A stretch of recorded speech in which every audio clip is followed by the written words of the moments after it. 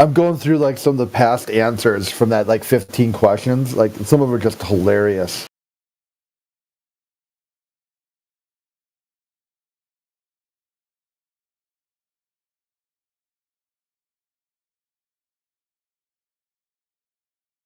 Like here's a guy where got triggered by the word mechanism when I said like, is natural selection the mechanism for evolution? And then just went in some sort of tirade. It's a driving force. It's not a mechanism.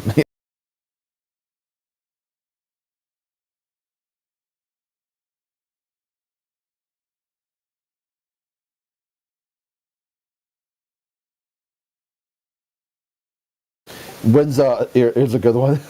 When's the next time someone will go to space? A manned space flight. Who will do it, when, where? The answer was ISS spacewalks.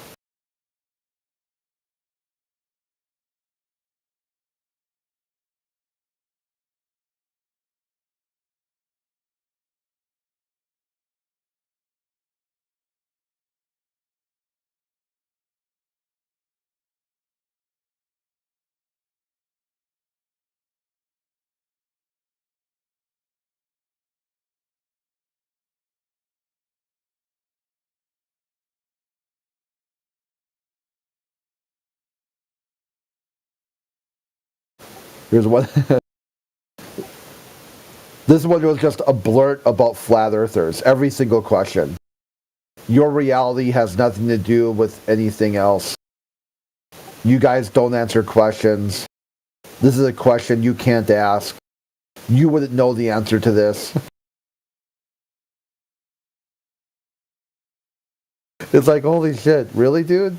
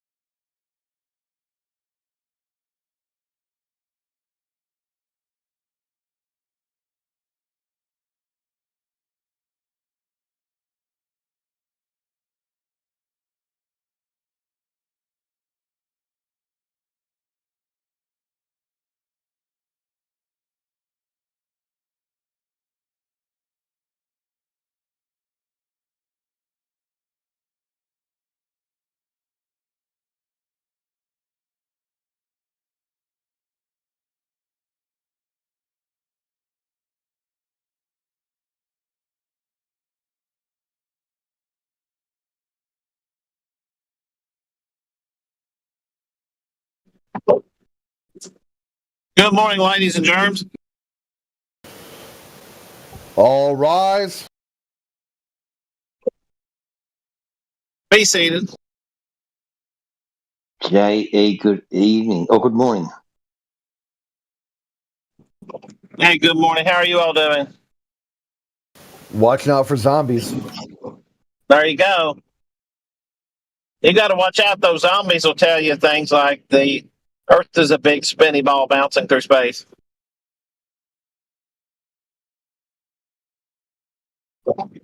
And other ridiculous nonsense.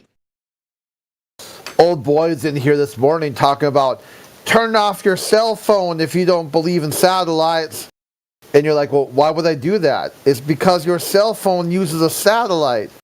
It does? And he's like, yes. All internet communications use satellites. Really? I didn't know that your device, like the plug that I have in my wall, goes all the way up into space and is connected to a satellite. That's interesting. See, they have this wire that goes from your house to the phone company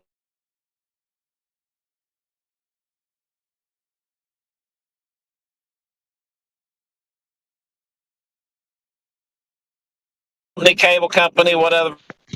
I think your wire other provider you may have. a little bit. You can't see this satellite dish. Yeah, you can't see it because it's invisible. It's painted with special paint that you just can't see it. Yeah, see, we know it's so real because it looks so invisible.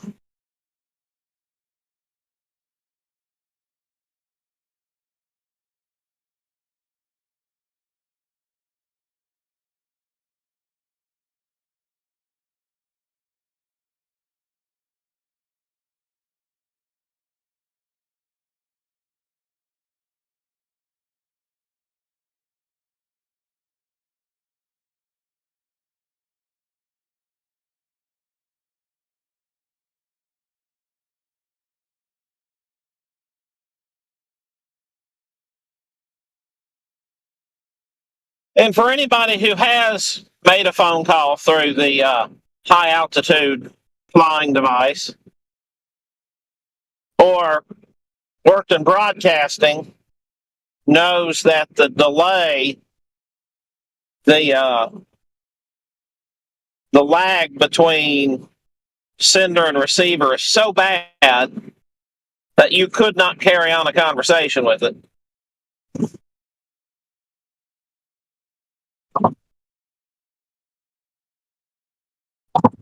I mean, you certainly can, but you can't carry on a conversation like nearly everyone in the world is used to carrying on a conversation on the phone.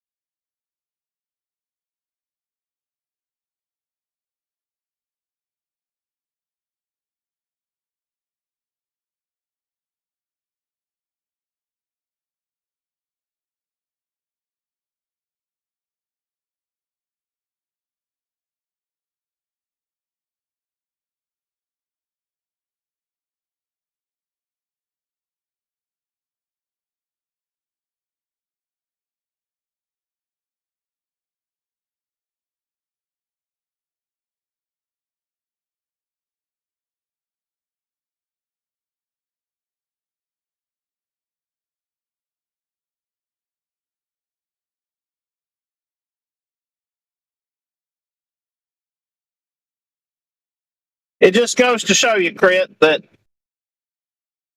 there's no downward limit to the stupidity of the Globe-Tard.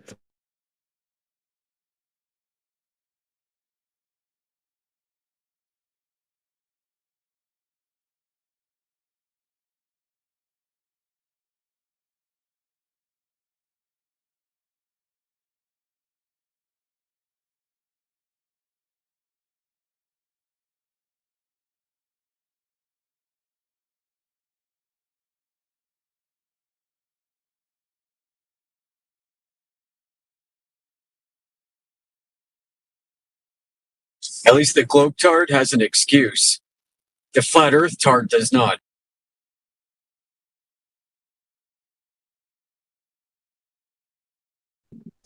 Yeah, that's for sure.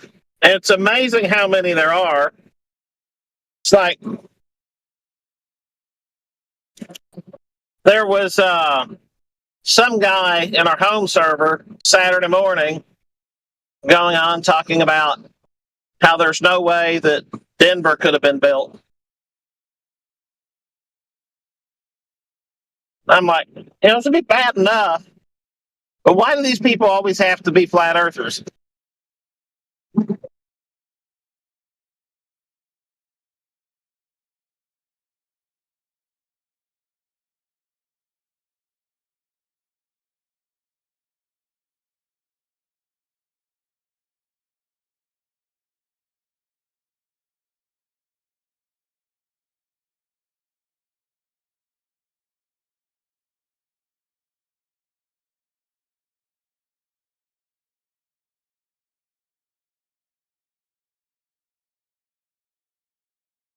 It's like, you've been around us enough that you should know that we take a little higher standard of evidence than just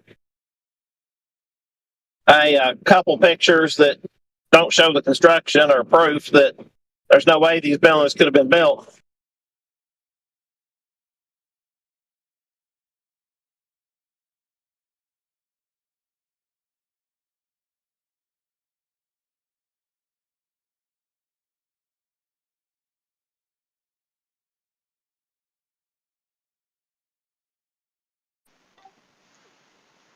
Excuse me. I just was wondering if Dr. Jordan B. Peterson was available in the VC to chat.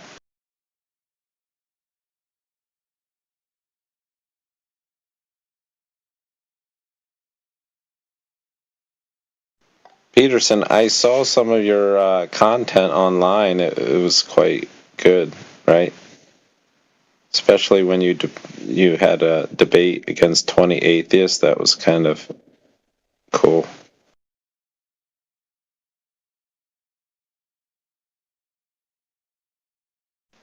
I didn't know you were a flat earther. Has anybody else talked to this guy? Yeah, he's quite the expert. Like he always seems to have something to say. Does he engage in this VC much, or? Oh yeah, if you stick around a while, you might come across him here. He comes and goes a lot. It is kind of early. He might be not finished cleaning his room. I'm not sure. You always got to make your bed, right?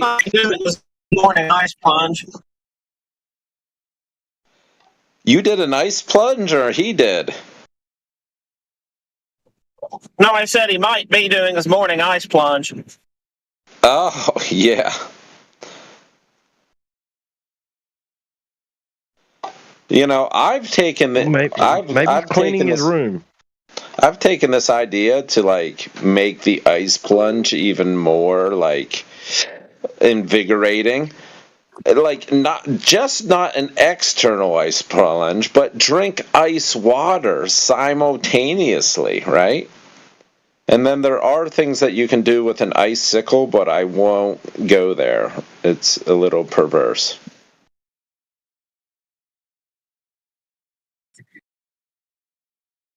Every single time, am I right? Yeah, Globers are always degenerate. That's what all they think about. That's no reason why. Like, no wonder why they created like all these space balls and Uranus and all that shit. Like, that's all they have on their mind. Just degeneracy. Yeah. That's it. They wouldn't get it from flat earthers. What are you talking about? I just thought, like, how could we make this ice bath more invigorating and challenging? Yeah, we found out that you're just a degenerate. You have nothing to offer serious conversation. You're just a meme on the internet, sir. That's all you are. You're just afraid. You're afraid of the icicle, right? You don't want to do what it takes to be macho. Yeah. You're a degenerate. What else? Do you realize how your physiology would respond to ice water and icicles and an ice bath? Yeah, you don't have any class, dude. Your low tier conversation like doesn't stimulate anyone except for other degenerates. Do frozen lakes form a curving surface?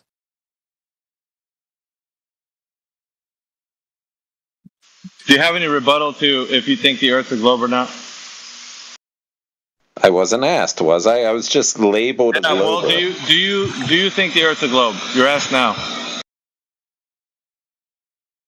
Like a snow globe? No.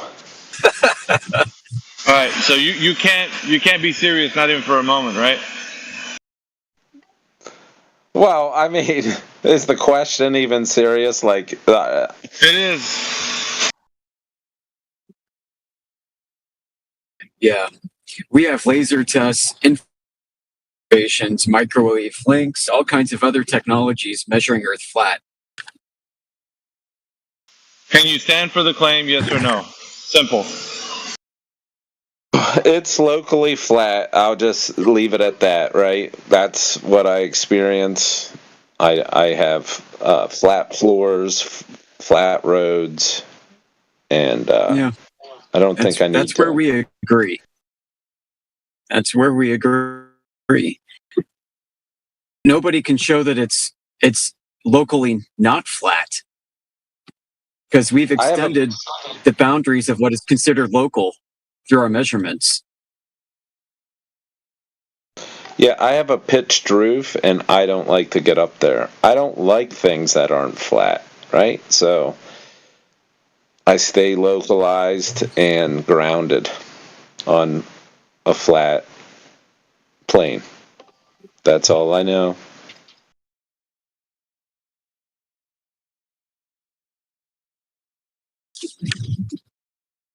Well, if it was curved, it would be locally curved. Exactly, but guys, I shouldn't be considered degenerate because I thought of a way to like make the ice bath like more. You are, and that's apparent. So we're just moving on beyond that. Okay, thank you. Because just thank you.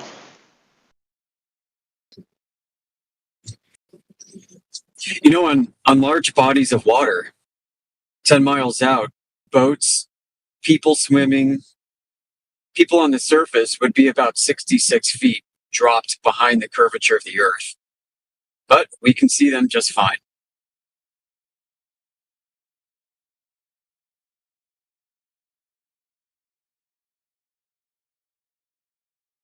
We've gone up in mountain plains. We've gone up in airplanes and viewed mountains in infrared and seen entire mountain ranges that should be 14 miles below the curvature of the Earth, but they're there in infrared. We have great footage of this.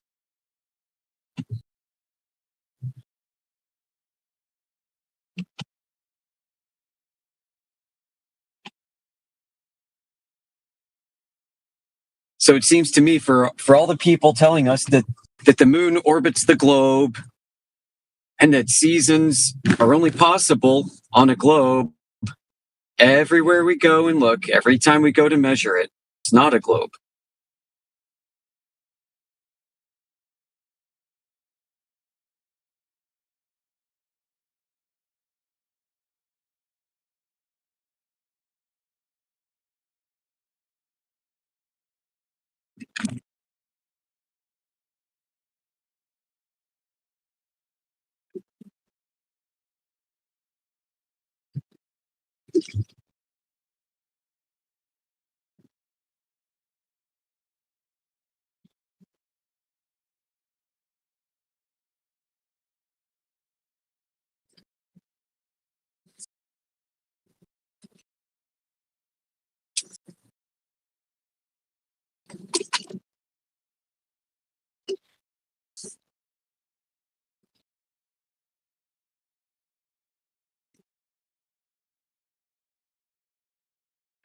Yeah, that's why in this room there's a call for excellence, and we have a higher standard than most other forums, where they're just like flinging crap at each other. That's not what this forum's about. Right.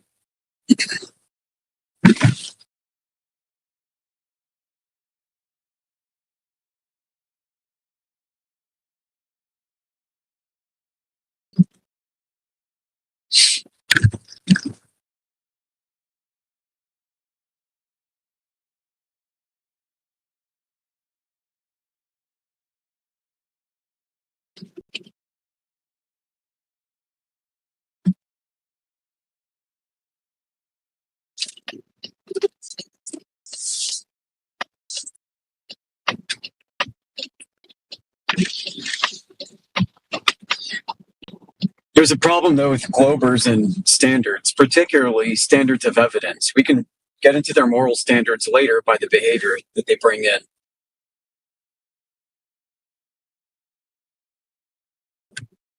There's a great example of this tactical shifting of standards of evidence last night between Indio AI and a new person that walked in. So, for one instance, he said, "I'm surprised you flat earthers talk to astrophysicists and astronomers. They would mop the floor with you guys." So, Indio brought up Itair, who came in, an actual astrophysicist, who did not understand what the first rung on the cosmic distance ladder was, which is basically that Earth is a globe, a planet in the first place. He didn't know that. He didn't know his entire cosmology rested on that being true in the first place. So then the guy said, well, maybe that astrophysicist was a dummy. But all those NASA astronauts, they certainly know better. And then so Overlord said, well, what if we gave you a clip of an astronaut saying that the Earth looks flat and beautiful? Then he said, well, that astronaut is probably a schizophrenic retard, so not him. It just went on and on. What about photos? Okay, let's give you photos of the globe, right? Photos of curving water in space. Okay, well, what if we can give you footage in the form of video and photos of Earth being flat, water's being flat and level instead? Oh, well, your photos are fake.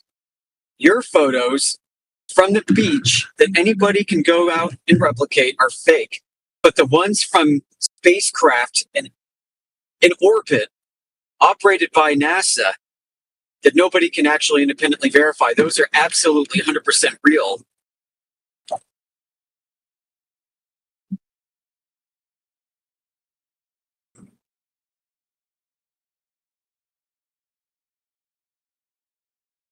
So it's not really like we're dealing with double standards anymore. We're dealing with no standards. We're dealing with convenience.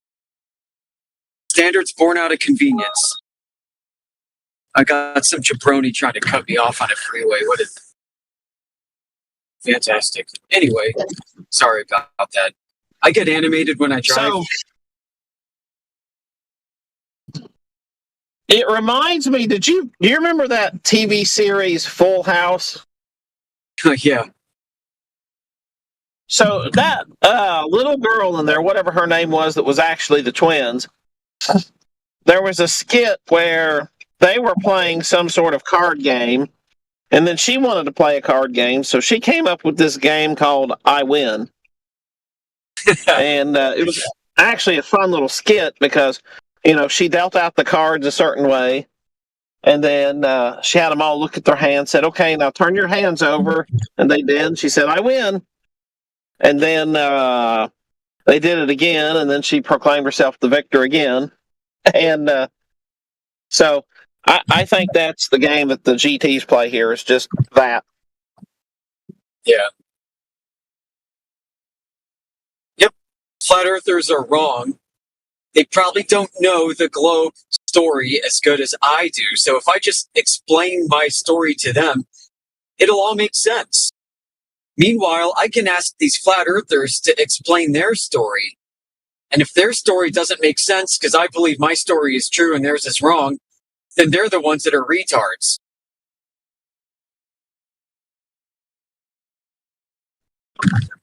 Or a little more, why is your side 1% out of alignment? And then you better not ask why my side's 99% out of alignment. Yeah. 99% of us mostly agree, but you flat earthers don't even have an explanation. And when you do, you guys don't agree. Therefore, you're wrong.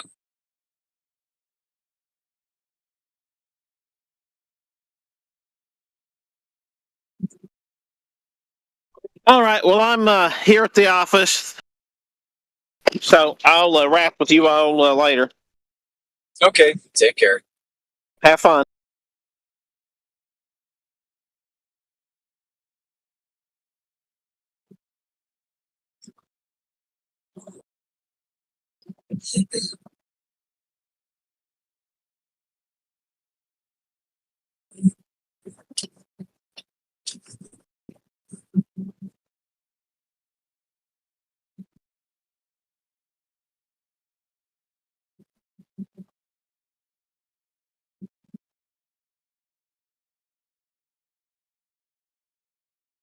One thing I think that the globe does for people is keep them in this delusional world that, they can do things that logistically they can't do. Like this guy earlier was on here from Australia was saying that he can just go to Antarctica and he's going to take his little boat over there. Yeah, that's what this world, like thinking of it as a globe, that keeps you delusional. Like you don't know the reality of the world that you live in. It's like very strange.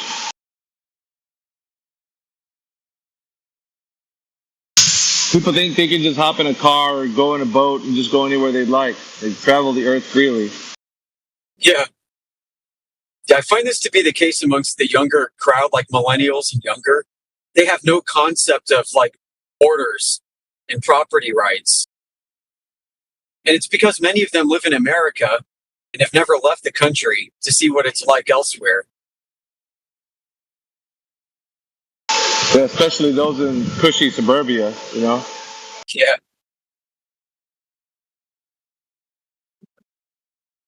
I took off on a push bike when I was 16 with my mum and stepdad's blessings. Man, I didn't know what the fuck I was doing, bro. It was just an adventure, man. What an adventure that was. Crazy shit.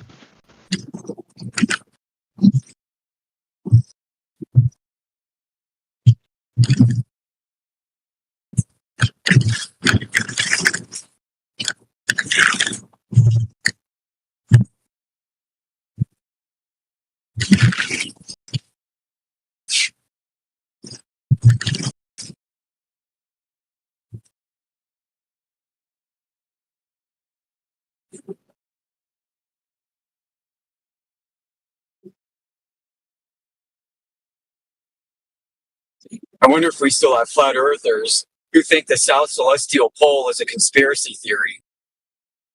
They do. Unfortunately.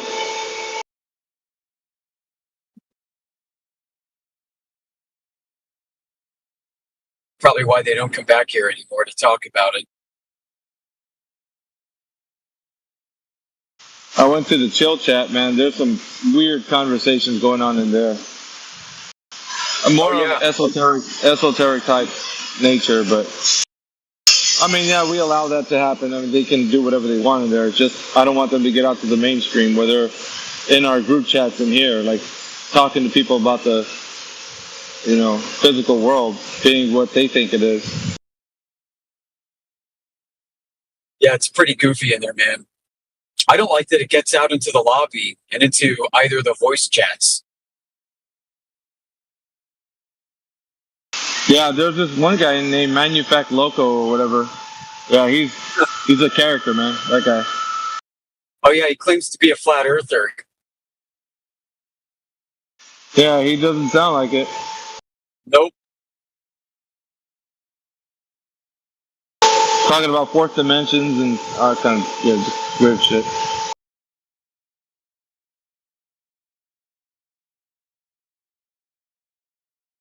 You get some that here's kind of the things we might speculate about, and then they get it all wrong, and then they extrapolate some big like esoteric occult topic out of it. Kind of crazy. Hey, I don't want to get too off topic, Sporadic, but do you know whatever happened to Witsit? Is he still doing content? Sorry, say that again. Witsit, is he still doing content?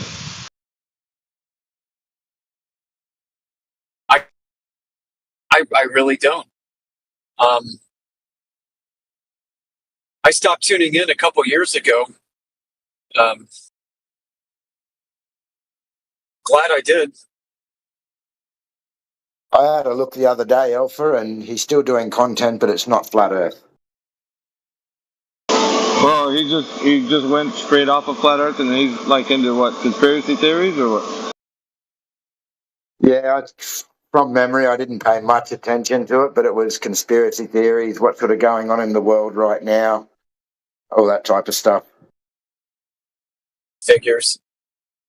That's such a squishy brain thing to do. To get off of empirical reality, to get off of geometry and physics, and just go go barking up conspiracy theory trees.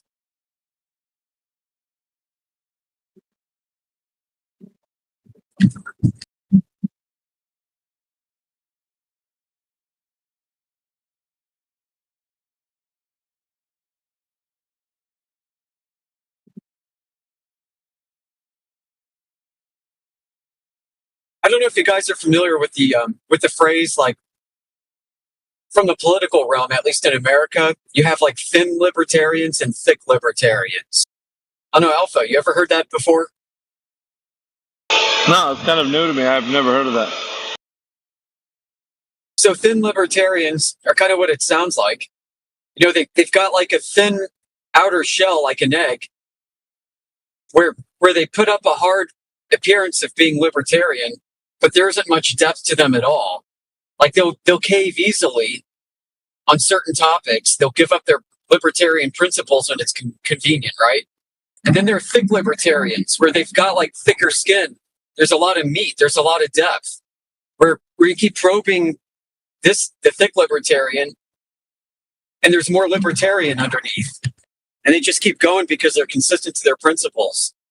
It's kind of that way with flat earthers. They're like thin flat earthers and thick flat earthers. The thin ones will put up a tough outer shell, but they'll crack.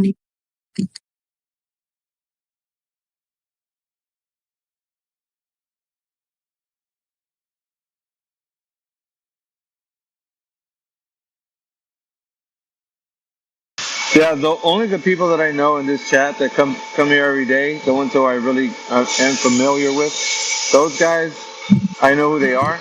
But anybody else that comes in here and says, "Yeah, I'm a flat earther," I'm like, dude, I don't know who you are. You could be like wildly speculative, and then I'm supposed to take you as a flat earther. I don't know. Like,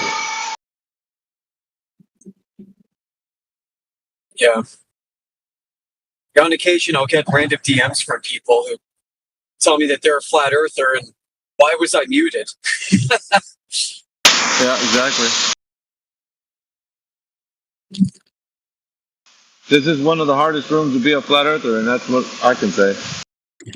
Sure is.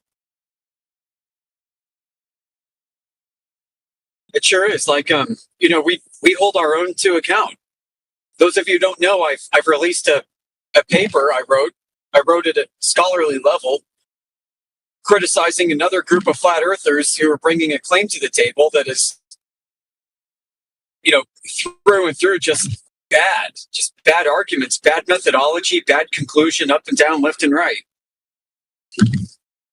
And the point of it was to demonstrate that our community is not afraid of holding other flat earthers to account when they come up with these things that don't withstand scrutiny.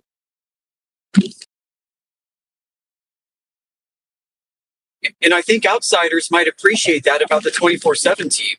Whether you're a flat earther or not, appreciate the fact that we're consistent. We stick to our principles. We don't abandon them for great stories. We're not barking up conspiracy theory trees to lay a foundation for our cosmology.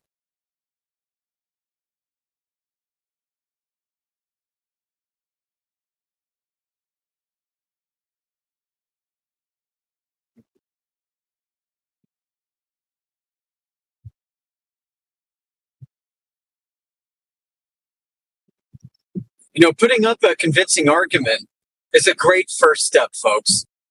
Whether globe or flat earther, if you've got a great argument, that's more than half the battle. But on the other end of that, on the back end, you got to put up the evidence.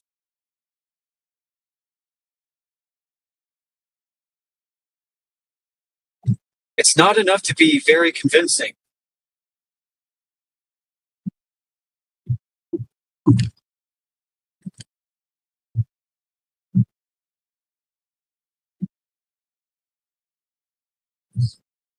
So flat earthers are thinking along these lines before the final experiment, before they had gone down to Antarctica. They should have put up a convincing argument in the first place. The Globers should have too.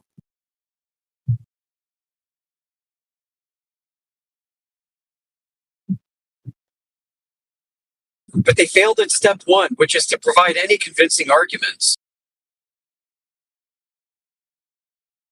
In this case, it's with regards to whether or not a 24-hour sun that's visible somewhere on Earth is proof that Earth is curving. They could have saved themselves $500,000 if they had just contemplated that and come up with a great deductive syllogism first. Be convincing first, and then go out and get the data to support it. But nobody did. And nobody even presented any data to support any argument. Yeah, that's why I say no flat earther went to Antarctica about it. Right.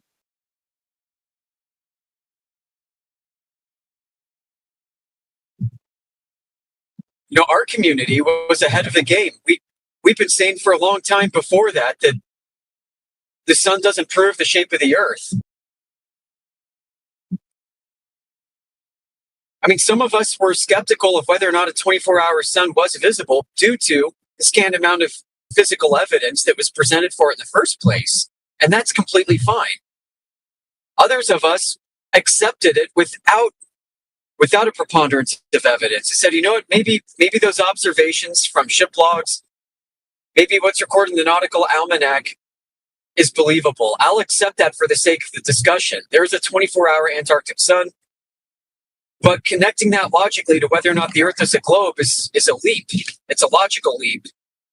Unless you can come up with a way to logically connect it to, deductively, it does not remain by any means a convincing argument.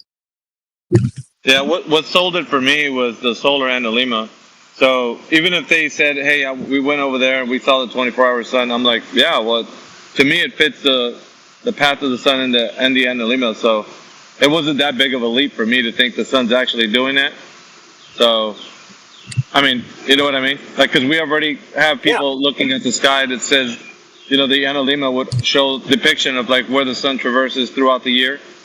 So that's what really sold it for me. The path of the sun, anyways, the way it looks in the sky.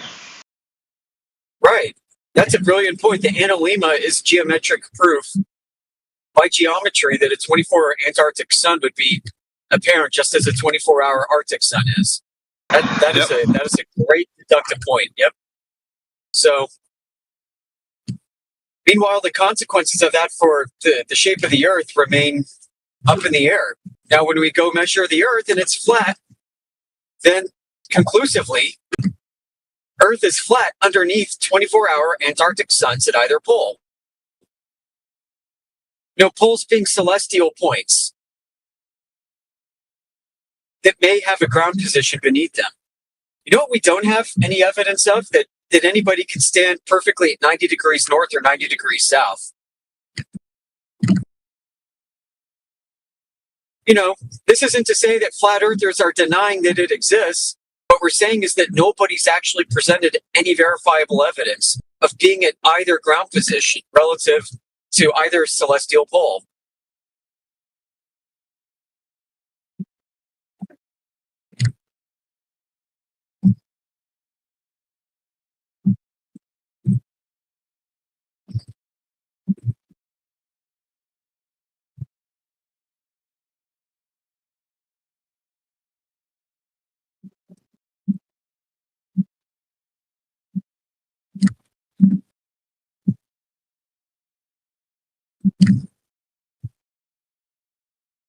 So I'm with you. Not a single real flat earther went on that trip. Yep. That whole debacle for them was a pretext for certain flat earthers, so-called flat earthers, to pivot, to get off the flat earth topic. It was almost like their off-ramp, their retirement plan. How to retire gracefully from flat earth. Yep. I need a way to get out of this flat earth quagmire I'm in. William Duffy can help me do that. I'll just say I went to the Antarctic location and saw a 24-hour Antarctic sun and agree with them. And now I can finally get off of this flat earth business and start monetizing content again that appeals to a wider public, that makes more money. Yeah, it's like Tupac said, you sold your soul for material wishes, fast cars, and bitches. That's what they did. That's exactly it.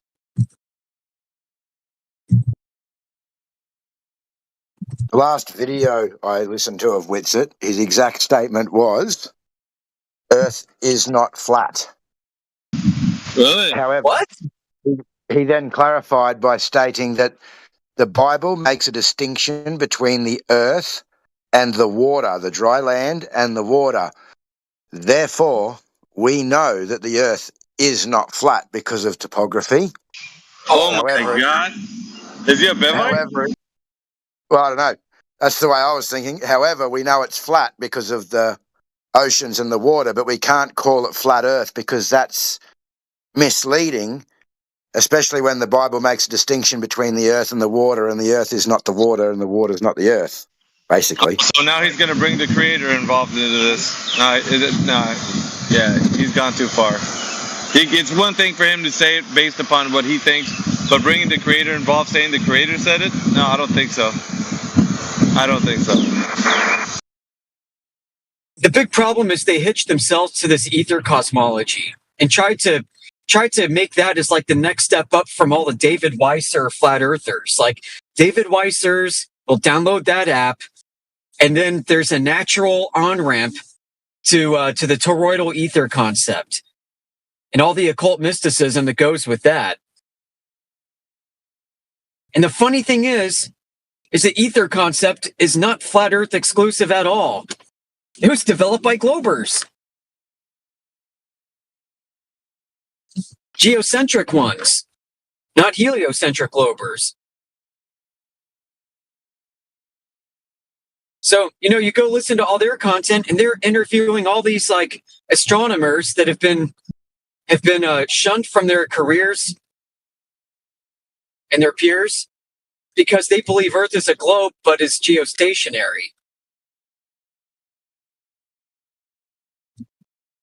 And so as a flat earther, you got to wonder, okay, well, hold on a second. Why am I being subjected to all this content? How serious are these flat earthers when they're having me listen to all this content by these geocentric globe thinkers? It doesn't make any sense, guys, unless they're not truly in flat earth to begin with. You got it. You think they got their 30 pieces of silver, those heretics? Yep. Yeah.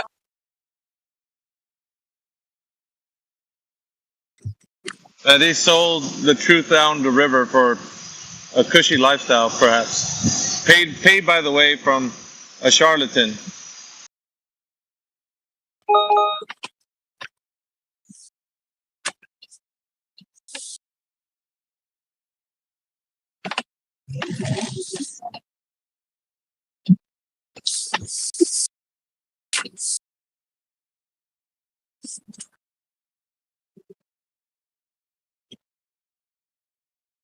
Yeah, I should probably say from the titles, they don't appear to be flat earth videos. Maybe he mentions it in the videos. I don't watch them. Just that last one, I was just a bit interested, but actually, I'm just looking now. He hasn't done anything for quite some time. He did something about a week ago, but there hasn't been anything for about 3 months by the looks of it. The last one was, there was one about a plane crash, something about Israel, and then that one I was telling you about, and Breaking the Silence. I'm not sure what that one's about. That was 2 weeks ago, but apart from that one 2 weeks ago, it was about 3 months. Wow. He's probably in some kind of tell-all about flat Earth and this kind of thing, like his struggle and bullshit. Yeah, well, the problem wasn't flat Earth. It was that whole ether bullshit.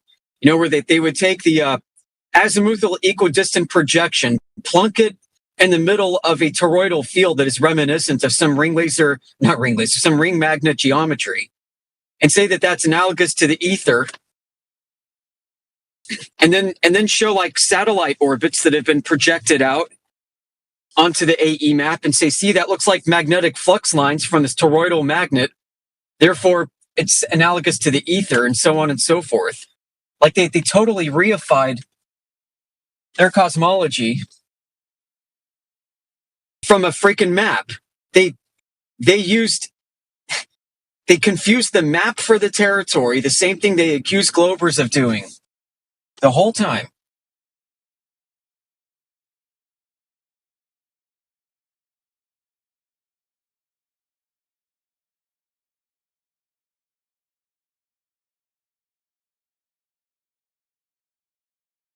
Listening to a lot of those guys on Ether Cosmology, they've said even recently that the AE map is the best representation of the Earth they have, and that's a hill that they're going to die on.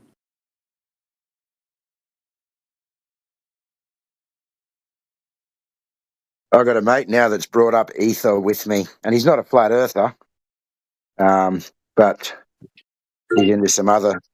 I think I was talking about the other night. He's into the Kabbalion or the Kabbalion. Oh gosh, yeah, that's a fraudulent piece of work too. Yeah, so he had a big discussion with me. I was up in Queensland and I was staying with him. It was about 12 hours. I sat there and listened to him about the Kabbalion, the principles, the ether, everything. There was no really discussion at that point. He was pretty aggressive with it all, and I didn't want to get into a big heated back and forth, so I just listened for, it was all night. Went to bed at like 7 a.m.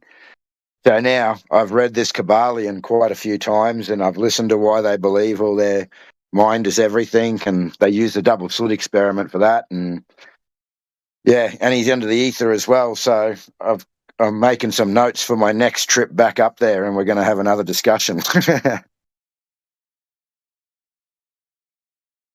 Oh boy.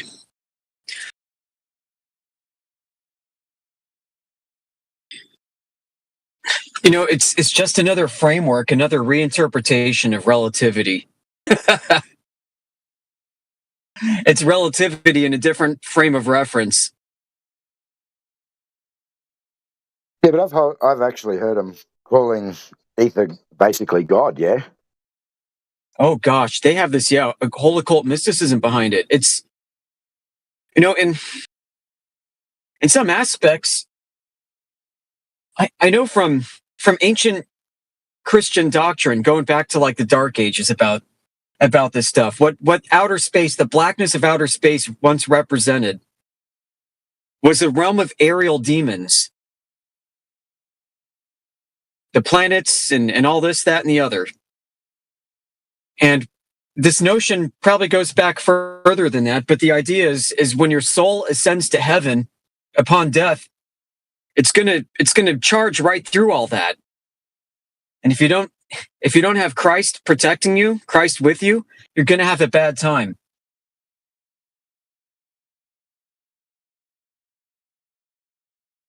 Now, these ether cosmologists say that like that blackness is an expression of the ether and is like the Holy Spirit, the breath of God, and a life-creating force, an animating force, and a medium for which light to manifest.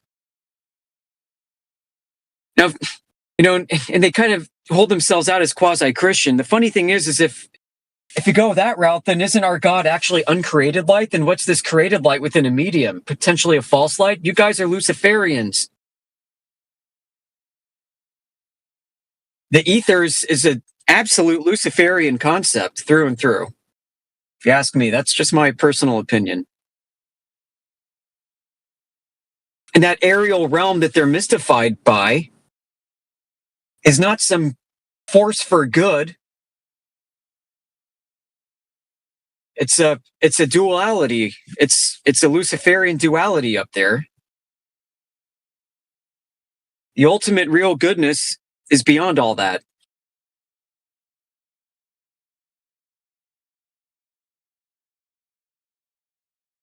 And we talk all the time too about how, isn't it funny that planets and stars and other anomalies in the sky are named after fallen gods from Greece and other mythologies, corrupted gods. Isn't that funny?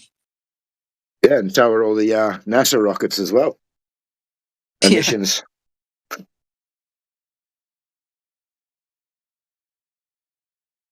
Every rocket launch is another Tower of Babel.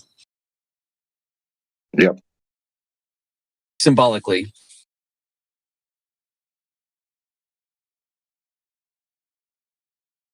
And people don't have to be consciously aware of these, this esoteric occult mysticism going on, even though they're engaging in it. Correct.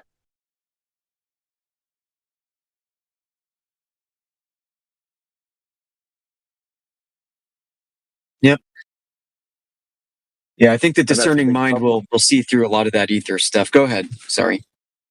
No, you're right. And that's the big problem. They don't see that they're in that religious system, yeah? And you can't convince them.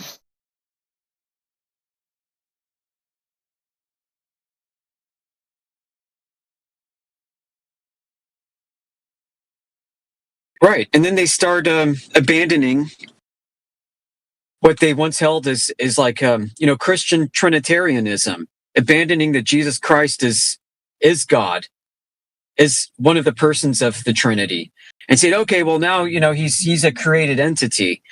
At that point, you may as well sound like a Gnostic, like an Arian from Arianism in the Dark Ages. I mean, at that point, you may as well be a Talmudic Jew. Where the Messiah, all people and certain individuals rise up as messiahs once in a while, and it's just another watering down. It's like theosophy. Hey, now that you mention that whole idea, remember there's a portion in the Bible where I think one of the archangels comes and visits Daniel, and he had to fight on his way to Daniel to give him a message, and then because it was like 21 days, I think it took him to battle another archangel that he had to fight to get to Daniel. Not sure if you're familiar with that passage, but yeah, there was a battle between one of the archangels trying to get to Daniel to give him a message, but he had to battle him on his way to Daniel. So that means in between heaven and where Daniel was. I'll look at passage, but yeah, it refers to that, like there's a battle ongoing. Yeah, it is. I mean, ancient Christians, before the Vatican supremacy came about and the Great Schism in 1054 AD, early Christians, a lot of them held this view that realm above is this battlefield of entities, of angels and archangels and demons, principalities and dominions and all that sort of thing. And that this world is preparation for the journey through that at some point. That's why it's important to get right with your creator.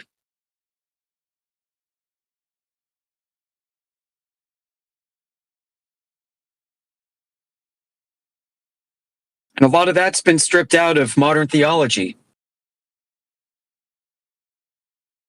Particularly in like happy clappy evangelical churches where people can fill up their Starbucks before walking into the sanctuary with it. ATM machines and like the front entrance of churches. It just rubs me the wrong way. I don't know about you guys. How about the president activating National Guard units? Oh man, yeah, for what's going on now. For what? And the president of Mexico urging like Mexican citizens in the United States to rise up and riot against the government. Are we gone now? Are there states anymore? Or is it only just one federal government? Like, do the governors have any control over their National Guard? It used to be, Crit, I understand. I completely sympathize with you 100%. The governors used to have to give permission to the federal government to do anything in their states. And now they just willy-nilly declare up, call it an insurrection, whatever, and off you go. And it's like, what's really fundamentally different about these riots than like the LA riots that have happened time and time again? LA rioting is a tradition. Yeah, it's American. At this point. That's an American, thing. That's like, Yeah, and what's it at this point? What would be the difference between National Guards and Army Reserve?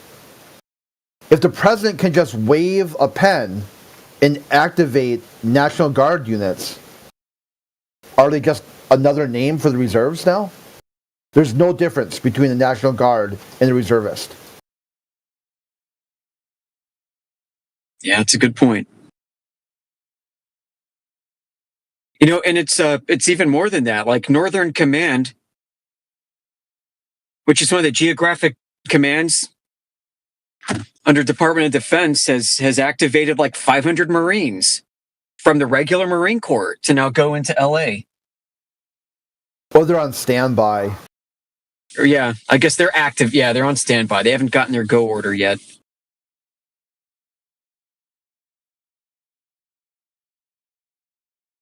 Yeah, Northcom. Northcom is in charge of deploying the regular army within the United States. Fantastic. Yeah, they used to call that posse comitatus. It was illegal.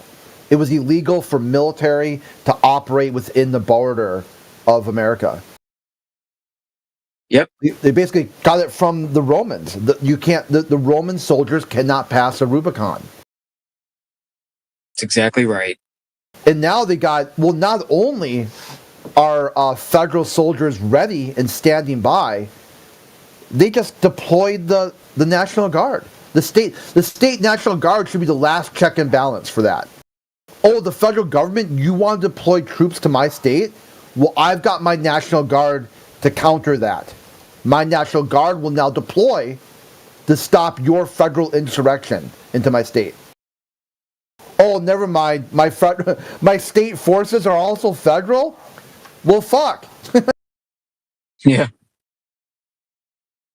What do we got next? What, is there anyone else here? How about my police officers? Oh, they're federalized too. Huh. Do I got, I guess I got Twitter. That's it. Okay. I post a stern message on Twitter. Let's see what that does. Why is there even governors at this point? Just get rid of them. I mean, you don't need a governor anymore. Yeah, Just they're make it cabinet toadies positions. now. Yeah, just make each state a cabinet position in the federal, like in the White House. This is cabinet position, California, cabinet position, whatever. Like lords, like nobles. You got every new, yeah, yeah. You know exactly what I'm stepping in there. Every new administration, you just either replace the noble or keep the noble. You are Duke of Texas. You're Duke of Arizona. Yeah. That's funny. But no, it's structurally at this point no different, is it? I mean, except for, the divine right of kings.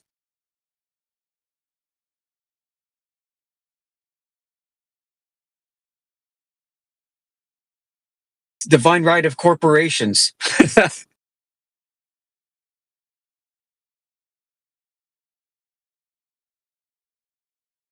All right, I gotta go in a couple minutes. I got a meeting, so I'm gonna log off. I'll be back later. Nice chat. All right, take care.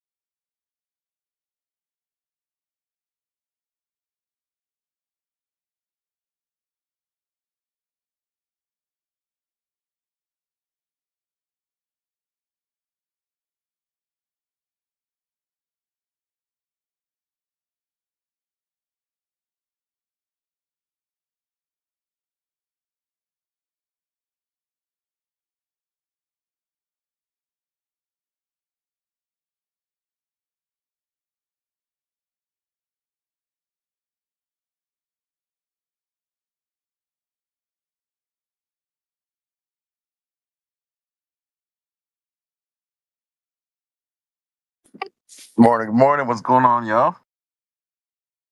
Oh,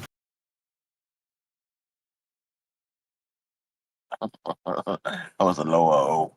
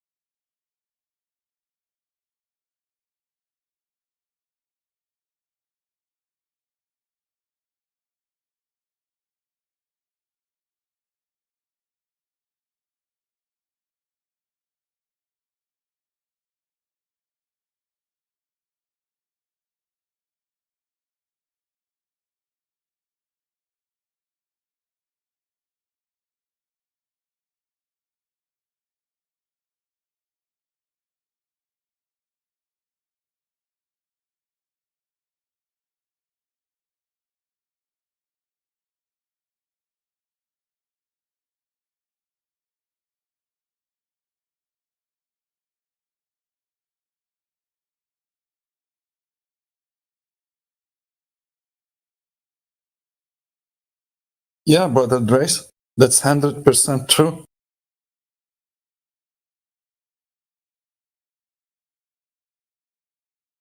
That's 100% true.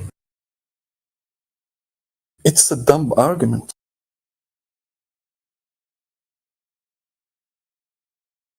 Because it is considered a logical fallacy. So the point is, you don't have to use it. It's not you don't have.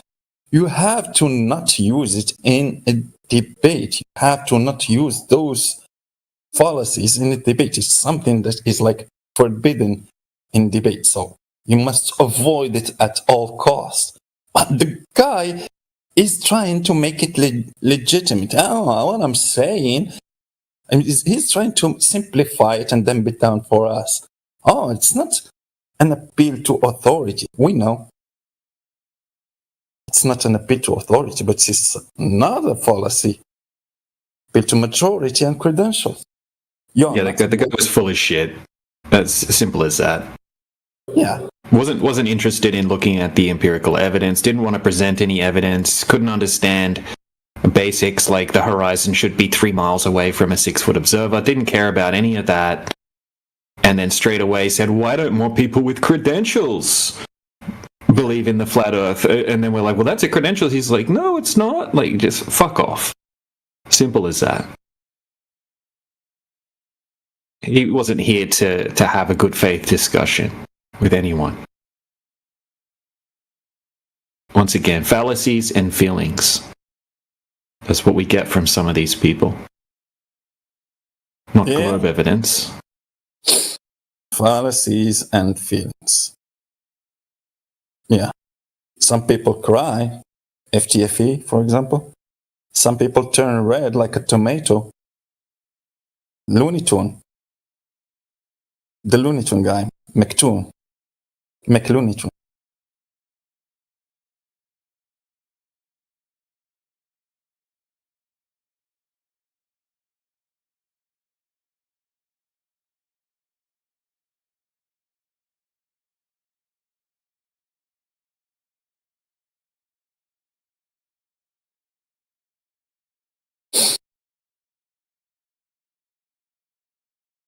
Necros, what's your opinion on the horizon rising to eye level?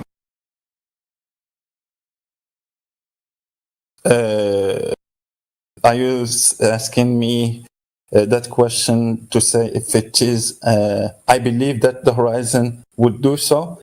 Yeah, I believe that the horizon would do so, but not every time. Not always it will be at eye level because of the weather conditions. So sometimes that horizon will appear to be low because of the thickness of the atmosphere. So it will be like fog above, so you will see the horizon below that line a little bit, not too much, not I agree. Exaggerate. Yeah, I was watching some amazing footage a while ago on Phuket Words YouTube channel, and he got a drone, and he was, I don't know if it was his footage, but anyway, the drone was going up and down, right? And they drew like a line across the center of the frame, and as he went up and down in altitude, the horizon just perfectly stayed at that center frame.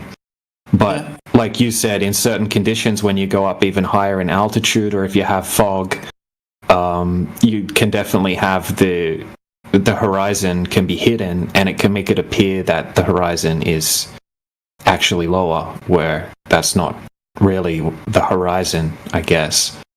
But yeah, absolutely, yep, and definitely types of mirages as well. Mirroring and things like that can completely hide where the horizon is and show a completely false horizon. And then globe earthers will cherry pick certain images, right? Usually at altitude, like you said, when it's obstructed by the atmospheric density, the thickness of the atmosphere. That's hiding it, and they'll say, "Oh, look, the horizon's lower." But yeah, it's cherry picking, and it's just ignoring obvious factors. Yeah. Where I live on a giant hill, and we are near to the beach, not too close. There is some miles between us and the beach, and I can see the horizon from my house, from the top of my house. So yeah, whenever I go to the roof to just smoke a cigarette or roll a joint or something like that, and I go with my cup of water or cup of tea, I always check. I always have that habit to just check, and I go with the level of that cup of water and put the cup horizontally. I fill it to the top, and I put it on the wall, and I just put my head like that test that they do with the tube. Remember that one? Or with the level, and they compare it to the horizon, and they show that the horizon, like it's dipping down. It's not doing that for me most of the time.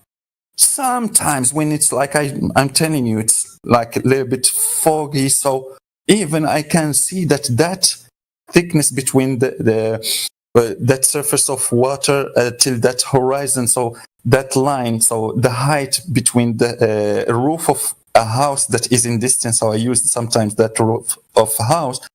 So that line, I feel like it's cut in half. So like that surface of the ocean, I don't see the same exact distance. Like it appears to me like it's cut in half, and I can see the gray in the sky between me. So I can feel even the weather. So I know that it's a weather that won't help you see too far.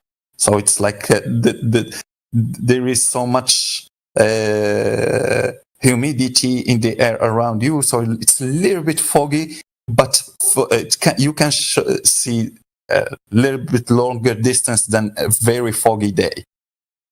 I think you can understand me. I'm so sorry for the monologue.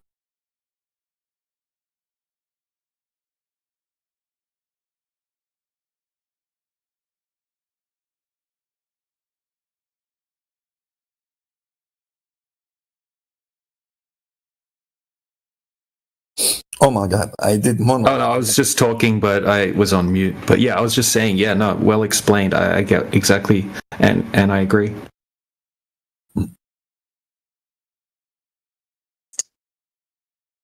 Is it me or you? I don't hear you anymore.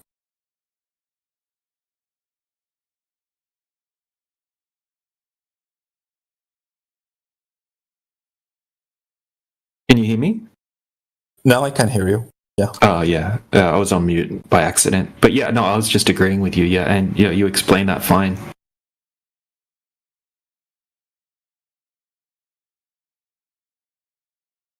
So, like I said, one day, I believe the horizon to be just due to the limit of your vision and atmospheric conditions.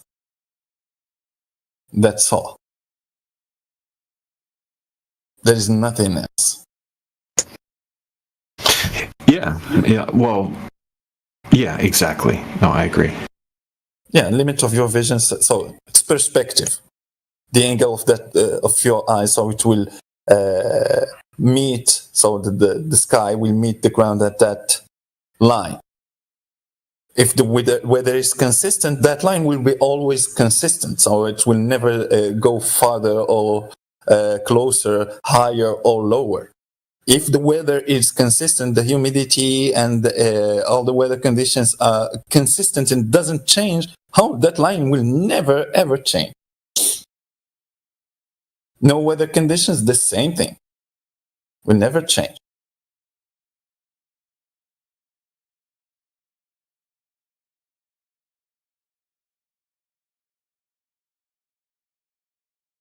And because of that perspective, that's why it is rising with you. It's because of perspective.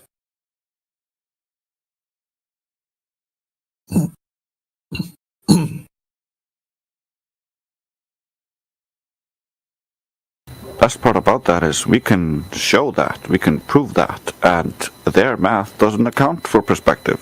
So their math literally divorces reality outright. Yeah, correct.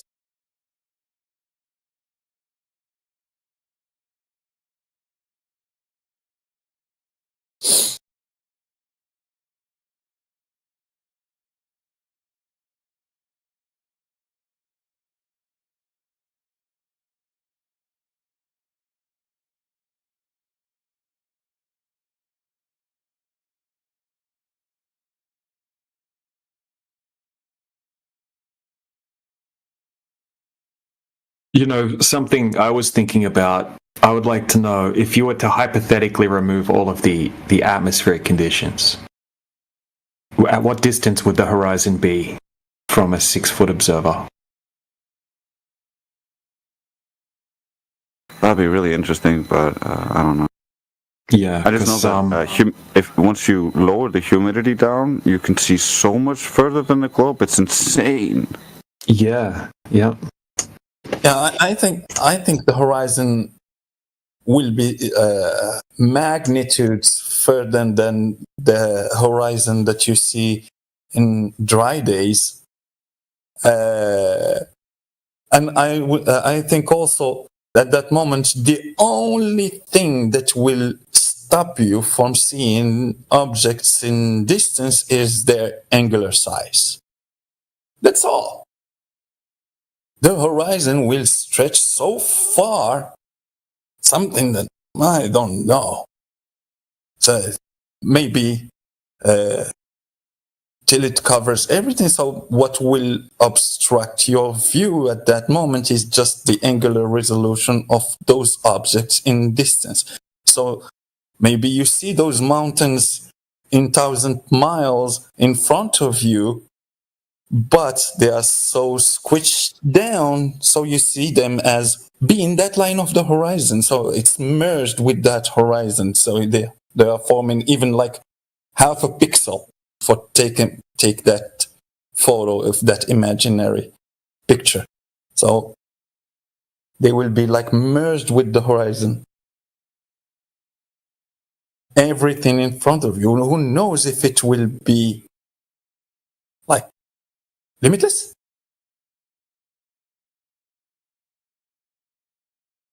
Dependent just to the law of inverse square law of light. And does the inverse square law of light depend to a medium? Or can work also without any medium? So the light will have attenuation even if it doesn't hit anything, like molecules in the medium. Will it go indefinitely?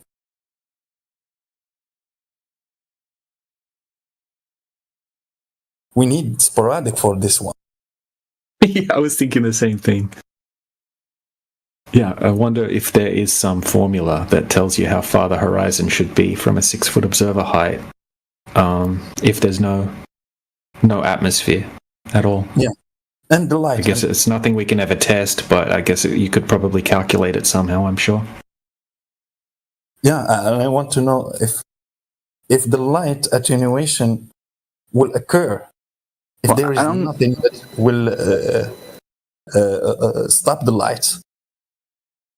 I don't think that if you remove the air in the globe model, essentially just that's what the globers always claim. They're like, you gotta remove the air to be able to see the geometric horizon, because they're always thinking like it must be bending down at all times, even though like it is well known that light can't go up or down based on the conditions. Yeah. Yeah, that's interesting, actually. Yeah, that's what they claim. I actually use that quite often when I'm explaining the black swan. I say, so if we hypothetically remove the atmosphere, then the horizon must be at 1.22 miles, and they have to agree with that. But yeah, it seems like... I like to go like, okay, so let's talk about refraction. Can light refract upwards? And if they say no, then you just show them evidence of light refracting upwards and citations for that, because there's a ton of those out there, because that's what they say happens. That's one of the ways they explain mirages. And so and then you go, okay, and you're saying all the light bends down, but we have evidence that it goes up. So what happens when it's not going down or not going up? Do we see the geometric horizon then? Yeah, it's... They have serious problems. Like, we would be able to detect the geometric horizon when the light would be normal or not going up or not going down, but we don't see the geometric horizon. And then when we use infrared, which is supposed to make the refraction less, so the horizon should always move closer if it's always refracting down, but that's not what happens. We see even further, so it's the opposite of what would happen if the Earth was a globe and the light was bending around it. Yeah, exactly, because they'll quite often agree, right? If before you ask them the question about removing the atmosphere, would you see the horizon where it should be? They'll say, if before you ask them that, you ask them, can you see further on clearer days? They'll always say yes. Yeah, I think it's good to kind of almost like trap them into those things in the beginning and then go into it, because that way it's harder to just like turn around and just imagine nothing happened, because you kind of already admitted it. Yep. When they admit it, when they admit that refraction, more refraction make you see longer distance, but less refraction you will see shorter distance to the horizon. I just use at those moments the videos and the observations with the infrared by minimizing the refraction effect on those infrared and that infrared spectrum. So if we minimize the refraction effect using an infrared filter or lens, camera or telescope, so we should see shorter distance, but we don't. Yeah, we see the opposite. See longer distance, exactly. I've never seen a single observation where the geometric horizon is anywhere close to where it should be. Did you see that one that Jay Tolan made with the thermal camera? Yeah, I've seen it, but I haven't looked deeply into that one because of the altitude and you know, the elevation and stuff, changes of the land below it. I just haven't looked into that one enough. Yeah. I need to.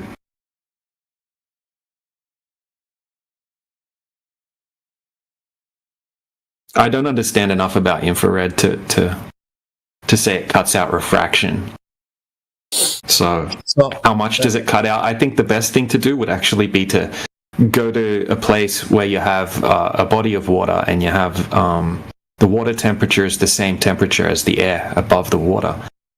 Because atmospheric refraction, they say it's the change in the refractive index, which is caused by having a warmer or cooler layer of air closer to the surface and then gradually warming or cooling as you go up in altitude. And that's what causes the different types of miraging effects. So if you don't have the difference in the water temperature creating that different temperature just above the surface, then you shouldn't technically have that atmospheric refractive index change. So you should see close to what it should be.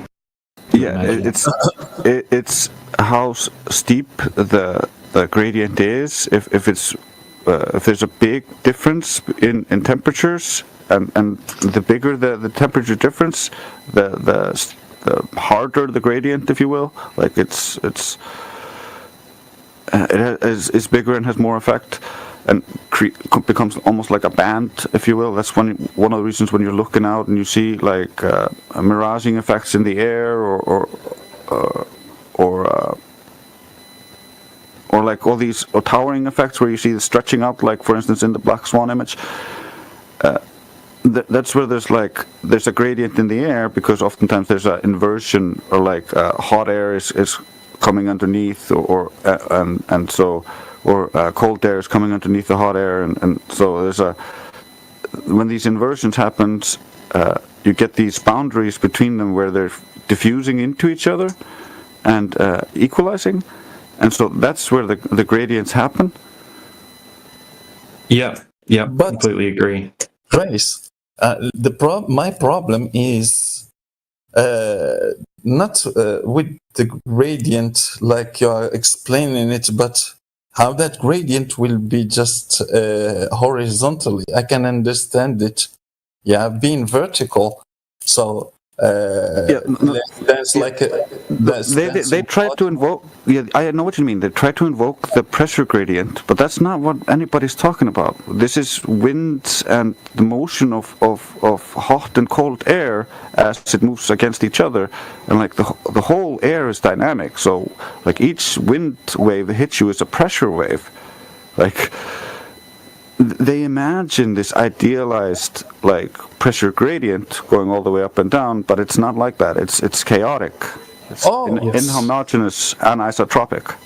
They imagine that a gradient that is vertical to the sky.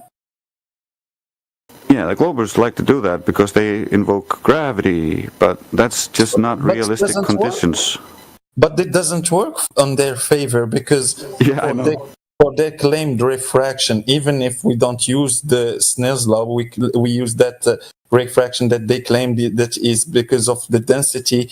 So the light goes from less dense medium to a denser medium, and it slows down, so it changes its path. No, going to the sky, light going from an object to the sky, it's going from a denser medium to a less dense medium. So it's not slowing down, but it will speed up. So it will not refract down.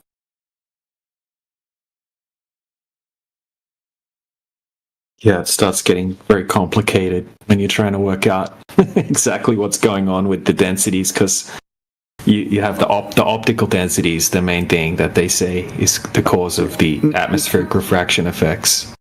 Necro is also really right in that one of the things they do to try to mess with this, to try to invoke the ball, is depending on which way they imagine the gradient, they move the starting point from either their eye or the other location. So, like, in order to make it always bend down, if the gradient is inverted and the starting point of the laser or light would cause the light to go upwards, they simply imagine the light coming from their eye to the object and bend it down. Yeah, that's what they think. That they change the vector so the light is not coming to their eyes, but it's going from their eyes, like Superman.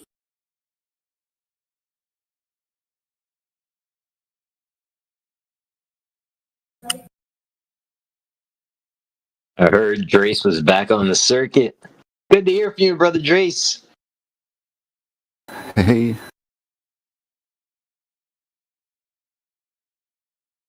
He's like, who the hell is that?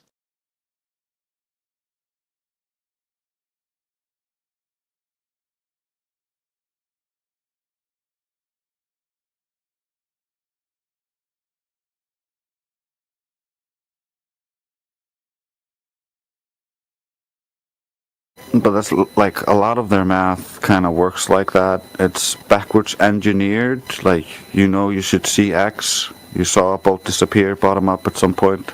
So you're like, how do I explain that with my current belief or globe? And I make it disappear like this. So that would mean the Earth has to be this big. Okay, And then based on those assumptions, they then keep on building the house of cards. Yep.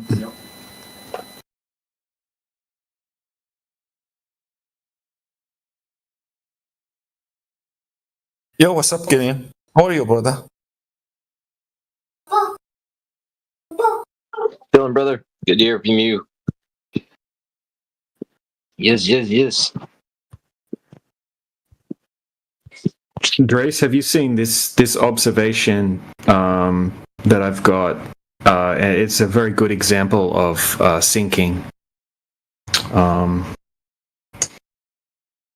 So I'll just a few screenshots from the video clip that I've got here. So this is the ship that I looked up on Google, right? This is the exact ship that's in the demonstration. Okay, so this ship in the demonstration is about 12 to 13 nautical miles out, and it shows the ship radar or whatever. It shows that it's anchored, and I think it's 12.9 nautical miles out from the shoreline. Okay, so in the morning, 9:30 a.m., this is all that's visible of the top of the ship, and it kind of looks like it's behind the horizon. But over the next 3 hours, the guy keeps zooming in and out on the ship, and you can see in the morning when sinking is more likely to occur,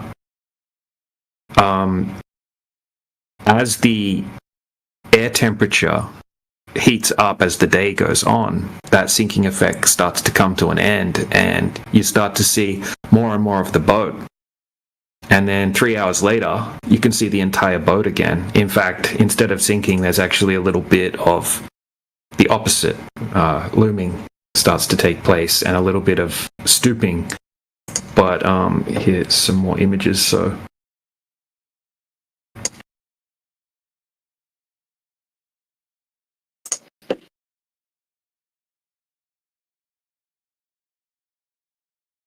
So that second one's just zoomed out a bit further. And then, yeah, this is 3 hours later. Like 3 hours later, that's the same ship in the exact same location. And you can see the whole ship. I'll just upload the video that goes along with it.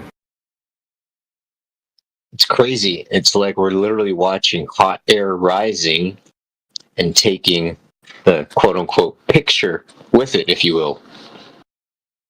You know that it is like that short video that you have with the paper boat on the road?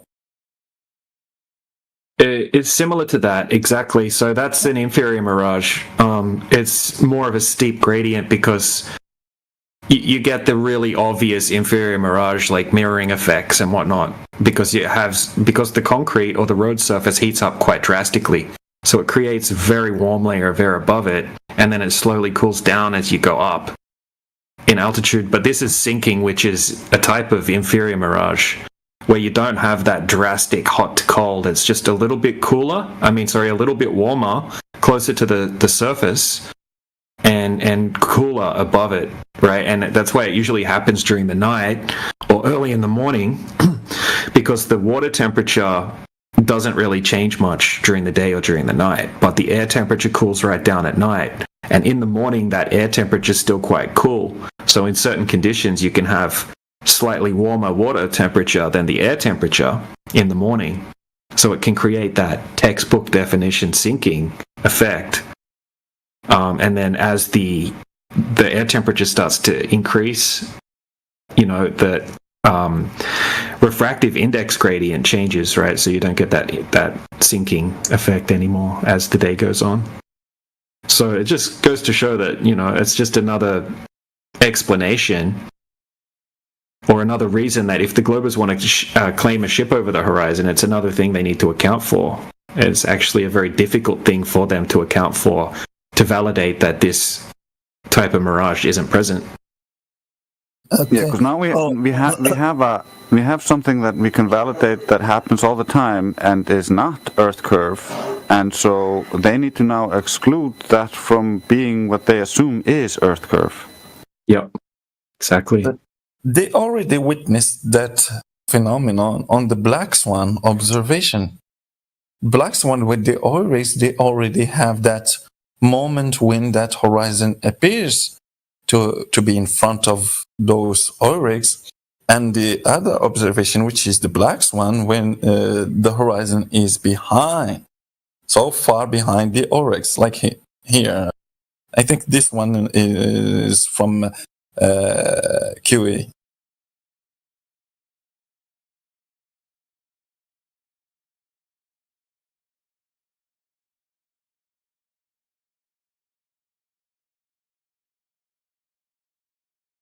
There's also the other thing, like, if you think the general trend of light is to refract down, and they haven't quantified it, if the Earth is flat and you have bottom-up disappearances, what happens when the light coming towards your eye starts going a little bit more down, a little bit more down? Don't you lose the bottom of that image because that part of the light hit the ground?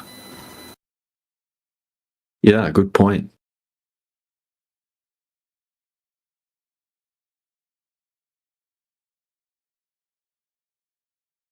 And that's kind of how I see sinking as happening. Like,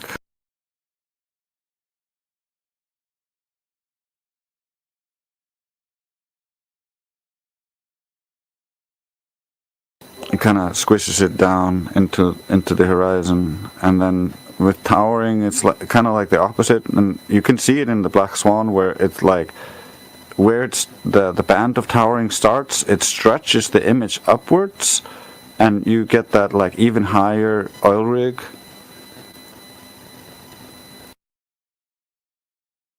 Yep.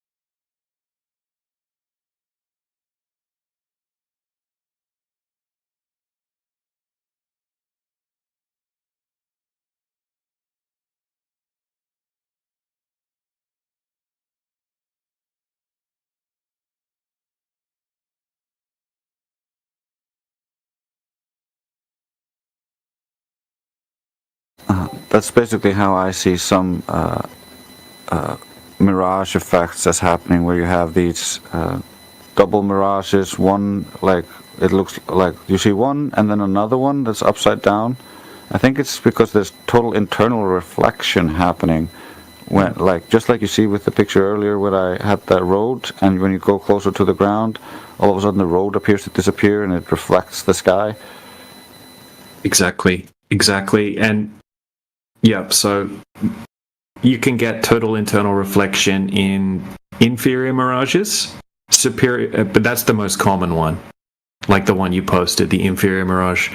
It can happen as well in the superior mirages and the Fata Morgana, but it's kind of weird when it happens in those. It kind of happens up in the sky, and you get all sorts of weird stuff happening. But when you just have sinking or looming, that's basically just like a less extreme version of inferior and superior mirages, and you don't get the total internal reflection in most cases when you just have that very, very gradual change in the refractive index.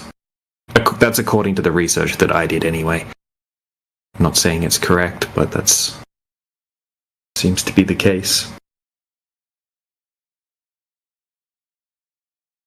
But you can see that one. It's like it's double mirrored. Oh yeah.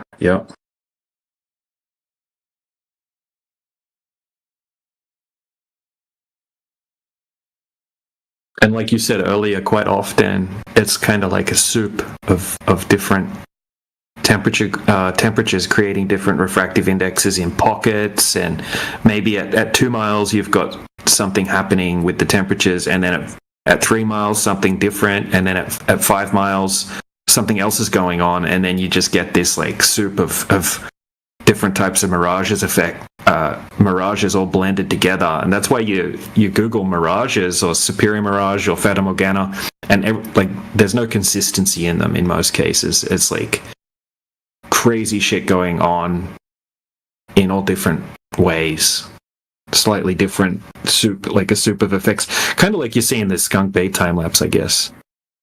Yeah, and then they give us these kind of diagrams. It just doesn't make any sense. Why would the light go down into this warmer like air, which is like less dense than the cold air, and then decide to just turn around and go back up out of it?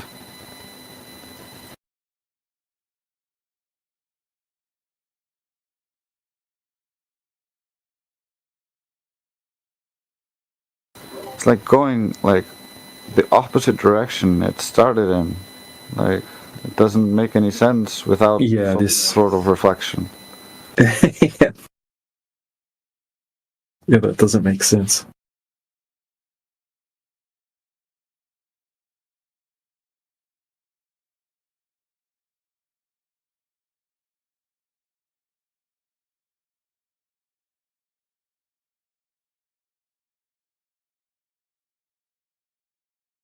And when I read different even like .edu sources, when I'm looking at the explanations of different types of mirages, I notice tons of inconsistencies and contradictions between different sources, right? Claiming this and claiming that, and it's like the opposite of what the last source that I read claimed, right? It seems like they don't really know.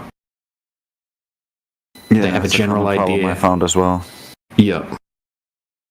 Especially with these diagrams, like the diagrams are all over the place. If you look at different diagrams of how different mirages are taking place, and a lot of the sources I read, like they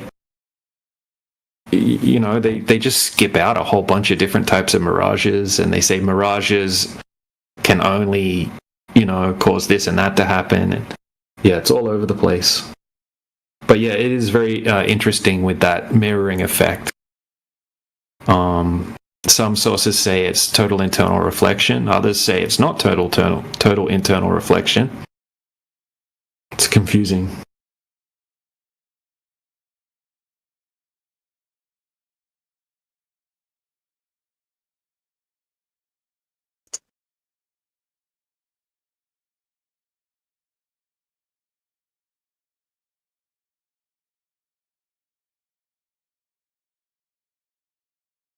But the globers just butcher it. When the globers are talking about atmospheric refraction, they're just completely butchering it. They're trying to oversimplify it. And I'll just say that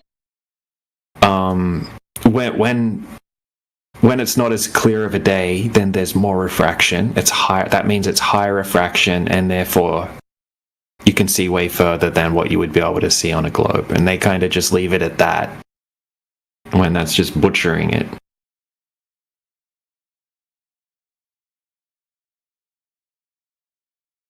And going completely against what actually happens, where you can see further when it's clearer. And here's a good example of that here, right? So a globo we should be able to see really, really far in this image that I just posted, because it's like extreme refraction. Like, look how bendy the cranes are. Look how distorted it is. But yeah, once again, we don't really see any further than we see in the white swan image.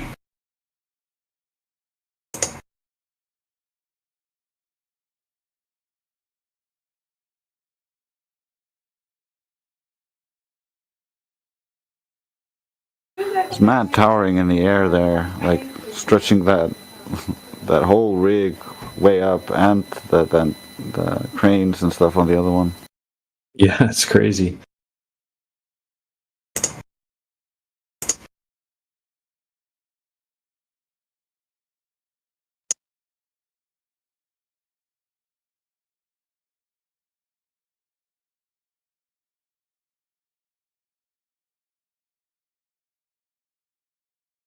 And in this next one, Drace, you'll see like that total internal reflection taking place in the air rather than between the horizon and the air.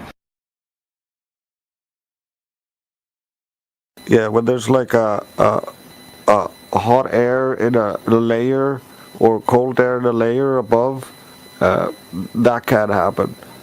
Yeah. It's just like with Snell's law, like it's the boundaries between the mediums, and when you have a density or temperature difference, it's kind of like two different mediums, just like how the oceans where they meet, because they have different densities and slightly different compositions, they just don't mix very well. And so it takes longer for them to diffuse into each other, and they create this temporary pseudo-boundary. Great. Yep, that's a great way to explain it. Actually, I'll use that. Yep, that's a good analogy, actually, with what happens with water in the oceans. Yep. Even like when it looks like there's like an underwater river. Have you seen that? It looks like there's like underneath the ocean, it looks like there's actually like a stream of like water underneath the ocean. I'll find a picture of it. Yeah, I know what you're talking about. It's like super saline solution that basically it's so dense and salty that when they try to move the submarine into it, try to see what's underneath this lake underneath the ocean, the submarine just bounced out of it. The submarine was less dense than the liquid. Yeah.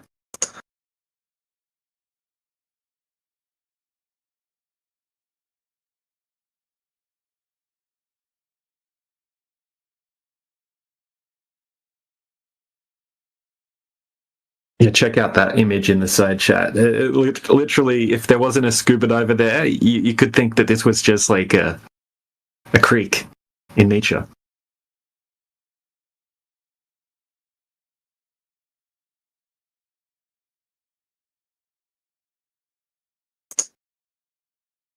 Yeah, but one of my big problems with the globers and the lack of understanding of refraction is that if you shoot a laser through a bunch of panels that are of increasing density, but you make sure the laser is completely normal to the surface, or there's zero angle of incidence, well, you don't got refraction then.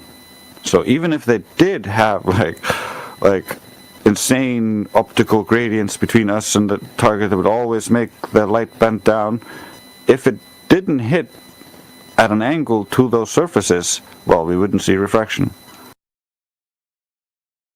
Yep, that makes sense.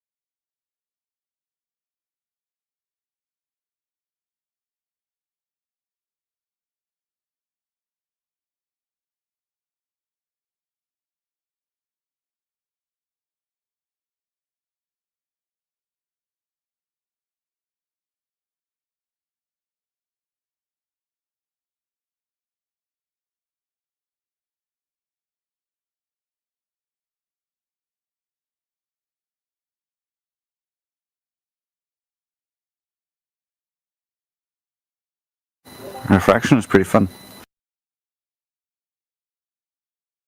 Yeah, it definitely is. I've been it's been like my favorite topic to look into this year.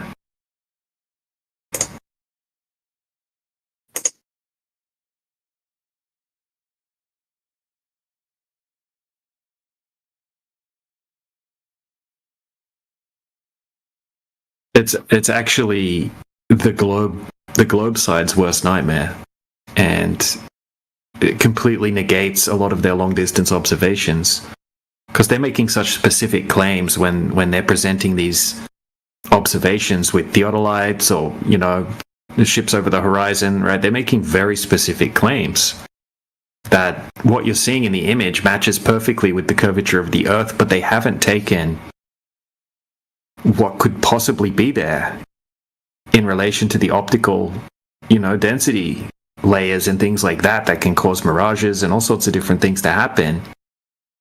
Right? They haven't taken that into account, and they'll just butcher refraction by saying, "Oh, we accounted for standard refraction. We're not like flat earthers. We account for refraction," but they didn't account for anything that they have validated that's present in any of those observations. Yeah, the best part is that they accounted for standard refraction, which assumes that all the light is bending down, so that they just increase the radius of the globe to make it match observation. That's not refraction of light, that's just the expansion of their globe idea. They have so much problem with refraction because once you start claiming standard refraction, now you have to account for this variable in all of your other models where you ignored it. What Aristophanes didn't have any refraction. Well, the eclipse models don't have any refraction. Well, the daylight model is actually not fully accounting for their imagined refraction. They're in so much trouble once you start to apply their ad hoc excuses across the board. It just becomes one contradictory mess. Exactly.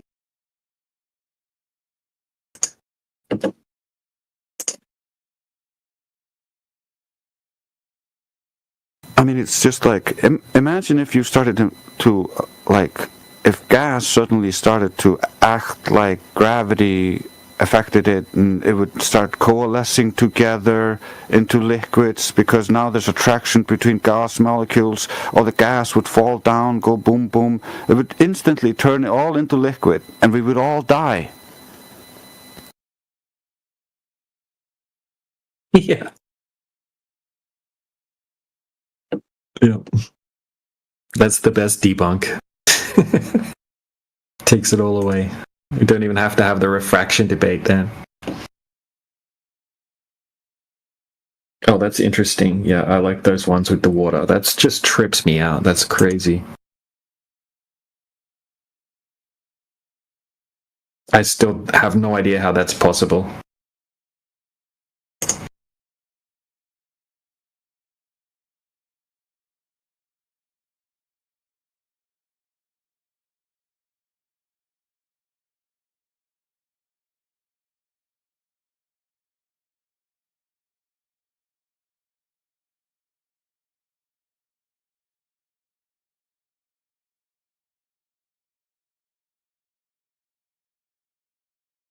Have a look at this one I just posted in the side chat.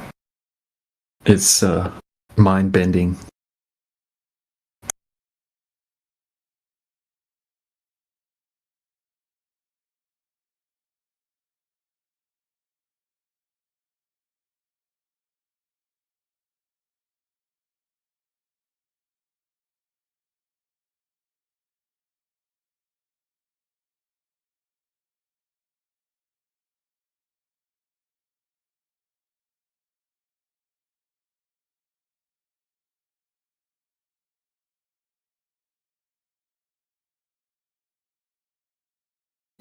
I'm showing Karma. I already seen it. It's pretty cool. Yeah, it's pretty amazing.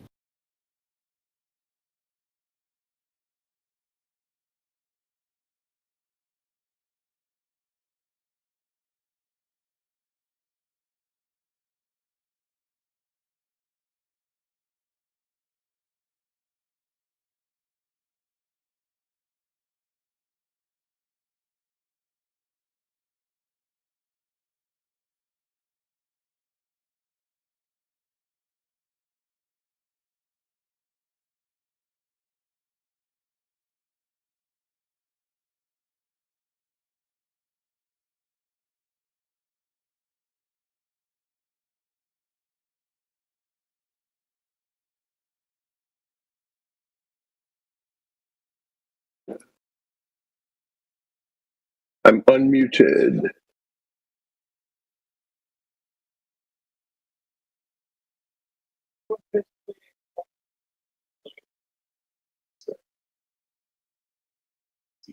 Wow, those are pretty cool. Those arrows with the water.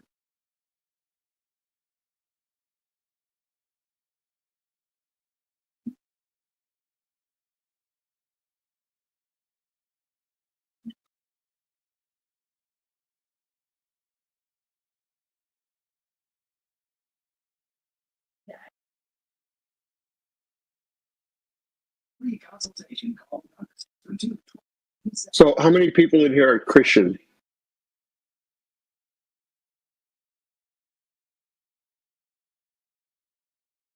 Any atheists?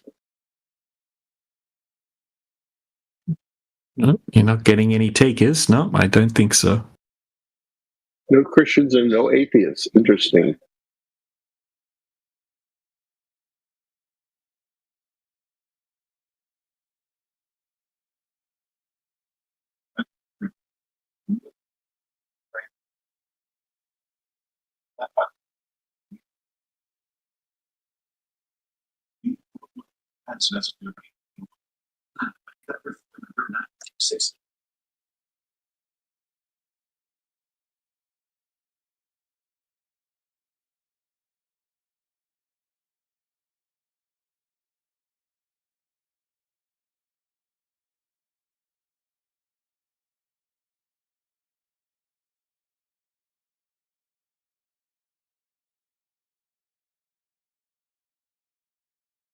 Yeah, it's still flat, Bix. And flat's not a shape.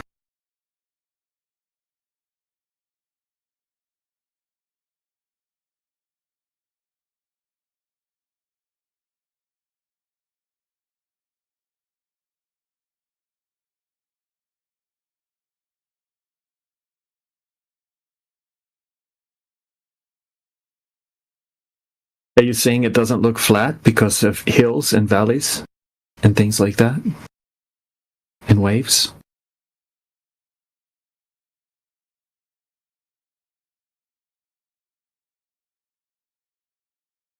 Looks like a basketball. Right, so do you have any evidence? So you've never seen the Earth curvature yourself, have you? Right, you've never experienced that. So when you say it looks like this,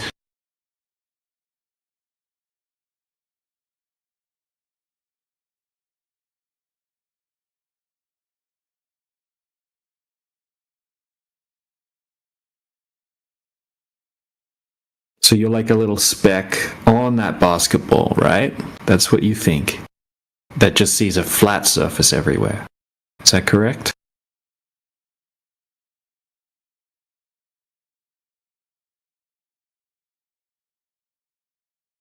So Big says, have you seen it flat, bro?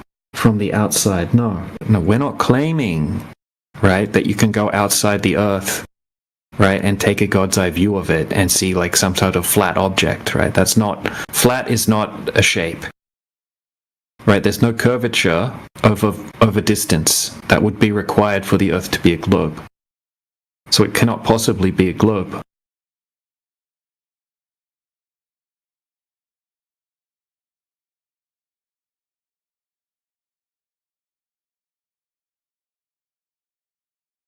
Flat isn't a shape, my friend.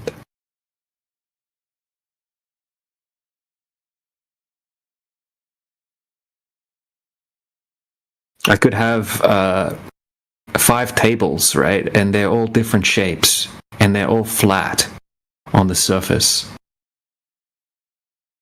It's the description of a surface.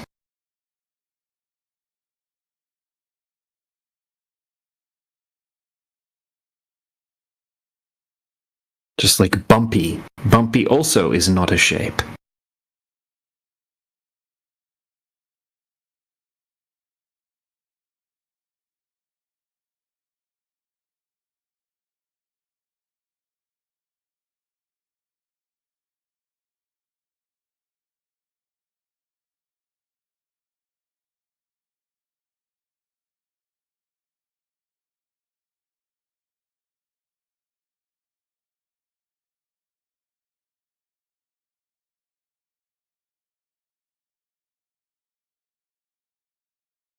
Yeah, a plane also isn't a shape, right? That's just another way of expressing that there's no curvature over a surface.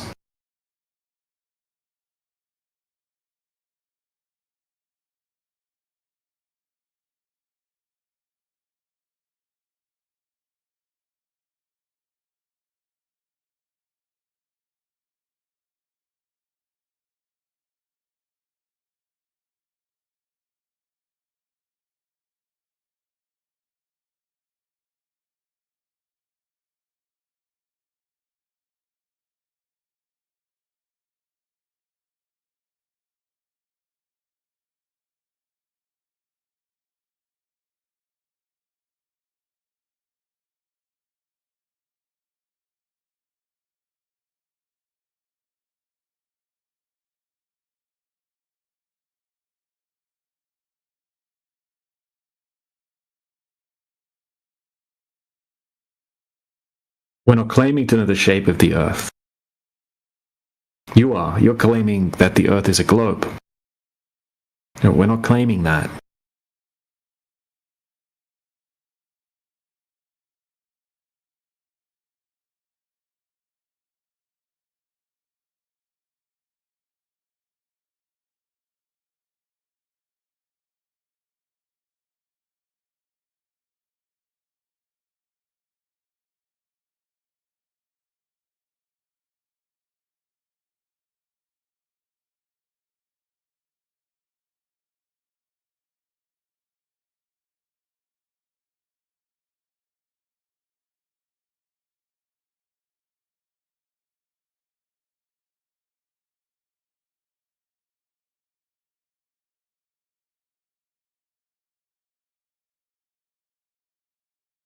You are making claims about form because you say flat Earth. No. That's not a shape claim.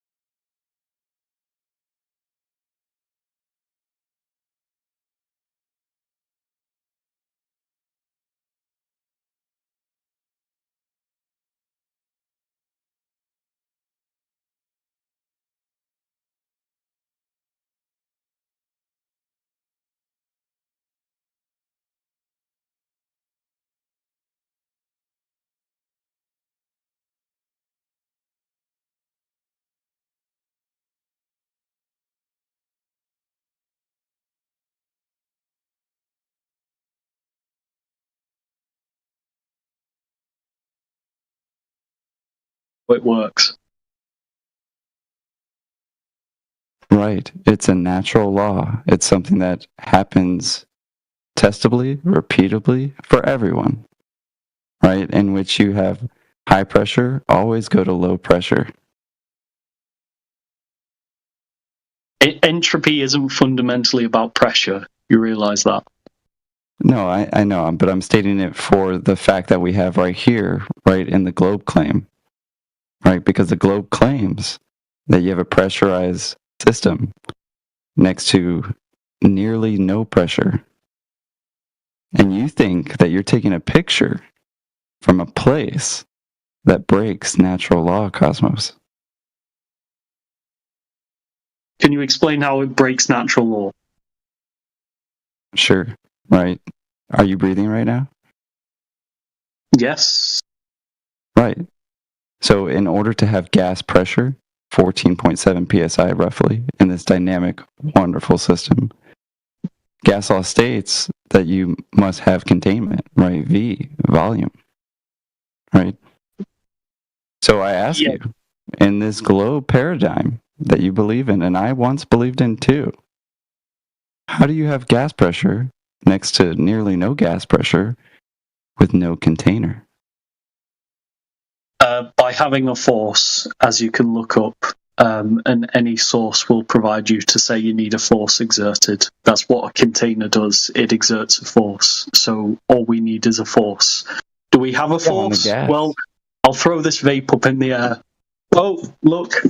Force. Landed back on the floor. Must be a force. There we go. That's it. Oh no. That's as far What as happens we when you drop a helium balloon? Or you're saying that gas is containing gas, Cosmos? What? So when we talk about a helium balloon, what is a helium balloon doing? Gas, and it's going up, not going down. You just said you threw up air and it went down. Yeah. Why is it going up? You tell me. You said gravity holds it down. Yeah, it does hold it down. Yeah, but it just went up. Yeah, gravity's still having an influence. But you just said it went up. Now you're claiming it down. Which one is it? Is it going down or up? Yeah, it's going up, but gravity's having an influence. So what about all the other gas? Yeah, they're being influenced by gravity.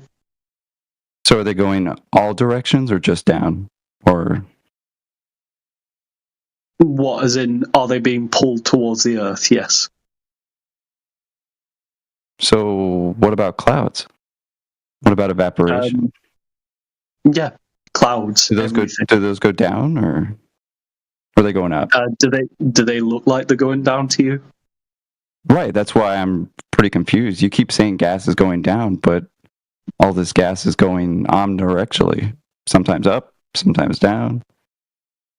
Yeah, that's the flow of gas. That's convection for you. But you just said that we have gas pressure because of this gas going down, but you're in a contradiction because the gas is now going up, Cosmos. No, I'm not, because it's always being pulled towards the Earth. That's what centripetal force is.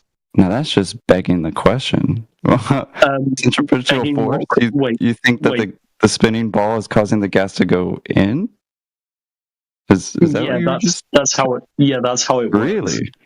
Really? Yeah, that's how it works. Yeah, please prove that. Go ahead. What? Prove the Earth is spinning? Oh, that too. I mean, that would be great. No, prove gravity is holding gas pressure, please. Yeah, I mean, we're still there, right? I mean... It's the logical antecedent. What do you mean, prove it? It's an experiment. Show it. It's like proving if I piss that. You're not talking about pseudoscience. If you cannot prove it, gravity is holding gas pressure, you are a moron, okay? I think the room is well aware, Cosmos, that you don't have any proof for your claim, right? You're trying to claim that this globe I showed you proof has before. a gas pressurized system, and you're like, it just holds it there. Yeah, Even though we have demonstration that shows that against a vacuum, that gravity doesn't hold gas against a vacuum. I mean, what are you going to do against that demonstration? Miguel just posted it, Cosmos. I literally showed you. How would you explain that? There's literally a vacuum right above, you're just talking and the to gas yourself. goes right up. Yeah, you're just talking to yourself, Lloyd. Well, you don't want to address the question, so I mean, I just have to really kind of force myself in there. Okay, so just talk to yourself then. Well, you don't want to answer the question, right? Because you know I'm right and you're wrong. If you were right, you could actually demonstrate it, and you can't. You can't demonstrate it. Miguel just posted it. Posted what? A demonstration. Yeah, you have a gas and a vacuum in the other side. What happens when you open the valve? Oh, they mix together. Yeah, your ball earth with some gas pressure around it doesn't work next to a vacuum. So we did show to you. You didn't show the experiment of that gravity holding gas pressure. You know what is gas pressure? Cosmos, go ahead and show a demonstration of gas pressure without a container. Please, go ahead. So your demonstration to show gravity on Earth is 2 glass tubes with a valve between them. Oh, No. You are a moron. We are talking about gas pressure, okay? Yeah. We are talking about gravity. Yeah, that's you are a moron, okay? You cannot prove think it. that's how that works. Listen, Bill. You cannot show to us that gravity holding gas pressure. It's simple, okay? You don't even know what is gas pressure. It's the most logical antecedent. No, what is? Shut the fuck up with bullshit. What is gas pressure? Yeah, that you need containment. Yeah, by gravity.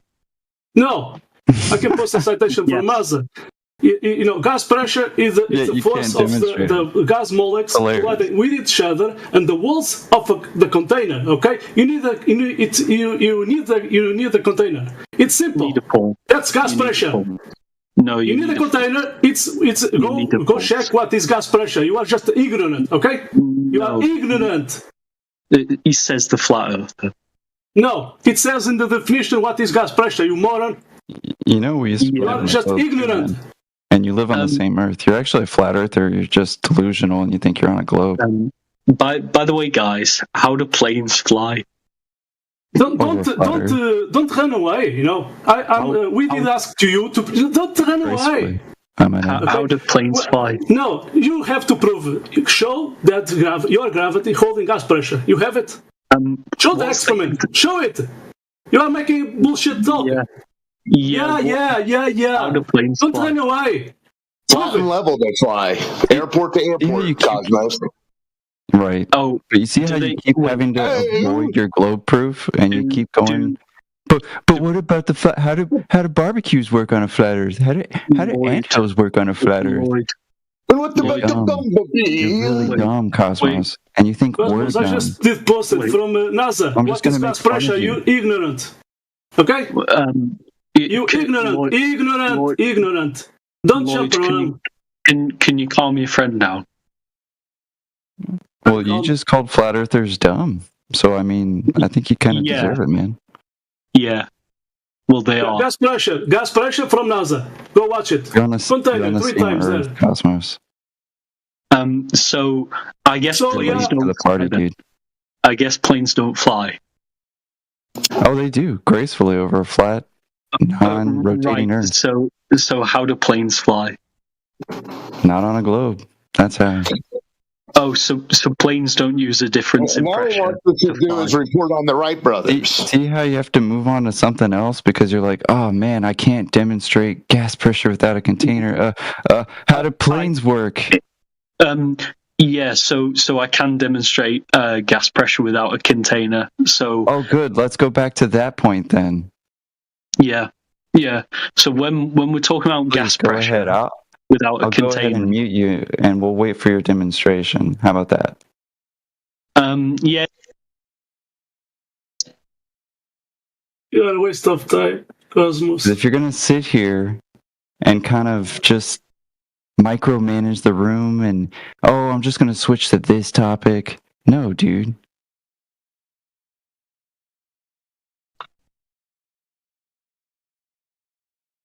Especially for a guy who's been here a couple times, dude. Like, I understand, like, completely delusional ones like Luke that are just hilarious, but I feel like from their perspective, they don't understand how many presuppositions they're making in their whole thought process. And trying to convey all that information in a short period of time is a challenge for any good communicator. So it's frustrating to listen to anyway. So what do you guys think like the lunar eclipses? oh, like the Selenilian eclipse? I don't know. You know, the Selenilian eclipse, also known as the impossible eclipse, in which you can see the sun and the moon above the horizon. Now I ask you, if it's supposedly supposed to be in this perfect alignment of 180 degree synergy. Yeah, I don't know what you mean. I just asked you a question, man. You're kind of like dodging. Like, what do you guys think the eclipses are? I don't know. You don't know. Cool guy Jeff, come on, dude. You're right, being why do you think that, like, we can predict? You're being directly addressed, cool guy. Oh, he said I don't know. Hold on, I can answer him. Yeah. Well, why do I need to know something that's happening in the sky to know what the Well, that's ground fine. I is doing? accept that you said you don't know. What do you think? Like, how do you think? Like, we can You predict, like, asked Kelly's about drama? listen. You asked about lunar eclipses. A lunar eclipse was brought up to you, and you said you don't know. Well, cool No, I'm guy. asking you. I don't know why, but do you? Do you know No, I why don't the know much about impossible eclipses. clip happens? Wait, what do you mean impossible stuff? Why would that be impossible? Well, because as I was explaining, right, that the alignment according to the globe paradigm is that you have the sun, the earth, and the moon, right, all in this perfect alignment. However, during a selenilian eclipse, you can see the sun and the moon above the horizon, showing that it's not in a perfect alignment, right, in order to quote unquote cast a shadow. I don't think the view includes. I don't think the view includes that you can't see that. And actually, I got them confused. I meant a solar eclipse, right, which happened, I think, probably more often. I don't know. Like, how do you guys explain solar eclipse? Why do I need to? I didn't make any claims about the solar eclipse. Well, I'll tell you why. Look, like, so when you do a theory comparison, which is like flat Cool versus guy, globe. Cool guy Jeff, your explanation of a solar eclipse doesn't really present itself in reality. It doesn't even work on a globe. So the solar eclipse is just when.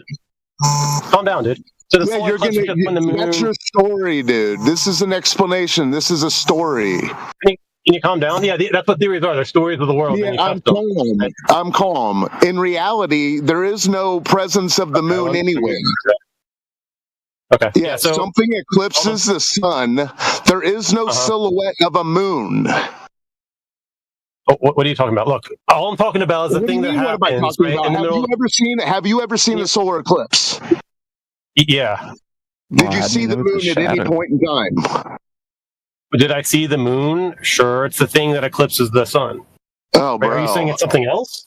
Well, why doesn't it create an eclipse as it approaches the sun? Why doesn't it create a silhouette? A silhouette? I think it does. I think it partially blocks out the sun. No, it doesn't. You think wrong. There is no silhouette as it approaches or leaves the sun. I think it the does. Sun I've is seen eclipsed. it. Like, the sun is 2018. eclipsed. That's all you get. Okay, all right, so... And then you get to tell me, I think it must be the moon. What else could it be? Well, if it was a moon ball... Listen, if it was a rock ball known as the moon, there would be a silhouette as it approached and left. I mean, I think I've observed that real time. I mean what? Okay, well, can you calm down? Dude, you're the one talking over me. No, I keep trying to speak, and then you... Over See, look at you going again. You just spoke over me again. I'm going to say a sentence now, okay? Okay, so what did I tell you? What did I just tell you? I muted you for a couple seconds. What did I just tell you, cool guy? Well, you told before that you said I was over talking you, but then you over talked me. Prior to that, keep rewinding. Prior to that, you said that when we observe a solar eclipse, we don't see a silhouette like slowly like. Okay, so do you get that to be a problem? If that's the moon, well, I actually observed that. When I watched you don't. Eclipse. You see an eclipse. Okay, you don't see a silhouette of the moon. You told me I'm lying. Okay, great. Okay. Yeah, you see something. Listen, you see an eclipse. You see the same eclipse I see. There is no silhouette of the moon. I'll just stop talking. I'll start talking when you stop. Cool guy. Do you see the moon right before it eclipses the sun? Well, maybe not right before because it's so bright, but as the sun eclipses the sun, as the moon eclipses the sun, as the moon eclipses the sun. Did you guys ever allow somebody to speak? Well, dude, I'm just trying to make you realize that you're being fallacious. You're.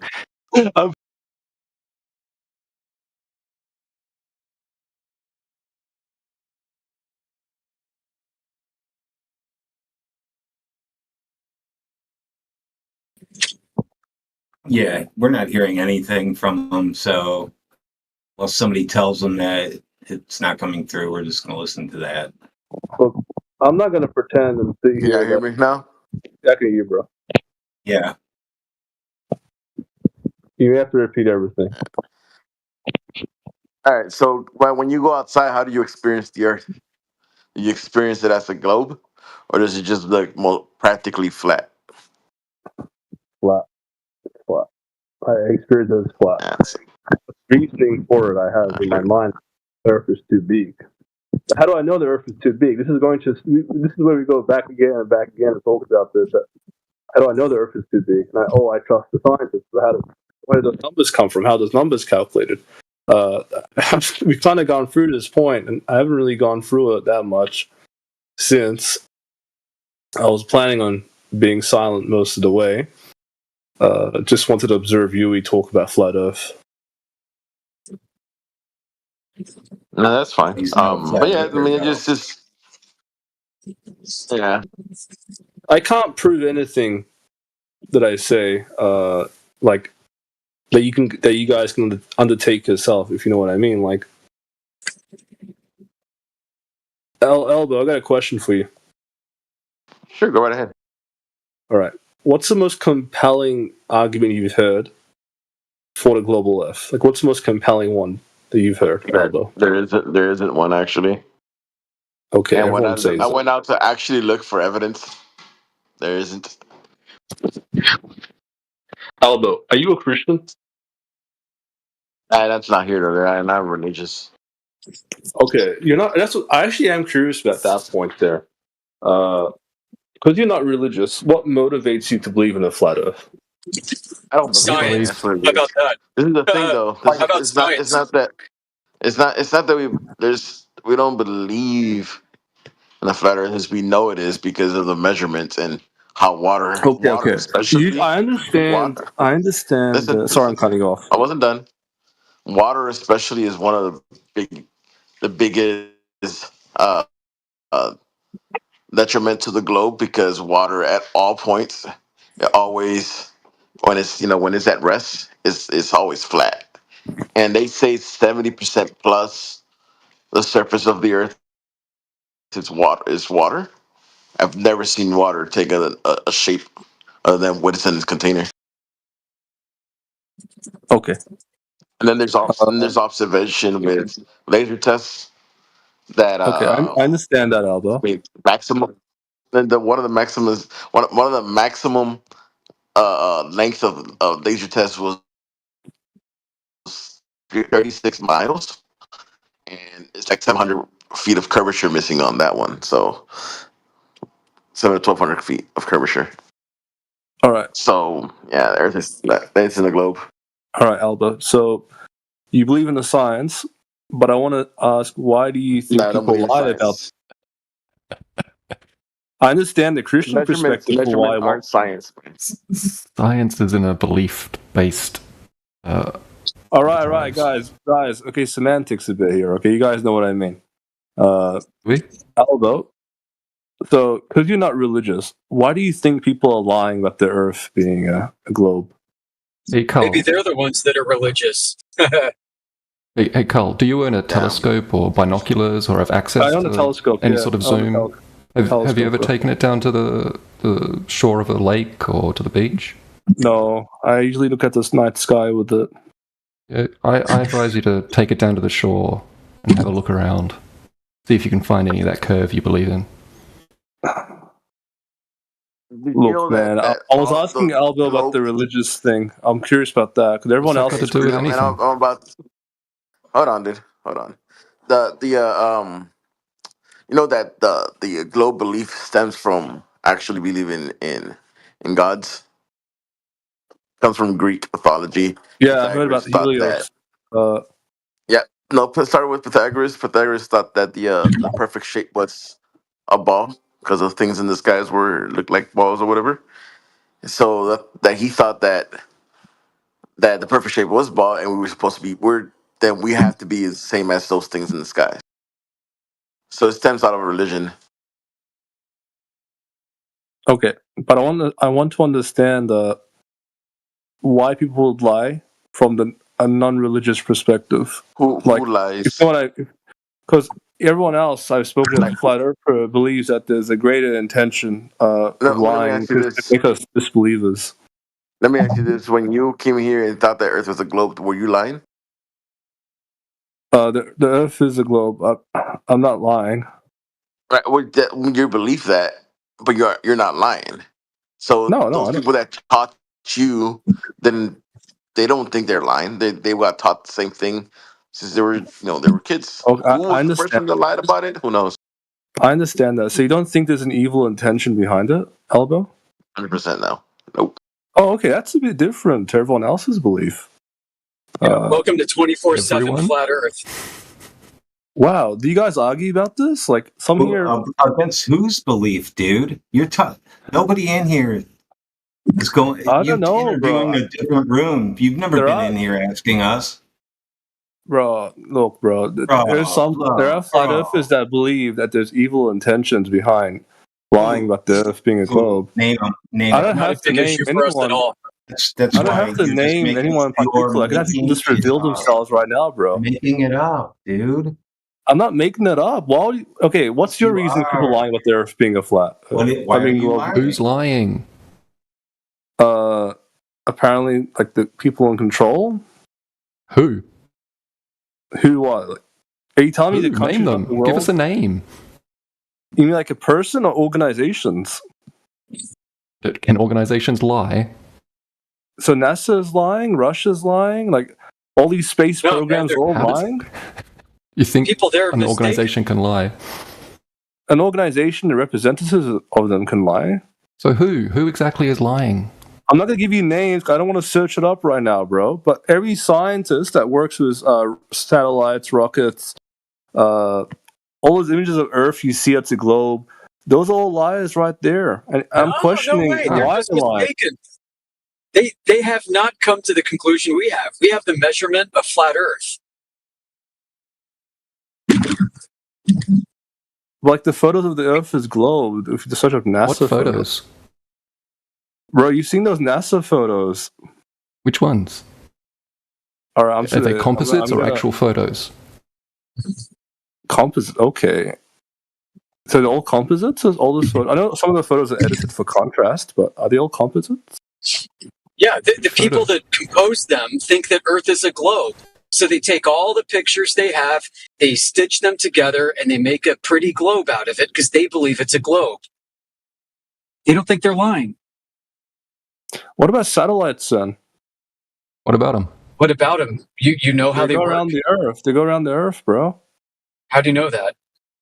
Because I could see them in the sky, zooming past.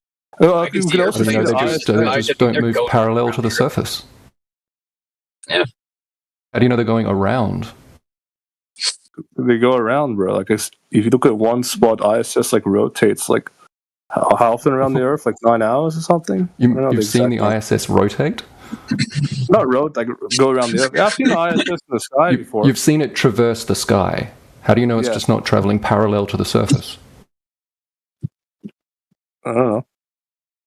So I see you haven't seen it go if I around. wait there long enough, another part of the world will see it, like within a few hours. And? So it's obviously going around, and if I wait long enough, it goes around. No, we all just see it moving parallel to the surface. Yeah, the fan blades on my ceiling fan go around and around and around. So you believe there's people on the ISS? I don't know. Probably not. Maybe there is. There's videos of them. What difference would it make? That's the important thing. Is you do believe. Once I bring up the ISS, you guys like this thing. How do you know this? How do you know there's people on the planet space? Nobody's on. You guys say shit like that. All right, you're discounting. The greater point is it doesn't matter. So what if there are people on inside a tin can way above the Earth? So what? They could see the Earth as a globe from out there. Oh, they can really, Can't they? because one of them, Chris Hadfield, was an astronaut who claims to have been up there. He said the Earth looks flat and beautiful. Wow, who's he? Yeah, Chris Hadfield is a Canadian astronaut on the ISS. He's actually quite famous. He's on TV a lot. Oh yeah. Oh yeah, Well, yeah. like, I'm sure right now if you people are stay in digging up ISS quotes. If you stay in the ISS long enough, Yeah, he was up there a long you time. can't see the whole Earth, can you? Like you can only see like parts. Oh, so now you can't see the globe from the ISS? I thought you said you could. No, like, you go to the other side of the Earth and Just like move the goalposts. Why don't you? no, move further. I'm not moving any goalposts, bro. I'm just staying my torch right now. So like you can go around in the If you fly in a ISS. giant magical condor, you can also see everything. Yeah, we give you the ISS and you still can't prove a globe with it. What's wrong with that? Okay. Well, what about the sun then? The sun, the horizon. You think that's going to be easier than the ISS? I've already succeeded. So you guys conceded that there are men on the ISS. That's an achievement for me. No, I said no. There's nobody on it. It's a studio. Well, why are they lying then about that, Dr. PSI PhD? To entertain. Was he lying when he said it looks flat? They're lying. The guy on the ISS, was he lying when he said it looked flat? No, he probably was telling the truth. It does look flat from his perspective. I can imagine it does. So what's your the moon argument? looks flat? The moon looks flat from my perspective. He's starting to spiral. He's a flat mooner. All right. So, like when I'm sitting at the shore, I see the sun like dip, bro. I see it dip below the horizon. Explain that. So is your claim that the sun at the horizon is being obscured by the curvature of the Earth? Is that what the horizon is? Yeah, bro. How far away is that from, say, you're standing at the shore? No, dude, that's your claim. How far away is it? I don't know. Dude, get your notes in order. You should really take your telescope down to the beach, have a look, try and work it out. To go to sleep after an hour of arguing, All right, let's go back to the discussion. So I see a dip, bro. I see a dip. You really should take your telescope down and have a look for yourself. You're telling me the sun doesn't dip, doesn't go away, doesn't disappear? Wait, hang on. Does it go away or does it dip? I mean, these are two different. Oh my god! Now descriptions you're playing with words. You're playing with words over here. This is how you. Right. So you're trying to describe something you see. How else are you going to describe it? You're going to use words. Goes under the horizon. Under the horizon. Not just away.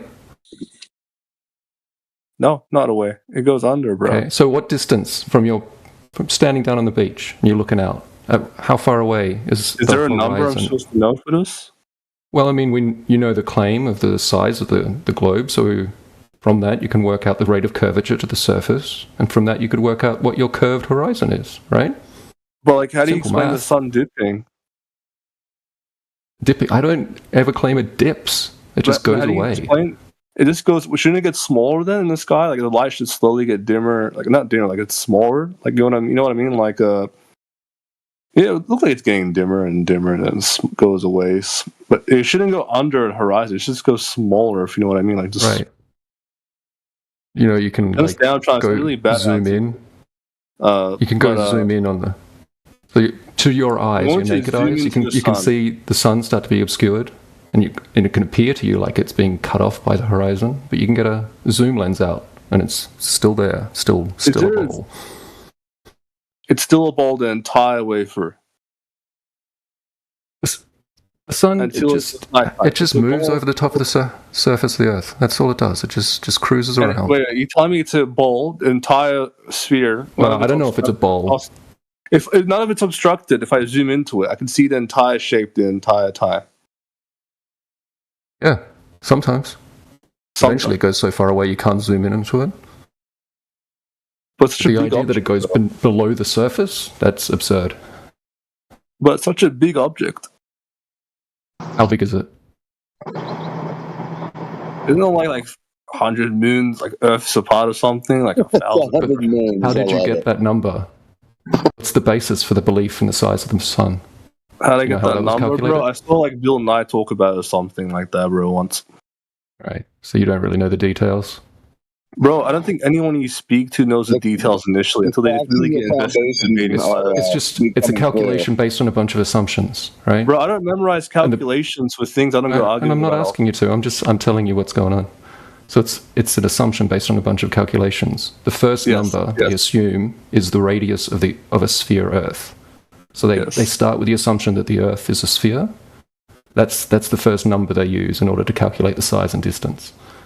And so once you've proven that the surface doesn't curve, then you know the Earth is not a sphere and therefore it doesn't have a radius. So any calculations that get you to a sun size and distance, they're meaningless.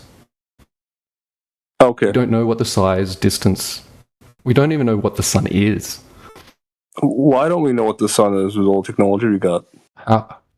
How would you go about proving what the sun is? just get some data, this, that. Like you see what energy is coming from it, like what materials. Just have a look at it and make some in chemistry. What's the chemistry called again? Like if you can just tell what the material is from the light it emits, is the name like spectrometry or something like that? Spectrometry. I know what you're trying to say. I was trying to say a spectrometry. All right, I'll concede that. I know what you're trying to say. Can't we do that with the sun? You have to make assumptions about what's between you and the sun. Real spectroscopy is done in a laboratory settings. Spectroscopy. Yeah. So that's you're not putting the sun in a test tube. Form of that is done in a laboratory. Bro, I'm gonna is the pull sun your in a laboratory. Well, like I don't know. I think there's probably like powerful enough equipment we got in space that can do it. Not to put in like in a test tube. Probably, maybe. Yeah, sure, okay, maybe. All right. Is that the basis of your belief? Sure, maybe, okay. Basis of my belief? Yeah. Look, believe in a sphere Earth. Look, endless, bro. If you're asking me to argue globe Earth, I'm not the best representative out there, like for the best defender of this belief, bro. Not belief. You came in here with all sorts of I did not come in here. And beliefs. I came in here actually, but I did not come in here to argue. I came in here to watch my boy Yui argue. Okay, but do you see now that it's a belief system, Cole?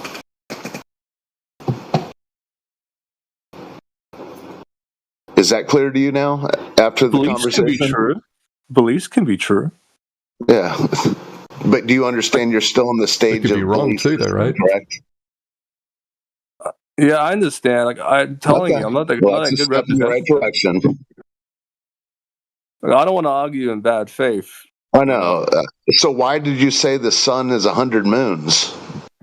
No, that was a mistake. It's 100 Earths, bro. Like it's 1,000 Earths. How many marbles is it?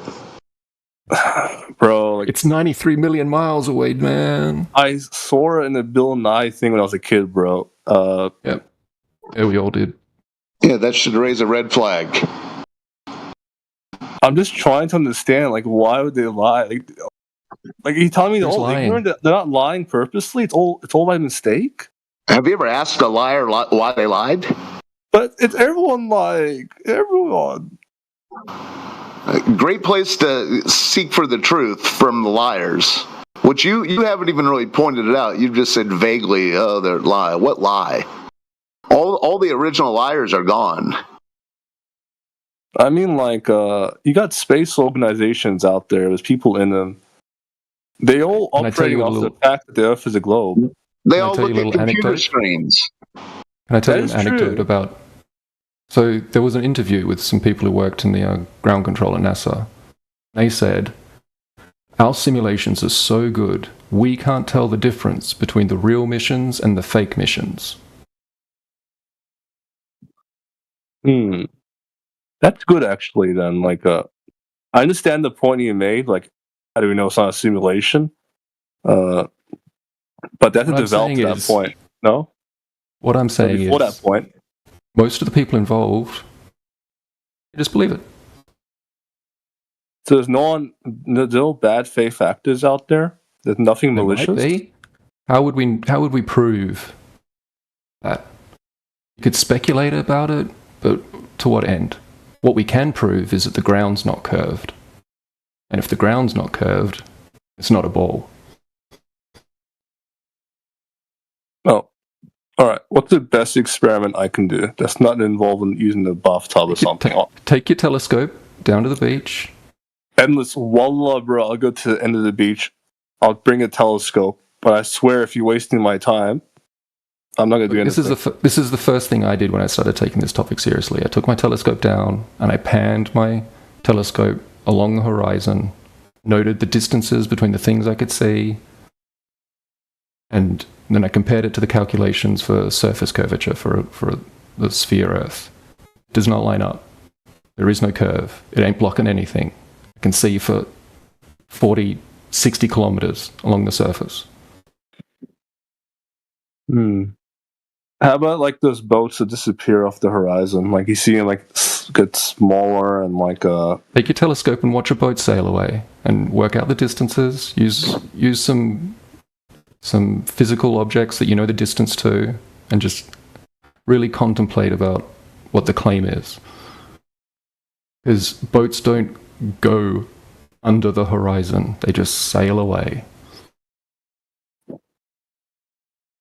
Yeah, but like, I see like videos of them like going over the horizon and stuff. Like, have you seen the videos of them when they get a zoom and they zoom back into them and they're just there again? Yeah, I think I've seen them, but like some of the bottom part. What's going on there? Gone? Well, I mean, usually there's a bit of waves and stuff in between you and the boat. A wave could probably obscure the bottom of a boat pretty easily. But at what distance are we talking about? Because if that's happening 30 miles away when you're at sea level, there ain't no curve there. Well, like, how much of the object is removed by the curve? Like, when it starts to curve, like, how much of the object is gone? There is no curve. What's the theory right now? It's like an 8 centimeter drop, apparently. Like, I've been told like that. 8 inches per mile squared. 8 inches per mile. Okay.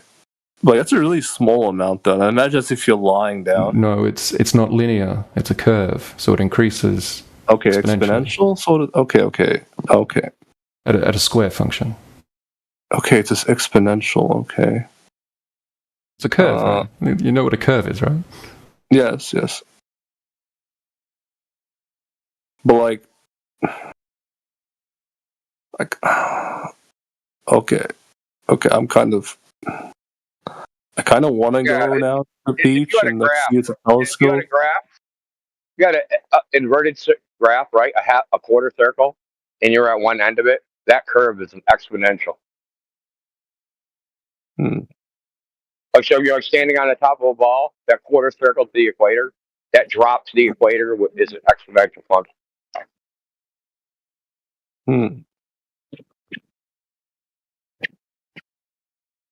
Well, like, looking at photos right now. Just want some photos of the sunset.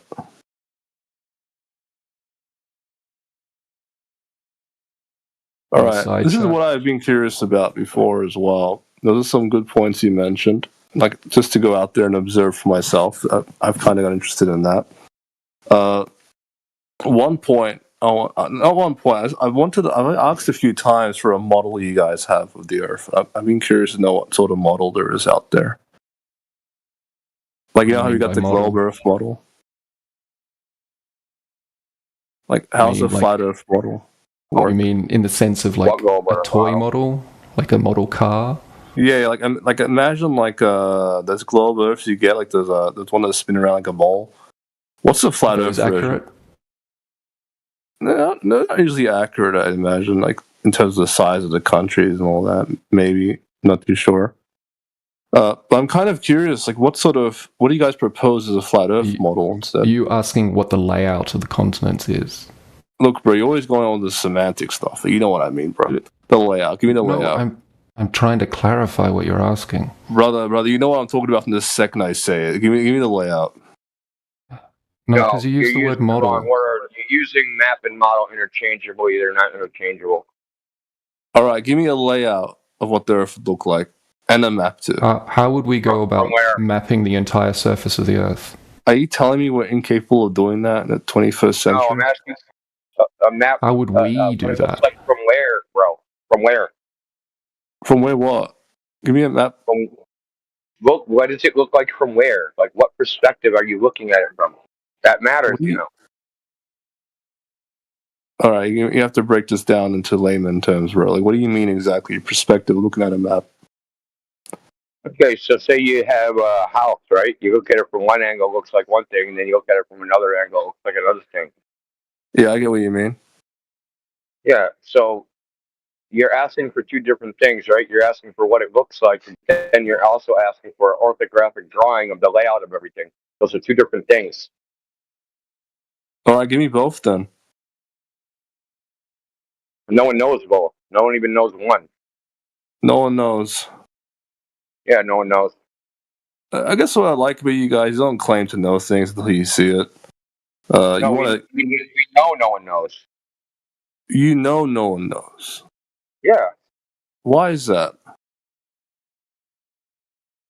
because the attempts to survey based upon, okay, so you survey the land, right? And then you try to map them to a coordinate system. So right Yeah. now they map it to the celestial sphere. And it doesn't match up.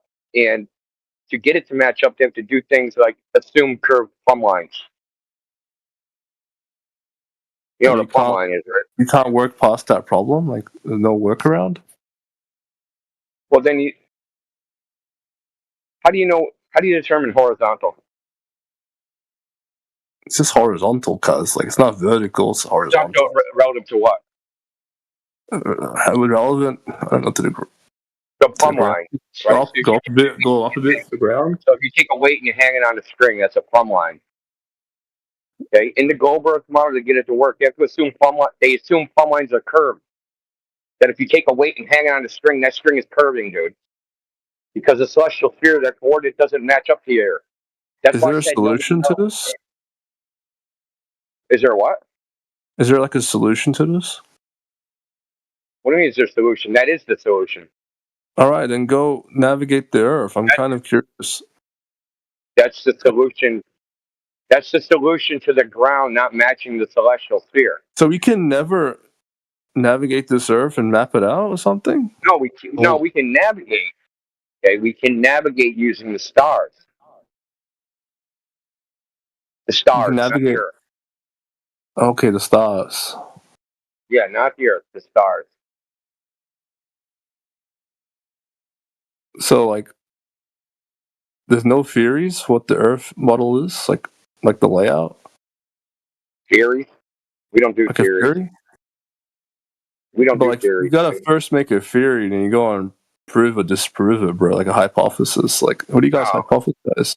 No, we can just measure what the Earth is, and that's what it is. And you guys are content with that? Like, that's it? We can just measure what the Earth is and know what it is. Just like I can look at a table, and then I can measure it and know its dimensions. I don't need a theory about it being a square, or a rectangle, or a circle, or anything. Like, I can just measure it and know. Wouldn't it be nice, like, for your kids to see, Of like, course you're the not going to model? trust what I said, dude, because it just blows up your entire rhetoric. So I know one model is that there's an ice wall around the entire edge of the Earth. Here comes the infinite regression fallacy. Like, I've seen a model like that. Do you guys believe something similar to that or no? That doesn't work. And it's also not a model. Bro, oh my god. Layout, what do you call it, bro? Like, please, don't do my head in about these words. You know what I mean? No, I don't know what you mean. Models are for phenomenon. Okay, so if you want to know when the sun comes up, that's a model. Okay. Okay, so that's for phenomenon, verbs. So what's the word I'm looking for right now? So I can use it. What's the word I'm looking for? Map. Okay, what map do you guys have? Well, it depends. Oh my. What's the biggest map you got that shows most of the landmass, bro? Not all maps are flat, right? Yes, Australian guy. Mm-hmm. Oh, good. All right, so show me a flat map. Show us a curved one. Every map is flat. What are you talking about? Well, like, how can you go, like, around the Earth then in the flat map? In a circle. In a circle. I want to see that circle then. Show me. All the world was discovered using flat Earth principles, man. That's how we navigate. All right. Show me like a. I don't want a map. I want. How can I show you guys something? Do you guys know what I want? Surely you guys know what I want. Yeah. I'm talking about as We well. all want it too, but it doesn't exist. Why doesn't it exist? Because we don't have billions of dollars to confirm all this stuff. But if all of you work together, all of you just work together. It does to a degree. It exists to a degree, right? So if you use like the public land survey system, the entire U.S. has been mapped out in a Cartesian coordinate system in large parts of Europe. But worldwide, this Cartesian coordinate system, where you're not assuming a sphere, it's not a worldwide endeavor. So to fill in the blanks, what the whole world does, we would need billions of dollars.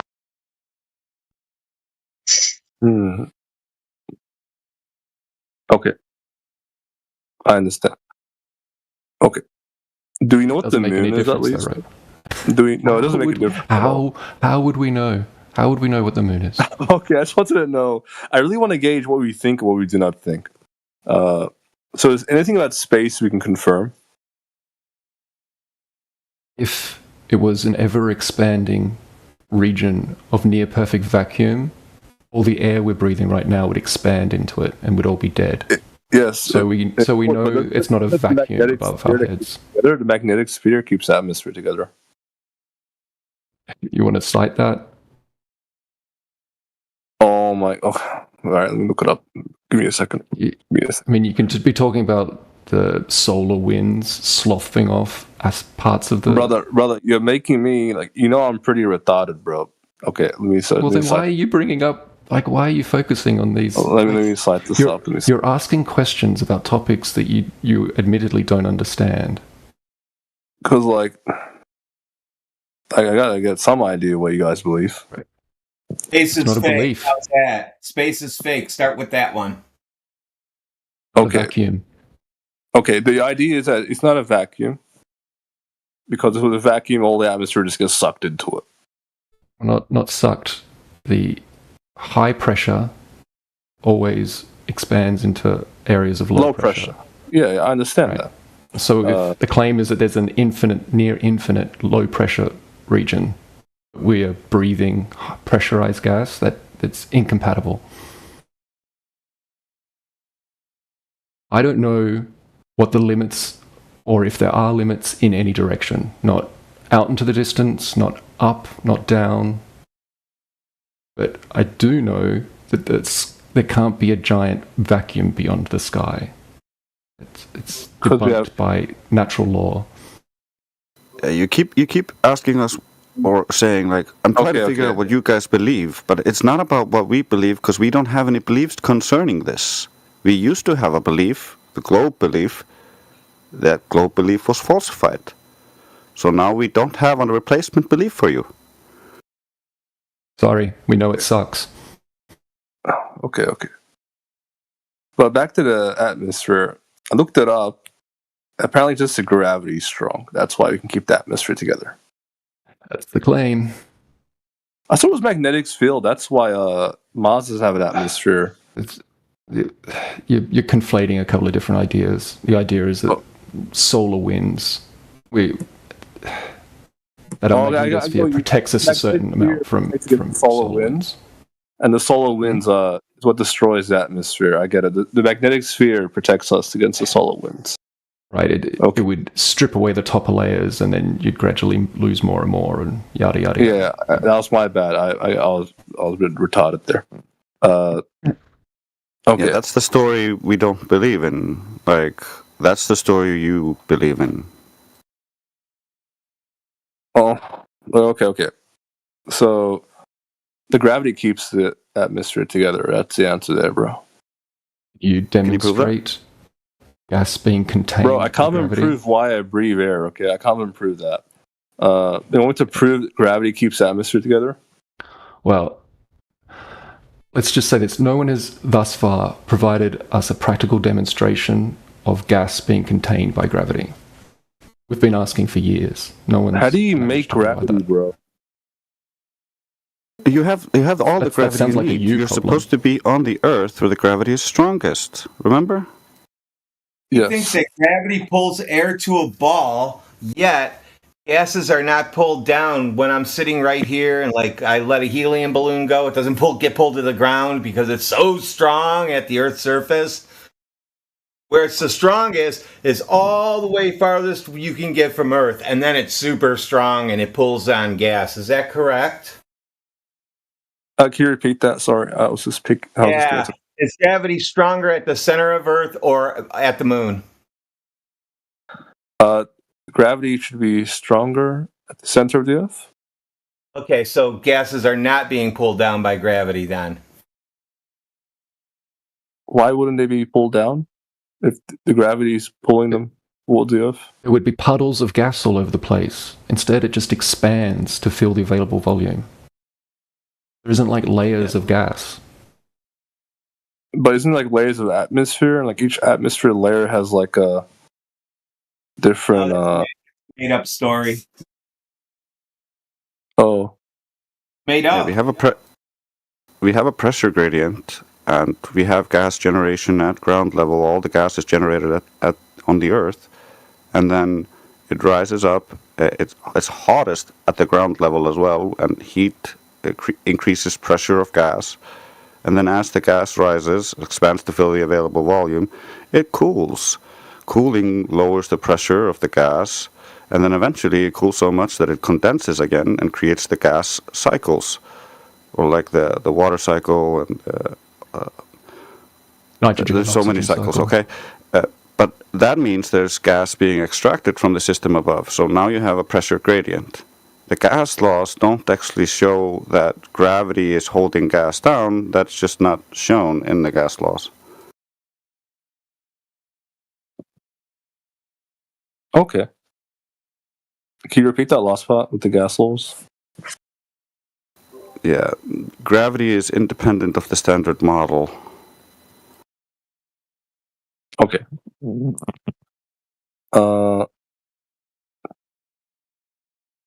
So gravity and gas law. So there's no gravity, the idea? In gas law. There's no attraction in the kinetic molecular theory. There's no attraction between gas molecules. Gas moves randomly and freely in all directions, not just down. Gas molecules That bounce is true, off but each the Earth exerts the greatest gravity in the nearest region we have, like in terms of like the space. That's the belief. We don't see the effect of that on gas. For instance, if gas could prevent gas expansion, or if gravity could prevent gas expansion into a volume, you would not be able to exhale without bending over. What? Because when you breathe, there's more pressure in your lungs when your lungs contract, and so the air expels out of your body because there's less pressure outside. If gravity were preventing that pressure mediation, holding the gas inside like a container, you would not be able to exhale. You would have to bend over to allow the gravity to stop preventing the gas from expanding. Okay. Yeah, so your world is just incompatible with reality. Has anyone been able to explain this? Like someone more knowledgeable than me? No, they don't claim that gravity holds it down like this. They claim it's so weak that they don't really notice any measurable effects here on the Earth, but somewhere out in outer spaceland, Narnia, magic works, and that's where it stops. Maybe we just adapted so well to these conditions. No. You've adapted to the lies, my friend. You just gotta realize that this is a belief system that you were sold, and at its foundation, it just doesn't have any validity. You need to just divorce this belief system and realize that you don't have any investment in this. It's not doing anything for you. It's not giving you anything. It's just putting you into a box where you think this is the only possible option. But I feel like if you believe in flat Earth, you start investing more into this idea and your life becomes more absorbed around this idea too. I live my life knowing the Earth is a globe, and I don't really care. That's why I don't really know. You don't know the Earth is a globe, though. You don't actually I live know my that. life believing the Earth is a globe, and I go willy dilly and all that. So basically, you made a social consideration for your beliefs. Socially, it's better to believe in the globe than flat Earth, so I'm going to believe in the globe.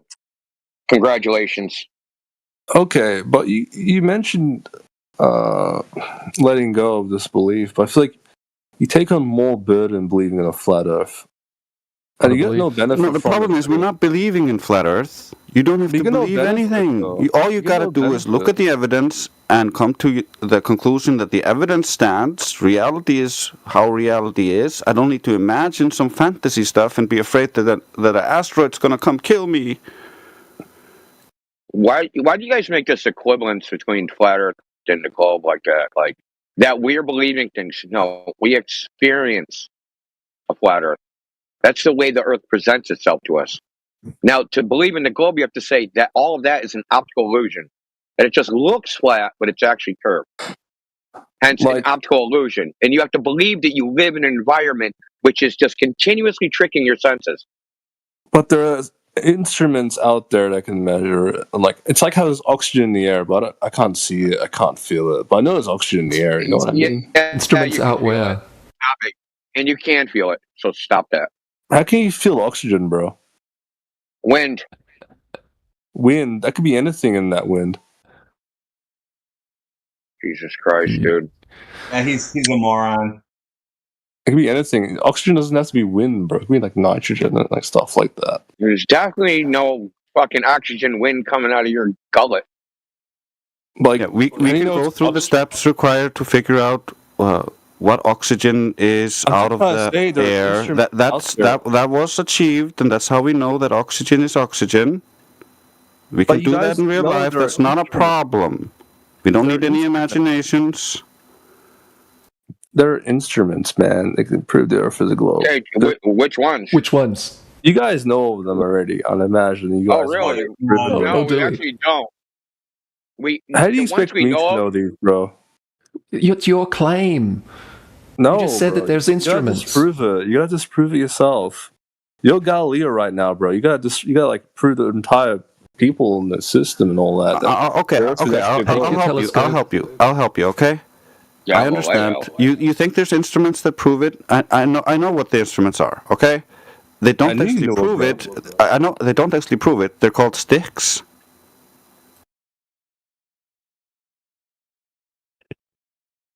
What?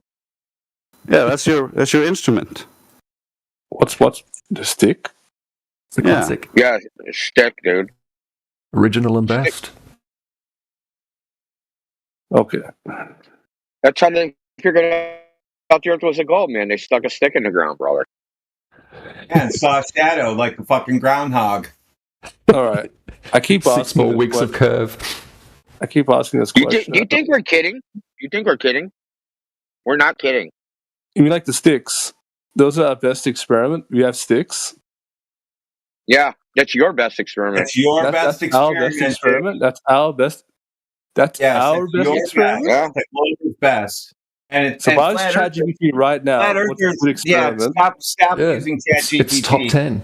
Flat top 10 proof. That's a flat earthers call that stick a sundial. That's based, but like, so you're telling me sticks made everyone sticks and shadows. Top 10 proof of globe. Sticks and shadows. Top 10 belief. No, that didn't make everybody believe. That was just the best proof, an instrument to prove the Earth is a globe. That's what you were talking about, instruments to prove the Earth is a globe. However, what actually made people believe was fallacious reasoning and rhetoric.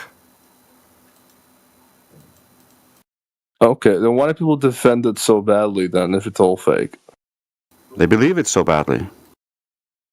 Like, what's there to gain in believing it and not believing in it, bro? It's trick. Well, you just said it yourself. Bro, I don't care about tradition, bro. You got to like going around naked nowadays. You just said it yourself. You made it social consideration. You just said it yourself, dude. Look, you are right. Like, if I was believing flat Earth, I feel like everyone would look at me crazy and all that. I'm never gonna get a wife. Yeah.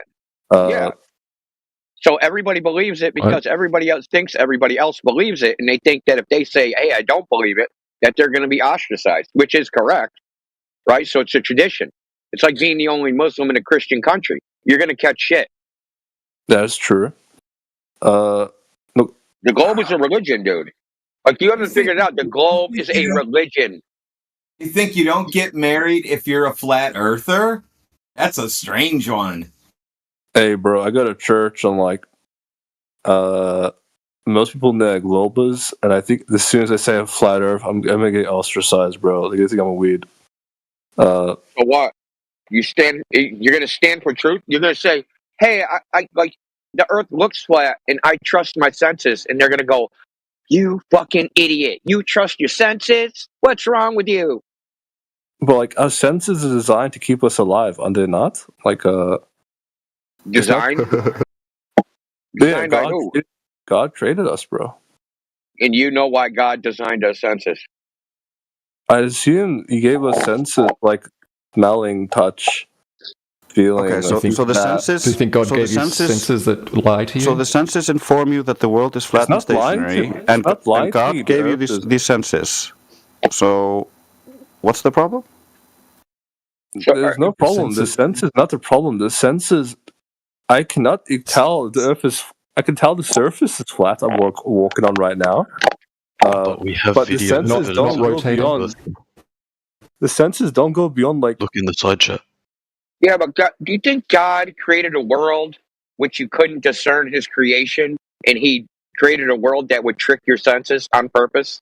That sounds like Lucifer, not God.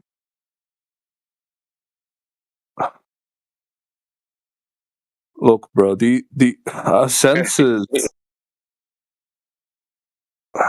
Like, I appreciate the Senses fact that are you're a telling you that Christian. it's flat, I non-rotating? always like seeing that. No, but the point is like, what are they going to ridicule you for? Believing your own senses? How absurd is that? Bro, You believe your own senses? You're fucking crazy. That's why I get a kick out of it. You flat earthers are delusional. Oh, so I see the earth is flat and I actually believe that, so I'm delusional, even though you see the earth is flat and think that's an optical illusion.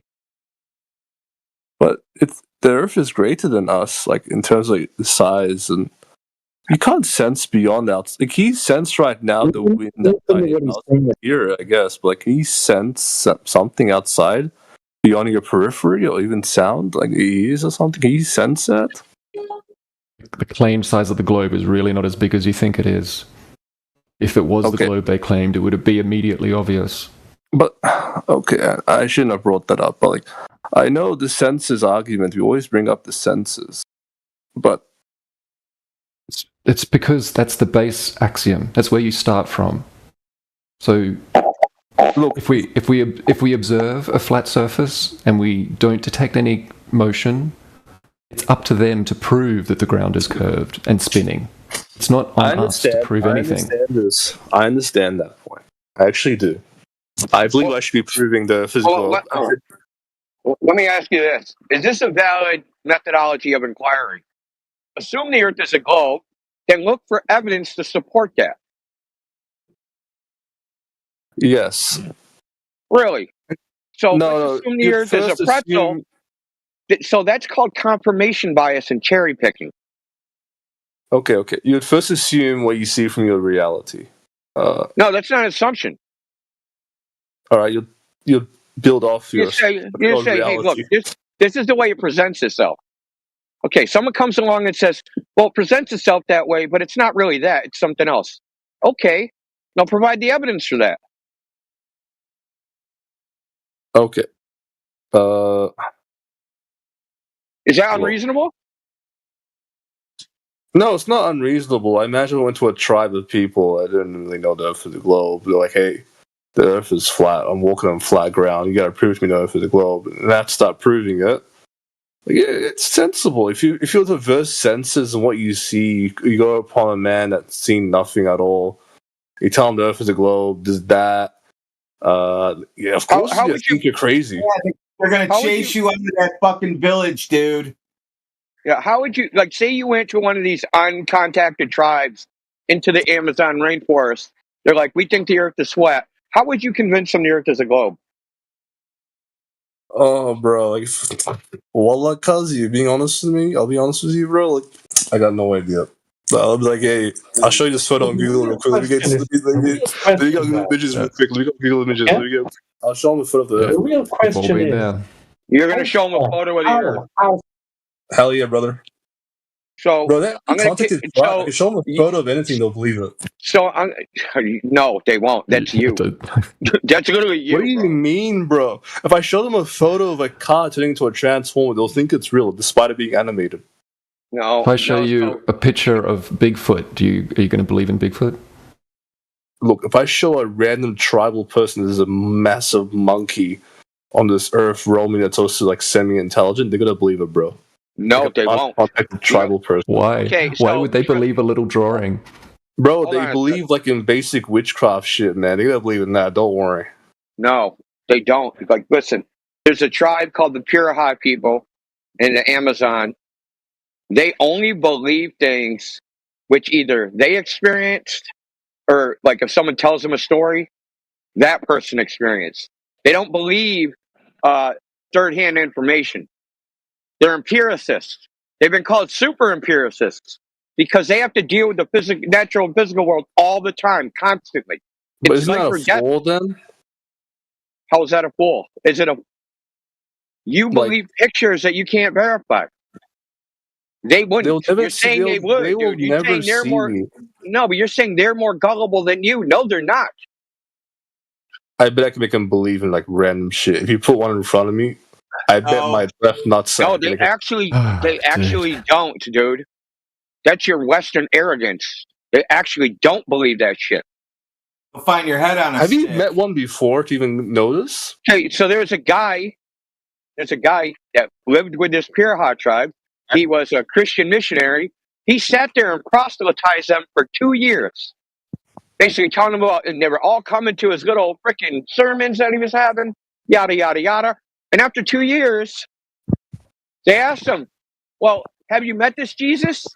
And he was like, no. Do you know anybody that met him? He's like, no. And then they all stopped coming. That's why it's a flaw, bro. Like, I don't gotta meet Jesus, man.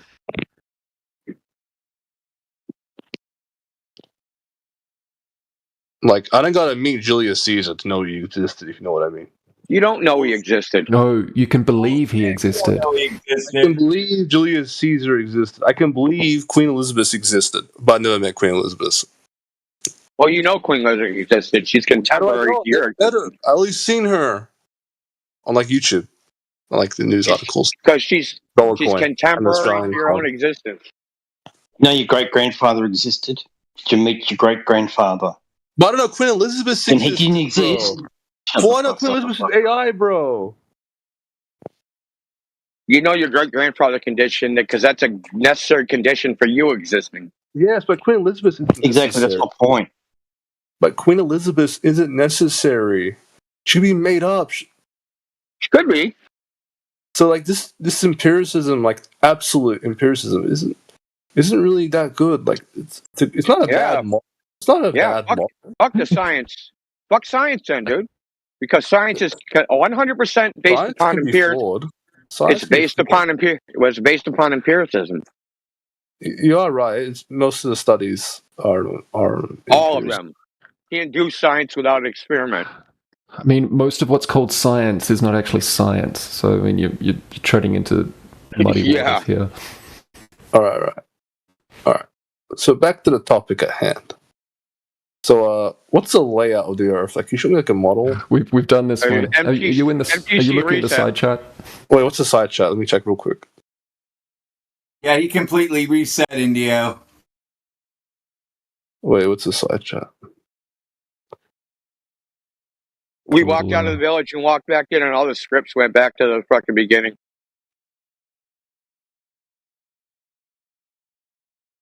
How to open the side chat? No, I just opened it now. Sorry. That's all right. What are these maps, bro? This is pretty cool looking. I like the art in this one. Endless posted some nice. Looks like. Those are called Runline networks. What's a Runline network? Can you explain that to me? Flat line. What's it do lines. exactly? It's how they mapped. One of the ways of mapping the surface. How they navigated. That's actually really smart. Okay, can I ask you a question? Can you make a map without a coordinate system? Hell nah. Can I? I don't think I can, bro. Okay, so you need a coordinate system. Now, one of the features of any coordinate system is how the points relate to each other and where the origin of that coordinate system actually is. The starting point, the 0, 0, 0, right? And how you fix that determines what the map will look like. So if I use something like a polar coordinate system or a spherical coordinate system, and I try to draw a straight line, it's impossible because a straight line is not expressible in that coordinate system. It's not expressible. It can't exist. Do you have evidence? Because a property of a sphere is equidistant from the center. And if you have a line, straight line, and a point, every point on that line can't be equidistant from that point. So a straight line is not expressible on a sphere because they have properties which are, what do they call it, incommensurable. What's equidistant? The same distance from all points. Equal distance. Yeah, so the radius of a circle, right? Yeah. All points on the circle are the same distance from the center. Yeah, that's true. Okay. So if you drew a line from a point, all points on that line would not be the same distance from that point. So like the center of the line would be the different distance than the ends of the line. Because that would make a triangle. So that would make a triangle, right? So say you have a line, the point to the center of the line is the side of the triangle, but the point to the end of the line is the hypotenuse, which is longer than the side. I'm more of a visual learner. Can you draw it out for me on Paint, like live stream Paint? Just draw a triangle, dude. Okay, draw a triangle. Like, I really am a visual learner, so like these words, like it's really hard for me to visualize a lot of these things. Yeah, this is a hard topic to discuss because a lot of it's geometry. I'm trying to learn some maths here, and I'm learning maths and science at the same time. I'm getting bombarded, like information overload. I'm like, damn, I'm trying my best, bro. I'm trying my best to defend my religion right now. So draw a line. Draw a point that's not on that line. Then draw two lines that meet that line, and then measure those two lines. And they'll not be the same distance. Wait, you want me to actually draw it out now? Aren't you the one who said it? Can you draw it out for me? No, you can do it yourself. I'm in bed right now. He's trying to waste our time. No. Give him the triangle test. Maybe he doesn't know what a triangle is. A triangle has like three sides, doesn't it? Yeah. You sure? Are they straight? Yeah. Okay. They're angled, aren't they? But they're straight. Okay. So when you do like 30, 30-degree angles, all three sides. Like so hold on. Go ahead and look in the side chat and answer that question. All right, give me a second. second. The figures below are not triangles. Oh shit. D wouldn't be a triangle, would it? I'm not answering your questions. You need to answer the questions. Not triangles. C's a triangle for sure. A's a triangle for sure. B is probably a triangle. I'd assume it is. I don't think D is a triangle though. B is. What's your answers? So A, B, and C are triangles. Nope, I posted the answers. No. B is not a triangle, dude. Seriously. No, I was questioning about B, bro. I didn't think B was a triangle. I said maybe. Is that what you said, though? You couldn't say no. You were all confused by that one. Wonder. This is how we know that the mind virus got you guys. You don't even know what triangles are anymore. No, like, I was thinking maybe B could be a triangle. I don't know if it had to be straight line. You didn't know if triangles had straight sides. You don't know if they should be straight lines or not. That's how come you don't know. I never thought about it. I never actually. My 6-year-old can answer this one, buddy. My 6-year-old knows the answer to this. I've never seen it like that though before. By the way, speaking of a 6-year-old, this is a 2nd grade test. Okay. Well, I've never seen a triangle like B anyway. So I've only seen A and D. Is this like the common test you give to like Globers or something? What did Globers really say? It's one of them. Yeah. No, children. Wait, why did Globers say B then? Because your minds are warped. Answer the question instead of obfuscating. Because they failed second grade geometry, dude. What do you want to know? And by the way, your kid is advanced, DJ, because second grade is 8 years old. But there are people out there that can answer the question and believe in the globe successfully, though. Not in here. They haven't been able to. That's in here. One of them. So they believe they can't do geometry, but they believe in a globe. Exactly. That's our point. But like you told it to me, bro. Like I'm not the best representation of like global Earth, bro. Like I'm like if you compare me to like a preacher, and like some guy just joined the religion. I'm the guy who joined the religion, bro. Like I didn't think about it until I went onto this Trying to get you out of the religion, you goofball. Globe is like getting out of the religion is so detrimental. Globe is a religion. Yeah, we know you're not a priest of the religion. We actually argue with the priests of the religion. That's why we know all this stuff. Are they successful ever? Like in the debates? No. 10 years later, none of them have brought any evidence. They've all brought the same evidence as the average globe believer. Yeah, it doesn't matter the level of education. PhDs in physics, astrophysics, astronomy. We've talked to them all, and they also do not know what a triangle is.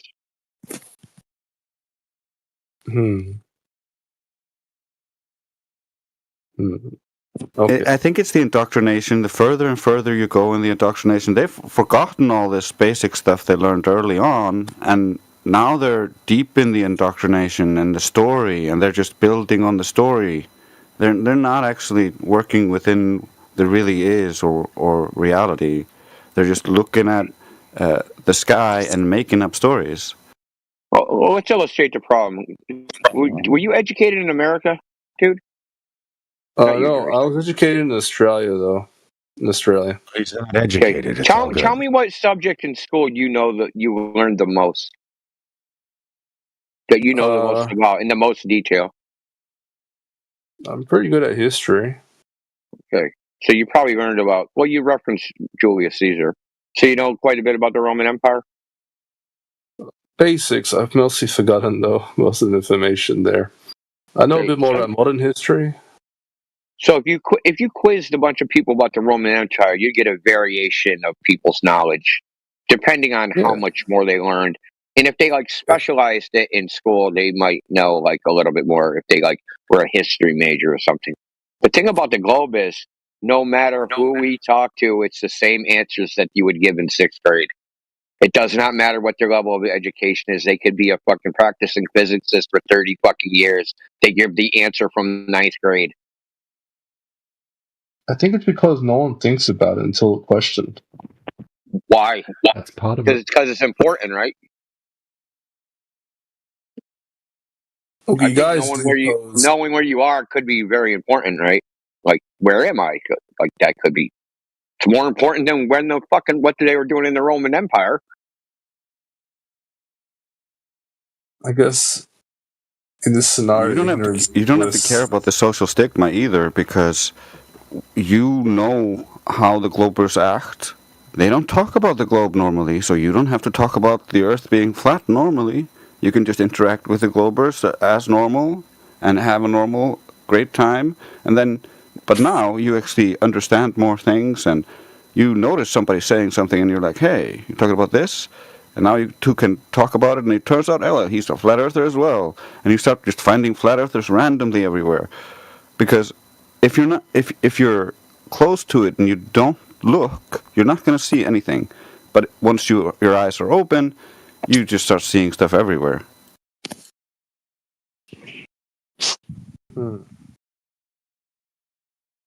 Yeah, I'll give you an example. I was going to take a picture 3 days ago.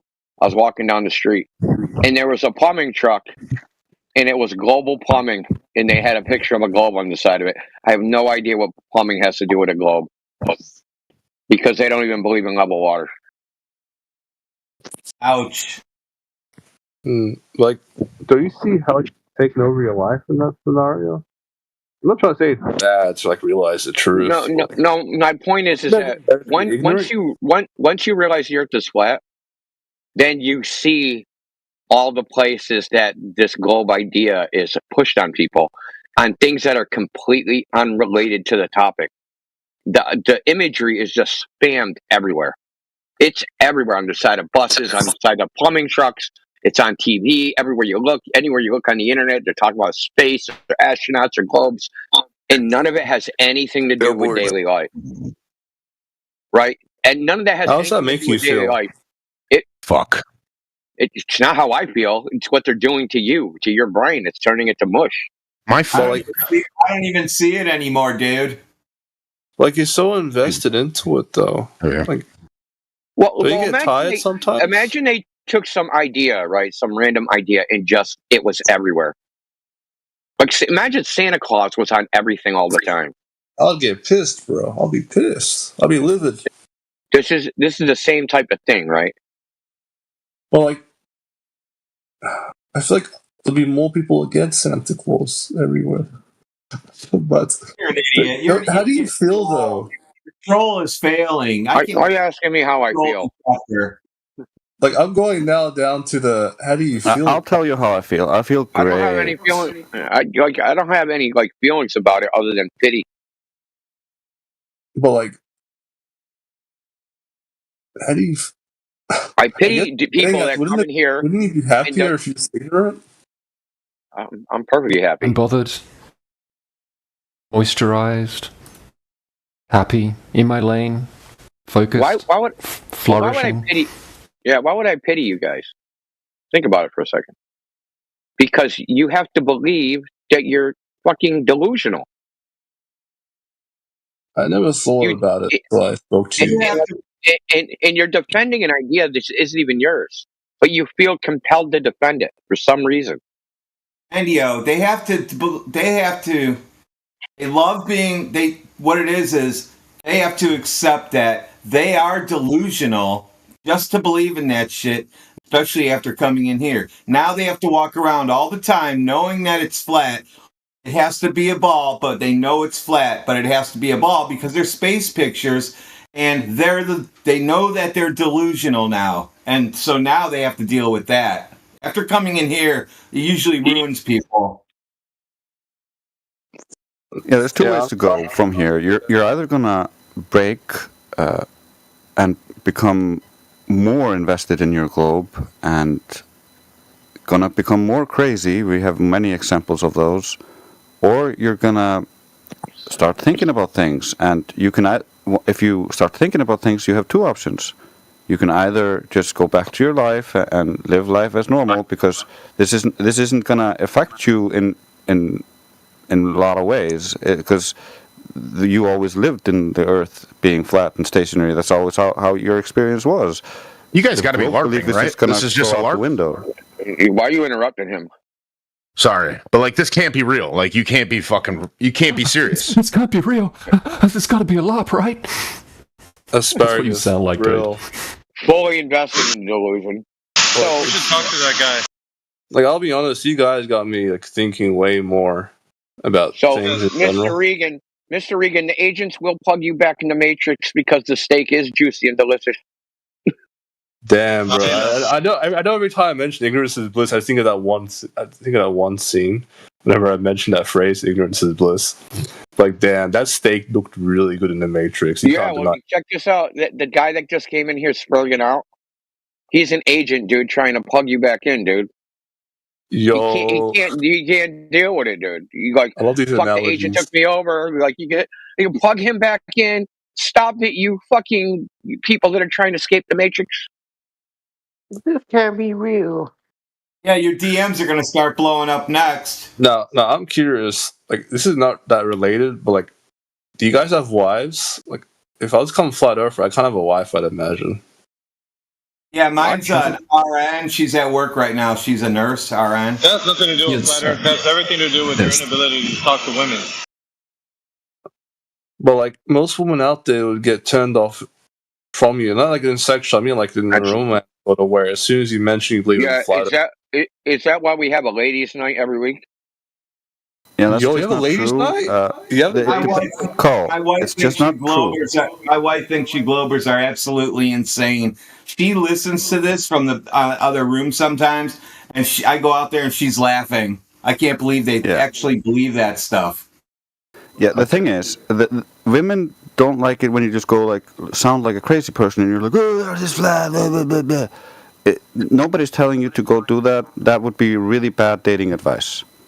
However, women actually love an intelligent man who understands them and understands the world around them and can help them understand things. So, if you are just intelligent and teach them stuff, they have no problem with that. And then, if they can see how dumb these Globers are, they also think that's hilarious. There's no problem. Like, I've never had a problem. Okay. When did you guys what was the aha moment for you? You guys became a flat earther. Like, what was that final straw that pushed you to that belief? And like, were you already married when you went to go believe in flat Earth? And like, did you have to convince your wife? I'm kind of curious on how a scenario like that. That's nosy, dude. No, I'm just curious. I want to understand you guys' lives. Stop talking into your pillow. We're just normal. Bro, We're just normal people, We're bro. like pillows sitting on the side of my bed, bro. You're asking a giant group of people personal questions. Like, it's Like some people on Discord. such a mixed bag, because we have people You're of all fed, ages, Cole. people who are married, people who were married, people who haven't been married yet. Some people on Discord don't mind sharing. This is so irrelevant to anything. All right. We'll go good back to thing the is you can actual stop show. wearing your tinfoil hat. All right. Yeah. Your pop sociological analysis is doomed to failure. Okay. So, to my understanding, we don't have a model or a map. There's that or something like that. Yeah. So models are for. Let's get this right. Models are for phenomenon, like things that happen, right? We have a model. Like if I want to shoot a projectile out of a cannon, we have a model for that, right? Because the thing is going to take a trajectory and it's going to land somewhere. We model how that would happen, right? That's a model. A map is a different thing. And maps themselves are use specific. So there's topographical maps, right? If I want to map a road atlas, right? It's a map of the roads. Doesn't show the mountains, doesn't show the lakes, right? It'll give you the road distances, but it doesn't give you the distance as the crow flies, right? So like the maps have a particular use, and they're made for that use. And when you accentuate from one use, it's going to be inaccurate for other uses. We don't navigate long distances with maps. We use the celestial sphere. We use the sky. We use the sky to navigate the Earth. Oh yeah, I heard about that. Yeah, we I've use always wondered how to do it. Have straight sides. I've always wondered how to navigate the Earth. You're not going to understand it because it requires triangles. Well, like, does that mean I'm unable to learn? Like, I can learn what a triangle is. I can learn that triangle. But okay. So I understand the map dilemma. Okay. Dilemma. Okay, I actually don't understand that. That was a lie. I understand the map scenario. We track shit with celestial bodies in the sky. We have a model. Let's say I gave you a map of the United States, and you were going to use that to go from New York to California. How would you do that? How would you use that? How would I use it? Okay. I'll just head straight west, bro. How do you know you're going west? Yeah, isn't the sun thing? What was it, like rising? Oh, the sun, not the ground. Not the ground. The sun. Yeah, I'll use the sun. Yeah, the celestial sphere. Okay. So that's what we're talking about. The way people actually navigate in practice, we use the sky. Okay. The sky's not the ground. Right. Okay. Like, can we like tell the Earth is like a sphere from like the sky as well? don't I don't know what event happened. I think it's a lunar eclipse where we can see like the shadow of the Earth. How do you know it's the shadow of the Earth? Oh. Yeah. Wait. Can I tag? I'm gonna tag Yui into this. Yeah, I think somebody DM'd him. Actually, I don't want. someone I did don't want. DM I don't me. want to talk. I don't want to talk to Professor Phil. He's talking about his friend Yui Rab. All right. Okay, so how do I know it's a shadow?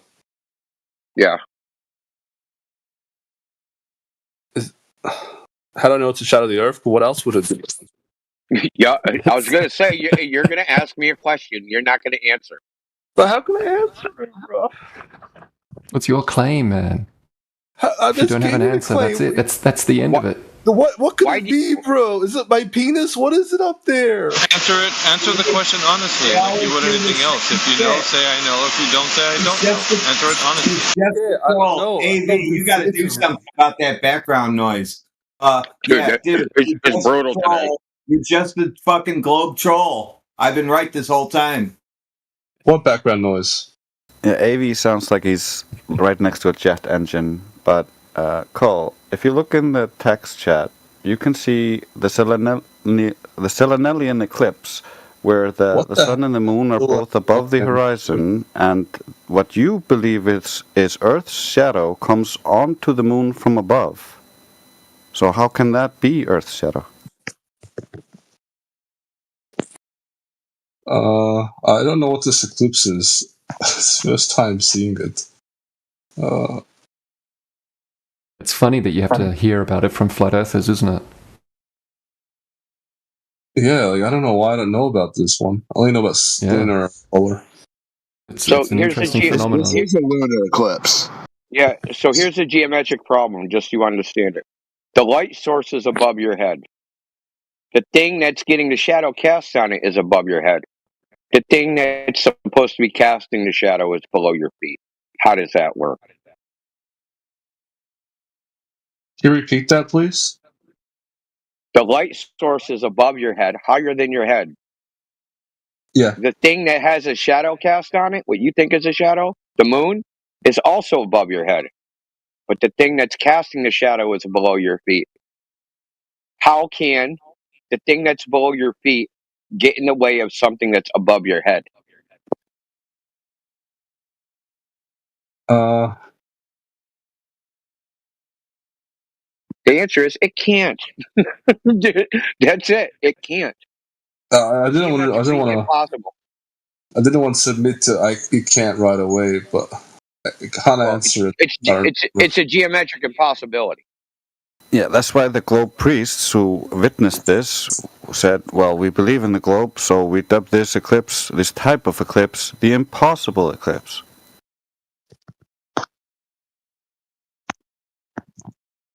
The impossible. So globers don't believe in that eclipse you showed? No, they call this eclipse, this type of eclipse, the impossible eclipse because geometrically it just doesn't work. How do we get this condition to see the eclipse like that? Yeah. It happens with every eclipse. You just have to be in the right position on the surface. I've never seen an eclipse before. The Earth is not flat.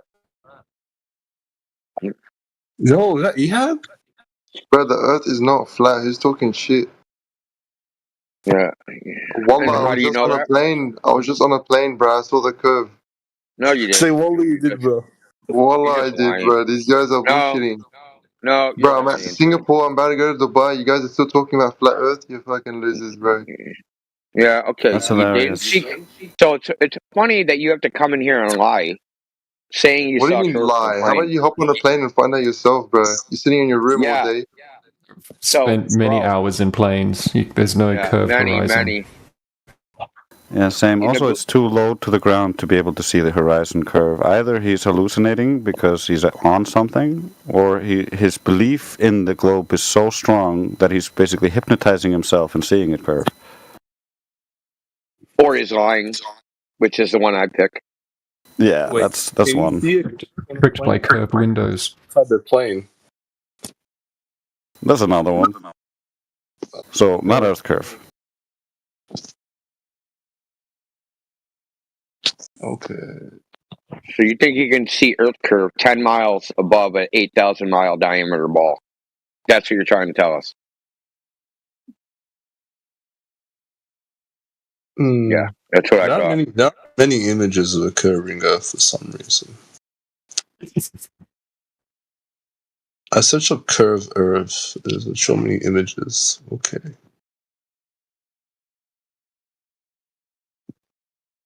Why don't you guys like go into academia and like get actual research funded for this stuff? What's there to research? It's already flat.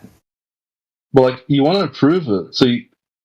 It's already been has been proved. It's been measured. Like, you want to convince people now. You want to cause a paradigm shift. So you gotta. No, we're not trying to convince people. Every day.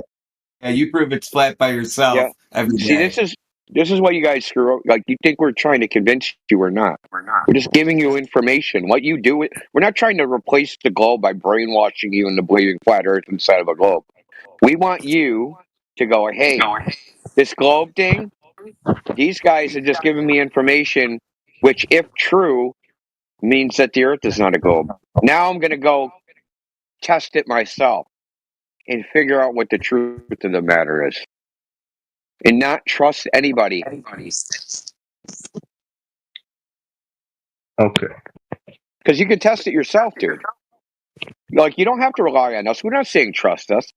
You can go out. The globe should be easily measurable according to what they say. The horizon distance, very simple formula, 1.22 miles times the square root of the observer height in feet, right?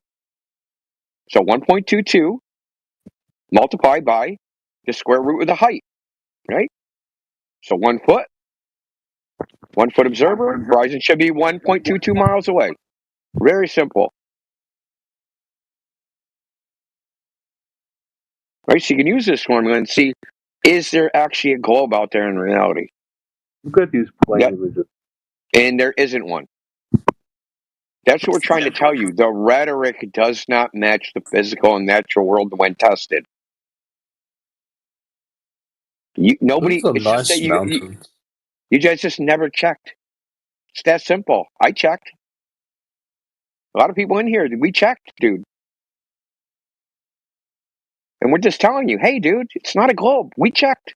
You go check. You'll see it's not a globe. And you'll be in here freaking yelling at the other people, yelling at other globers. If you go check. I gotta go check now. What should I do? You told me to grab a telescope to get the sun, but I'm gonna go blind if I do that. No, I didn't say that. I said go look at the horizon. Take your telescope down to the beach and pan your way around the horizon. Work out And then find objects that I know the height of, and I get a distance of the it. distance too. Yeah. Look at the thing. Look at things that you know the distance of. Compare it to the claims. Okay. The closer you get to the surface, the crazier it is. We've got ones where I've got a Would I camera have like to be at sea 3 level? inches above Does the that make a surface of a lake. difference? What's that? Would it have to be like a sea level or something? Does that make a difference? Height is a component. Yeah, it'd have to be like a 1.22 zero, times the square wouldn't I? root. Yeah, you can make the observation from any height. You can just you account for it in the calculation because there's if you go What's on the calculation internet, for it? Well, if you go to calculate what the globe predicts. How can I? What can I Info in the search? side chat.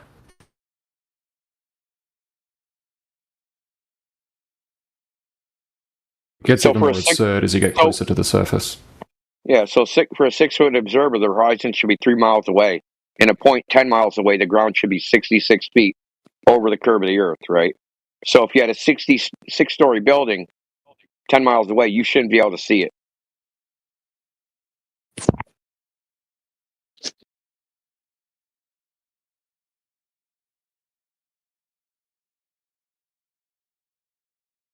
And it gets exponentially worse. So 30 miles away, you shouldn't be able to see a 42-story building.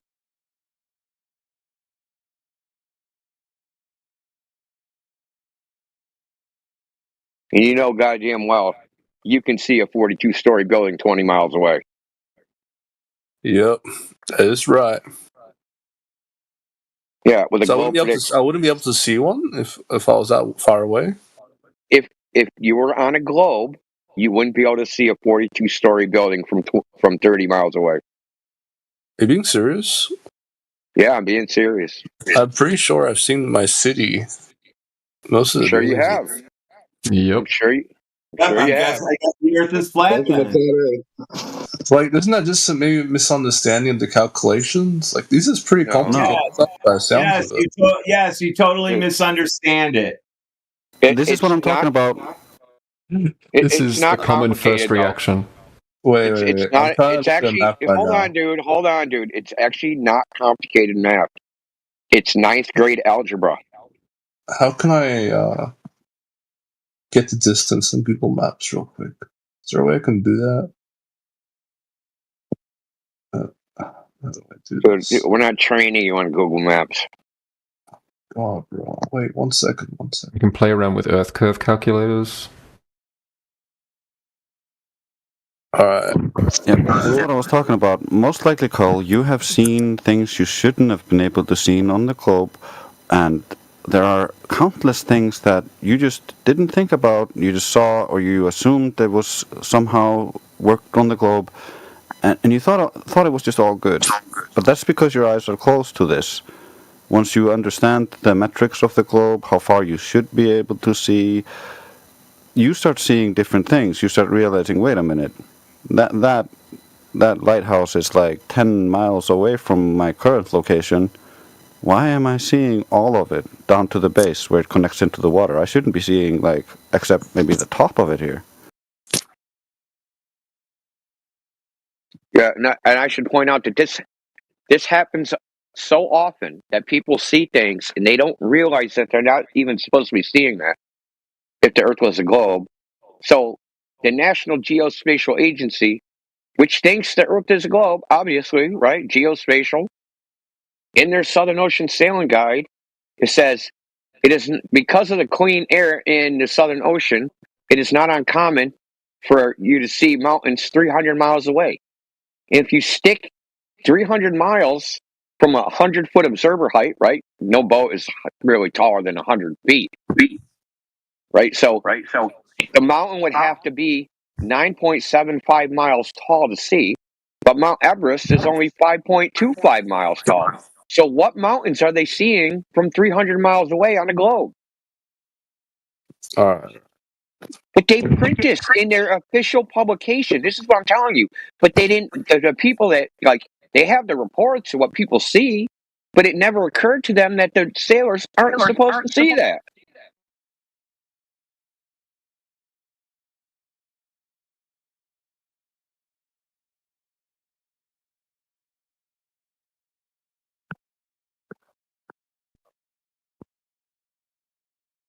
Drawing a diagram. I'm drawing an annotated map real quick. I'm annotating the map. I'm gonna ask you guys a question. You guys more smart than me.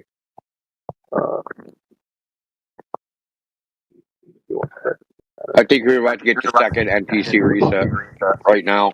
He's gonna make a map argument again. I uploaded it.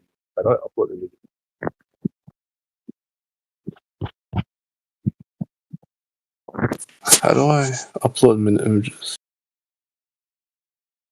Wait, why can't I upload an image? Why can't you upload what? I can't post an image, but everyone else can. I don't know. We don't have complete control. We don't have complete control of the server. It might be something with the server roles or something. I'm not sure. We don't control that. We can't change any roles or anything. So if you can't post anything, it actually sucks. You gotta take it up with the server mods, not the channel mods. The server mod. Anyone here from Victoria? Who's that? No. Like you can send me the image. You can send me the image if you want. I'll send you. I want you to tell them. Would I be able to see the city from that distance? Yeah, so if you look at what I posted in the side chat before, at 43 after the hour, it's an Earth curve calculator, so you can work out the distance that you made your observation, and then you can punch in the numbers, right? You can put in the distance from point A to point B, and it'll tell you how much it should be obstructed, and it should tell you how far away the horizon should be if you put in your observation height as well. I sent a friend request. I'll look at that calculator real quick. Hopefully I'm not doxing myself accidentally. No one cares, dude. Like where I live? Yeah, we don't care. But like, what if someone comes to my door and like threatens to kill me one day?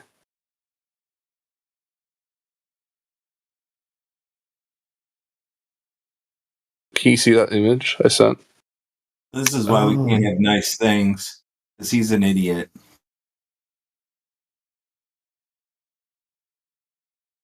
Remember, break is better than most. How do I... Why is this capture so difficult to complete? Maybe you're a robot. Well, I'm actually confused. What is this capture? I've never seen this before. Give him a break. He's new at captchas. What? I've never seen this one before. This method of... What is this capture method?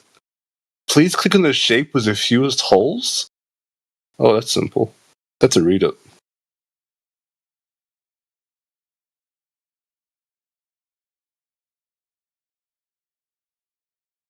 How am I struggling with this?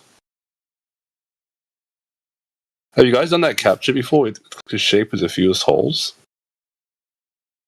Alright, so you got the image, DJ?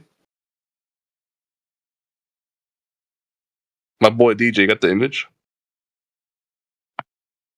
What image are you talking about?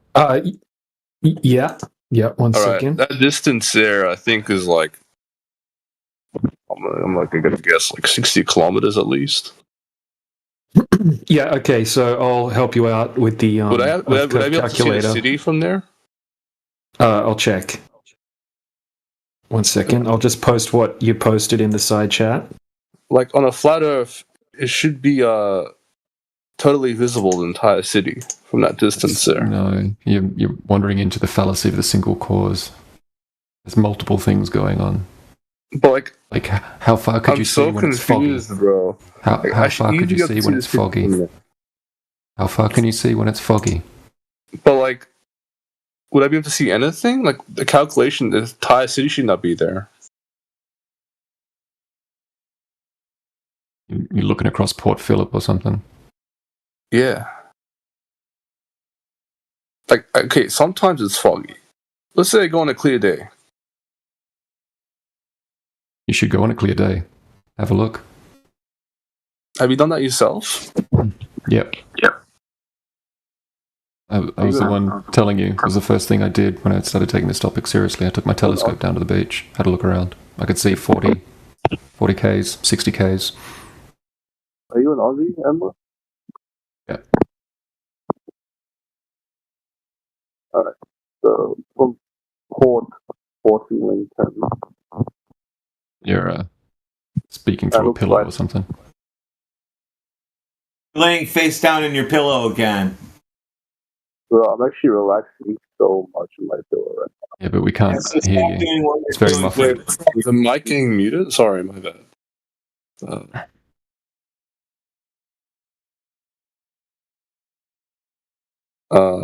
So, would I be able to see any of the city from that distance according to a globe Earth? So if it's 60 kilometers away and you're observing from 6 foot height, then it should be, there's 770 foot approximately of obstruction over that distance. Okay. What's 770 foot into meters? It's taller than the world's tallest building. Okay, so I wouldn't be able to see any of the city from that distance. 238 meters. I think our tallest building isn't like that. I think it barely reaches that. I don't know what the Eureka sky is. You don't just see one building, right? You see like a whole skyline. Yeah, that's the thing. Yeah. So if I also go to Some that of those buildings distance, are quite most of the short. skyline would be gone. according to the globe Earth. Allegedly. Yeah, and the horizon should be at 3 miles, right? So yeah, everything beyond 3 miles would start to become obstructed. It's about 40 k's from Port Arlington. Yeah. I think that distance is more than like 30 in a miles. Straight line, it's about 40 k's. It's 40 kilometers. That's enough to be able to 20. Then you go further. Well, it depends on your height when you're making this observation. If you get right down on the beach. Yeah, I go down right to the beach. I even go to Port C. Port C is further away. Or Sorrento. We got Sorrento? Isn't that like in Italy or something? So that's like 56. That's 56. And I wouldn't be able to see most of the skyline at that point. Okay. Not if the ground's curved. Okay. So, how can I tell if it'll be a clear day?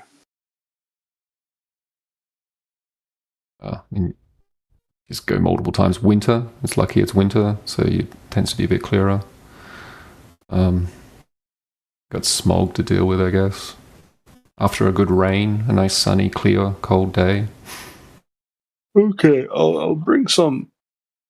I'll bring binoculars, and I'll grab a bunch of my boys. I'll grab Ehab as well. I'll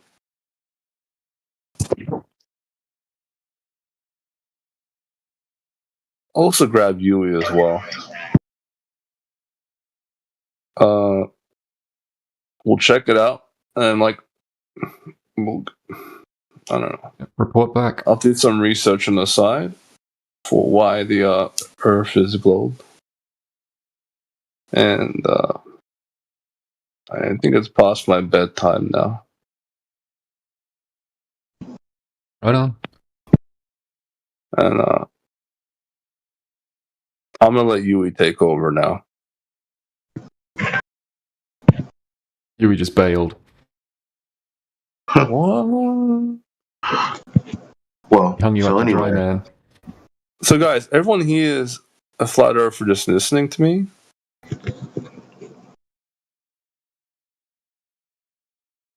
Well, flat earthers, globe earthers, and whatever. Does anyone here believe in a dome or a firmament over the dome? Like, I met a guy the other night like that. What do you mean believe in? Like, there's a dome over the earth, like a physical dome. Nobody. Well, I think all right. No, number one. However, I think the more important point is that when we're talking about heliocentrism and the idea that the sky is the vacuum space on a globe, and then there's the globe that we live on, residing in that. The contention is, well, seeing is that that's an open system, the gas would fill the space, and we know that gas pressure requires containment in all instances, in any instance. So we live in an area where we have gas pressure, and therefore there must be containment. That's as far as the argument goes. There's no what is the container, what is the container's shape, what is the extent of the container. It's purely a logical deduction that, well, you have gas pressure requires containment. The story they gave us can't be true.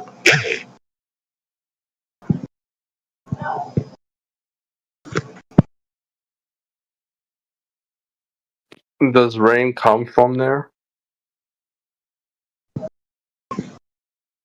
Does rain come from where? He's an idiot. The firmament. I don't know what you're talking about. I don't know. Did you hear anything I said? Can you repeat that, please? He's a repeat troll. Go to bed, man. Go to bed. He's a repeat troll. No, I'll be honest. Well, the answer is no. I can't repeat it. So there's a live stream. It's currently 2 a.m. right now, and I'm pretty tired. Yeah, well, hang up. Come back later. See ya. Alright, I'll come back in a few days' time. I'm gonna go check out that location. I'm gonna take some photos for you boys. And pan your telescope or your camera or whatever. You want to see my telescope? No, I don't. But when you're there, pan it along the horizon. Look at things that are closer and just pan it horizontally. Just see how the reality presents itself to you. Just have a good old think about what you're seeing. Report back. Alright. Now, anyway, is Vax Wax here? Alright, and boys, take care. What? Daddy. You've moved away from your mic again. Good night.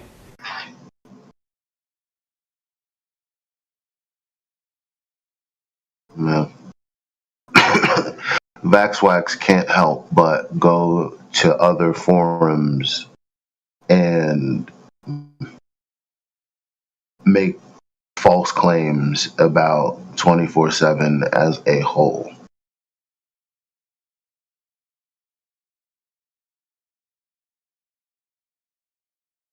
And I thought that would be worth talking about.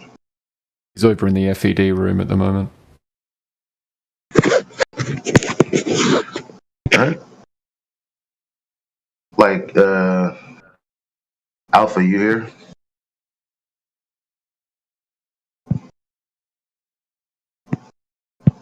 AJ, he mentioned you. Did he mention me? Did I get a shout out? I mentioned you in saying the people that I know specifically didn't say what he was saying that us as a whole are saying. I'm like, well, if Indio didn't say it, if Alpha didn't say it, if Jedi didn't say it, then who said it? Like, who are you saying is representing? I know who talks in here. So who are you saying are the people saying what you're saying they're saying? May I ask what that allegation is? Well, he always paints the picture like we attack him because we think that there are two pole stars. What? I never said that. I never heard anybody say that there's a Southern Pole Star. In fact, we say there isn't one. That's what I said. But again, I mean, the guys are over there very confused because they think that we're making arguments that we're not making because Vax is telling them that every chance he gets. But they're under the impression that we're over here attacking people because we're making claims that there's a second point of rotation. So if I can interject on that, my friend, I was around one day back when that kind of started. So VaxWax was in there, and I don't remember who it was that corrected him and said, no, there has to be a Southern Pole Star. And him and I talked about it for a while. And so I've never heard that in here, but I've heard several people in the FED talk about that. So there's a misattribution, but there are people who are saying that. But it's not us.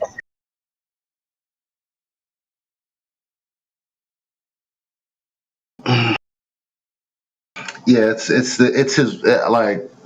I'm not hung up on what he means. I'm hung up on what he says because other people don't go off of what you mean or the context or the actual reality because they weren't here. So they only listen to the words that you tell them. And when I hear you mischaracterize or say something that I've not heard, and I know that I've gone back and forth with him in particular. He makes it seem like, we're attacking him for telling the truth. And it's like, no, this all began because there are people who want to maintain that there's one point of rotation that all of the stars rotate around. For example, like if you are a fan of reification, you use the UAE map to say that this is exactly how things would work, like Flat Earth Dave does with his app and all of that. So the thing is, when we started saying, well, there was no proof either way, whether you saw a 24-hour sun or didn't see a 24-hour sun. Another thing he said was we were making claims based on the 24-hour sun. Well, we kept telling him there's no claim that you can make based on a 24-hour sun or not. So, man, no. Yeah, so Go ahead. I'll try to talk to him a little later this evening. When I don't have a raging headache, I'll try to talk to him a little later and see if I can get, because I was there when he first got confronted, somebody telling him that there was a southern pole star, and he was, really thrown off of it. And I heard some other wackadoodle stuff over in FED, so I've not been over there in 6 weeks maybe. And so I'll see if I can straighten it out and say, hey, Vax, your observations are right, but nobody from 24/7 that any of us main people know of are saying oh my god, look at these losers. They think the Earth is flat, bro. Look at this. Pancake Earth still going. 2025. Wow.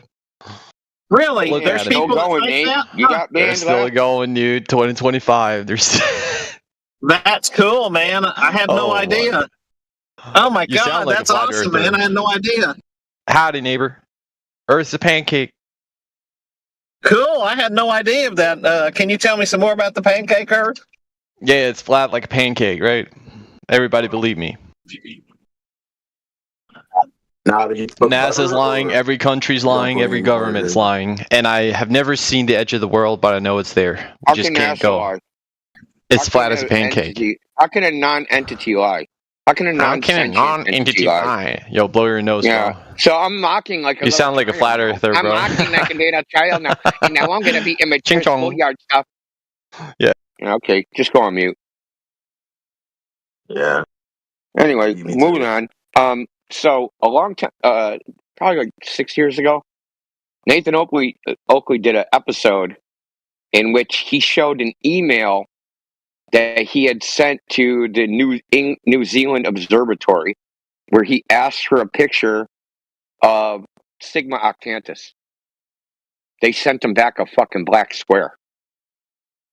Okay? I've never, ever, ever, ever, ever claimed there's a southern pole star, because there's not even evidence that Sigma Octantis is fucking an actual thing. There's 3 pictures that I've ever seen claiming to be of Sigma Octantis, and you can't tell because they're all zoomed in and you can't see where it is in relation to other stars. But they say, hey, this is a picture of Sigma Octantis, and it's in ultraviolet. It's not even in visible light. So I don't fucking know why someone would say, especially me,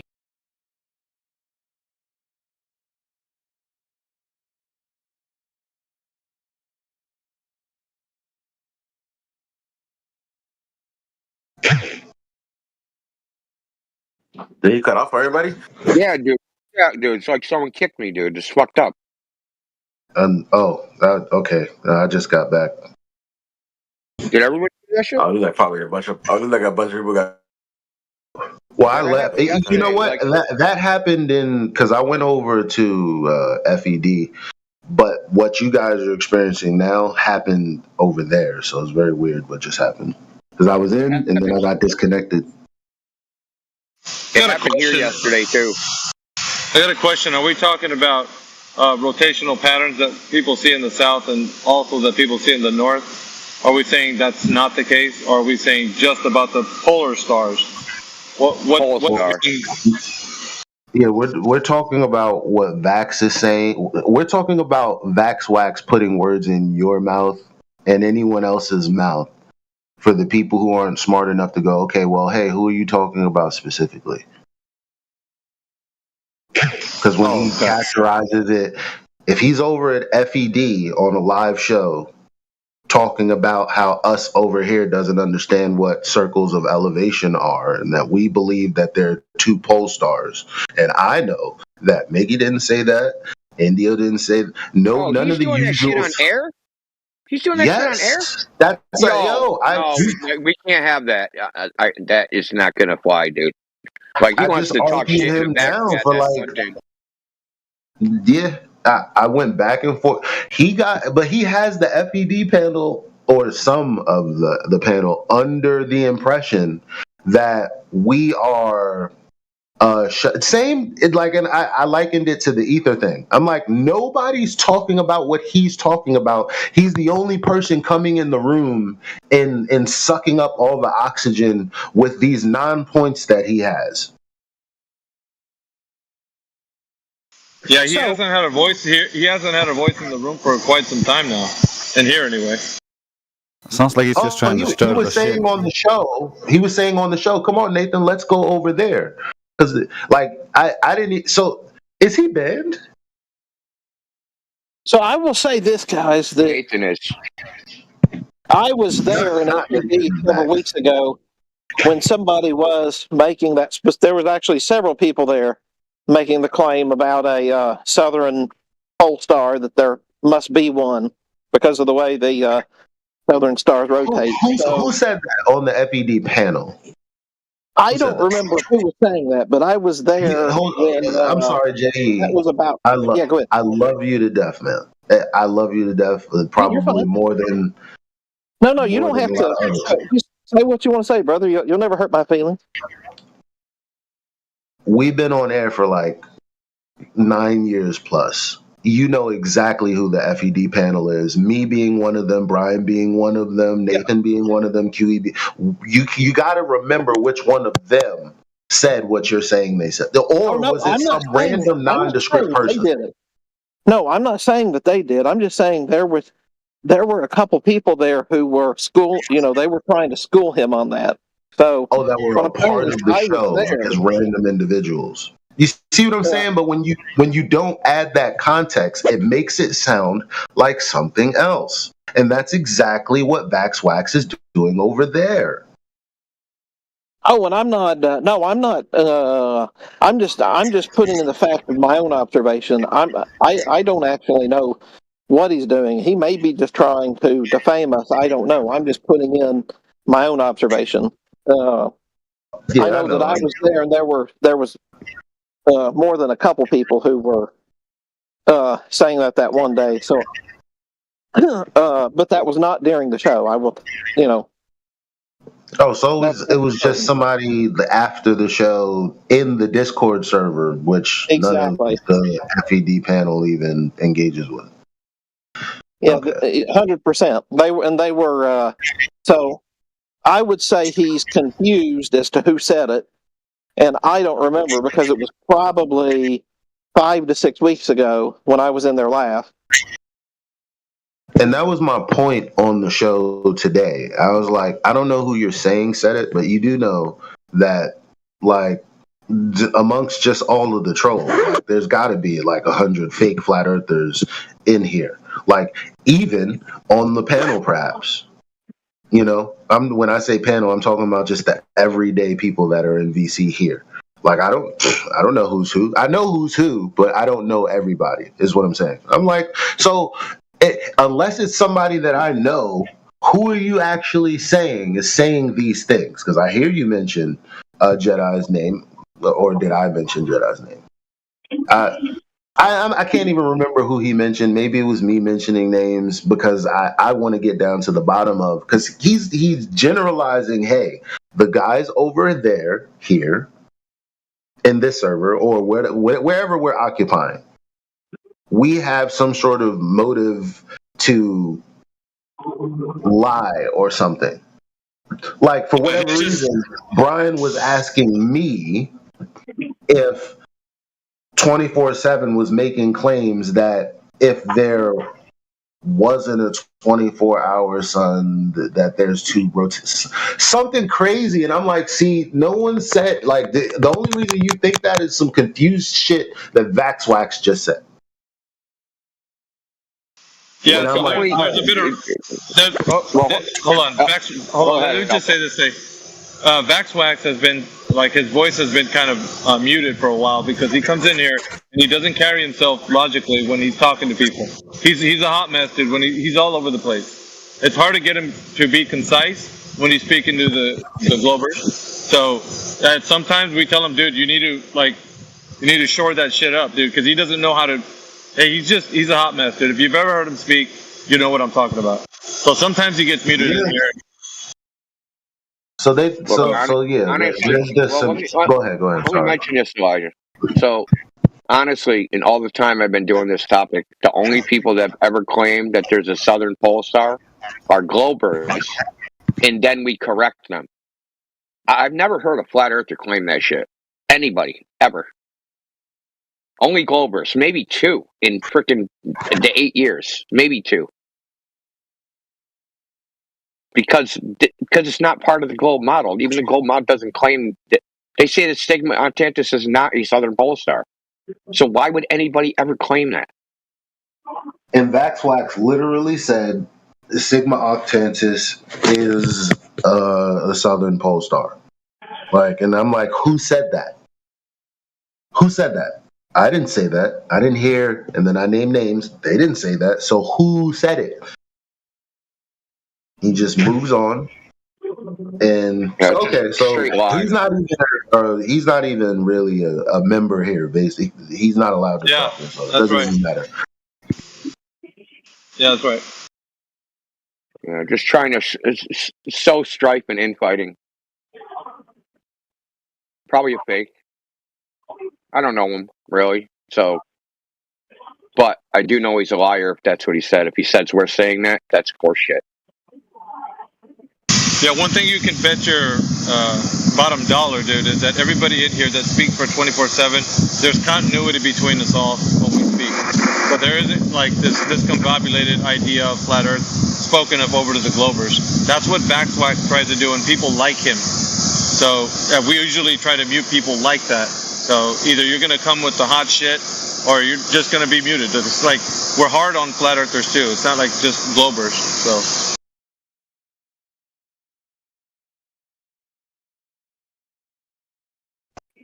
All right. Also, thanks for the birthday love. Thank you. Oh, it's your birthday, man? Happy birthday. Yeah, man. So thanks. You 18 now? Yeah, that's what I said. That's what I told my girl. Yeah, you got a baby face, so it looks like you never aged. So there's that. Yeah, I know, man. You're like Dick Clark, man. This dude's nuts. Yeah, he's immortal. The Immortal Elijah. See, that's awesome, man. You should change your name to that. The Immortal Elijah.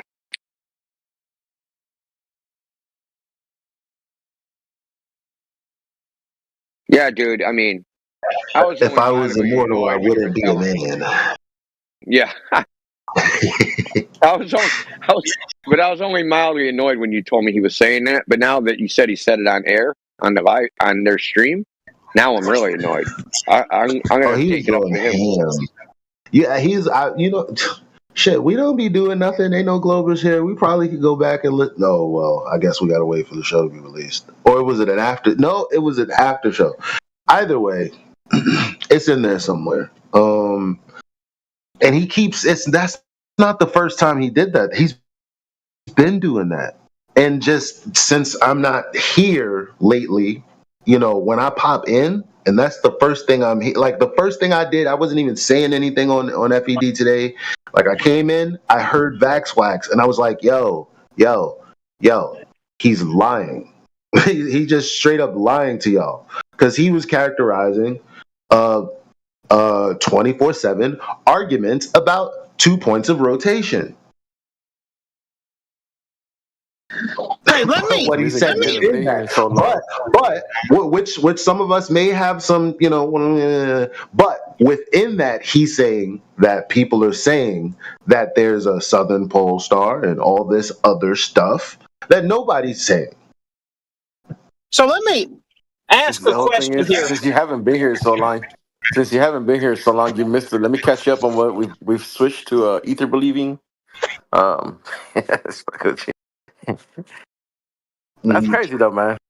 That's what I said. I was like, it feels like the ether people trying to throw a claim on me that I didn't, because it's like some false dichotomy that's, well, it's either this or by default this is your position. No, it's not, dickface. So Elijah, let me ask a question that may or may not actually be couched in a statement. I love fresh produce, but I've never been a big lettuce man.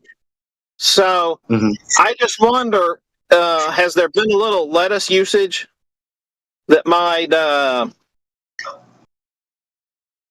might be affecting somebody in their reporting of who's saying what? Oh, I see what you're saying. No, why?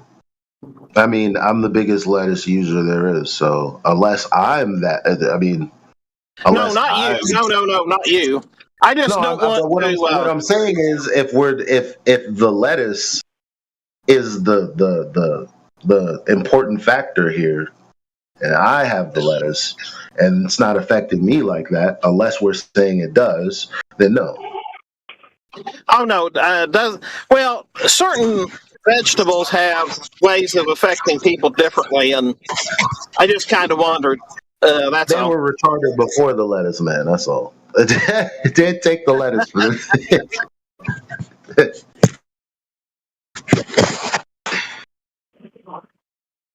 No, you're one of the most concentrated, the most on point of any of us. Long-winded, sometimes it takes a while to get around to the point, but that be the lettuce.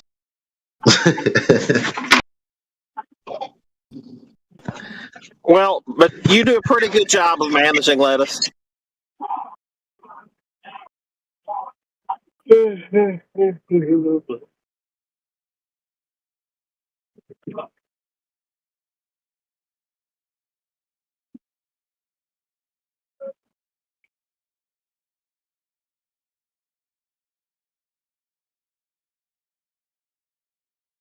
Well, it takes a lot of balls to say we said shit we don't say when we have this much fucking recording. If you're going to say we said something, there's no excuse on not having the evidence to back it up. We record 24/7, so it'll be there. You can just fucking present it. Someone said that shit. Yeah, he was during the show. He was saying, "Yeah, Nathan, let's go in there right now and ask him. Let's go in there right now." And I was thinking, but aren't both of y'all banned? Because I don't really know. Like, I know Nathan's banned. I assume Vaxwax was banned for doing this annoying shit. So to hear him say that, a conversation that happened not too long ago was had in 24/7, I'm like, okay, so who said that? Like, what are you talking about? Like, why are we? So I went over to FED just now, a little while ago. Sorry. And he was in there, and I said, "Yo, I'm in 24/7 talking about you right now. So if you want to defend yourself or whatever, come over."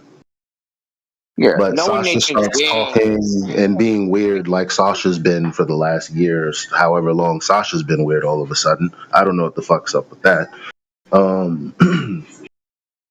Yeah, I was hearing Sasha. I thought Sasha was solidly FE, but then I heard Sasha saying some different stuff. Is Sasha changed? I don't know if Sasha's changed. I just know that there are people among us that have been around us a long time. And there's a certain tact or a certain way that I am with individuals in a given situation where if I'm confused or unclear, I'm going to be very direct with you.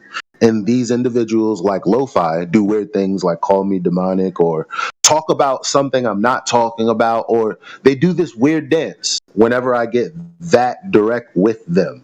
And he's one of those people.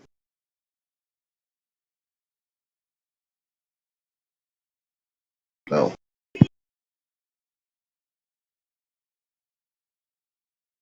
Well, dude, if the dude says, "Hey Nathan, let's go to 24/7," you know he's banned. That's a bitch move, dude. That's like being locked in your cell and be like, "Oh, I'll kick your ass," saying you'll kick somebody's ass when the cops are standing right there. Hold me back, man. Hold me back. That's a bitch shit. Sounds like he's just butthurt Nathan because he can't gets come muted here, over dude. here, and then now he's gonna try to create a problem. It's like fake ass peacock posturing, man. He knows Nathan can't come here. Let's go over there right now. He knows it's not going to happen.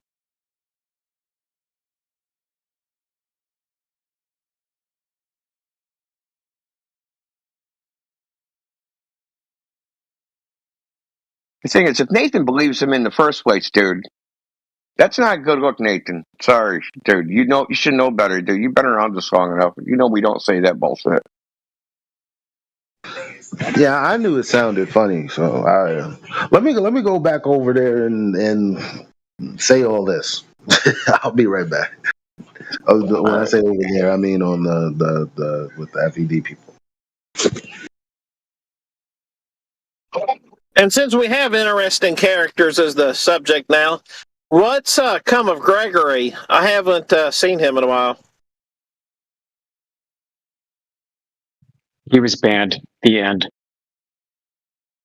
Ah. It's a short story. Well, just the weird stuff. Like, people on our side doing lots of weird stuff and making us look weird, like Sasha. I noticed there was something about Sasha that his English has gotten worse. It really has. It really freaking has.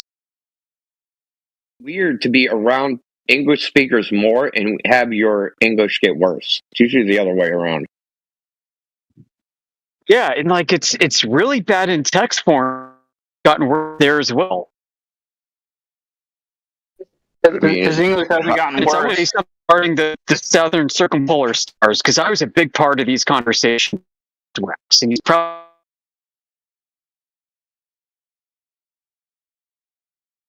so Sigma Octantis in some of my chats with Globers for the sake of aiding discussion, when acknowledging that things like that there's no evidence that the sun encircles Polaris all year round. And that there are things as like southern circumpolar stars, which do what appear to be tinier arcs in the south, around what could be interpreted as a fixed point of reference. And this is because there are flat earthers that think the entire southern star field sweeps across the sky when looking south from like left to right or right to left, whatever the fuck they think. And we've got flat earthers living in Australia that know which direction north freaking is and look south and can see and film star trails. And we got flat earthers like VaxWax calling them conspiracy theorists. Yikes. That's all. That bad? It is that bad. And VaxWax has actually been on both sides of this. So when called out, like one of the Australians said, so you think when you look to the south that you're seeing stars sweeping across the horizon from like east to west. And once he was like, yeah. And then after we reasoned with him and showed him star trails, he's like, well, no, I didn't mean it that way. So these people have like the pizza earth, the AE map in their head still, like as baggage, as freaking flat earth society residue, call it. Anyway, that's all I wanted to say. I was listening in and I couldn't chat earlier. Thanks for letting me vent.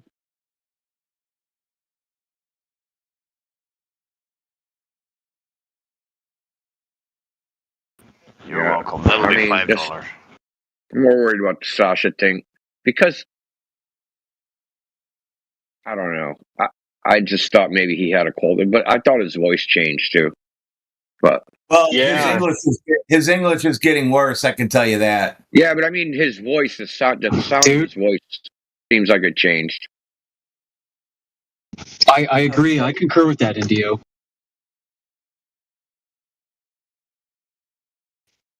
It's like he sounds more Arnold Schwarzenegger like he sounds like he moved deeper into Eastern Europe or something. I guess I could have swore he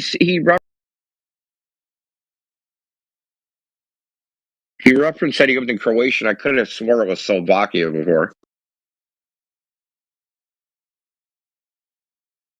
That's interesting. I mean, which is in the general region, but it's not the same place, obviously.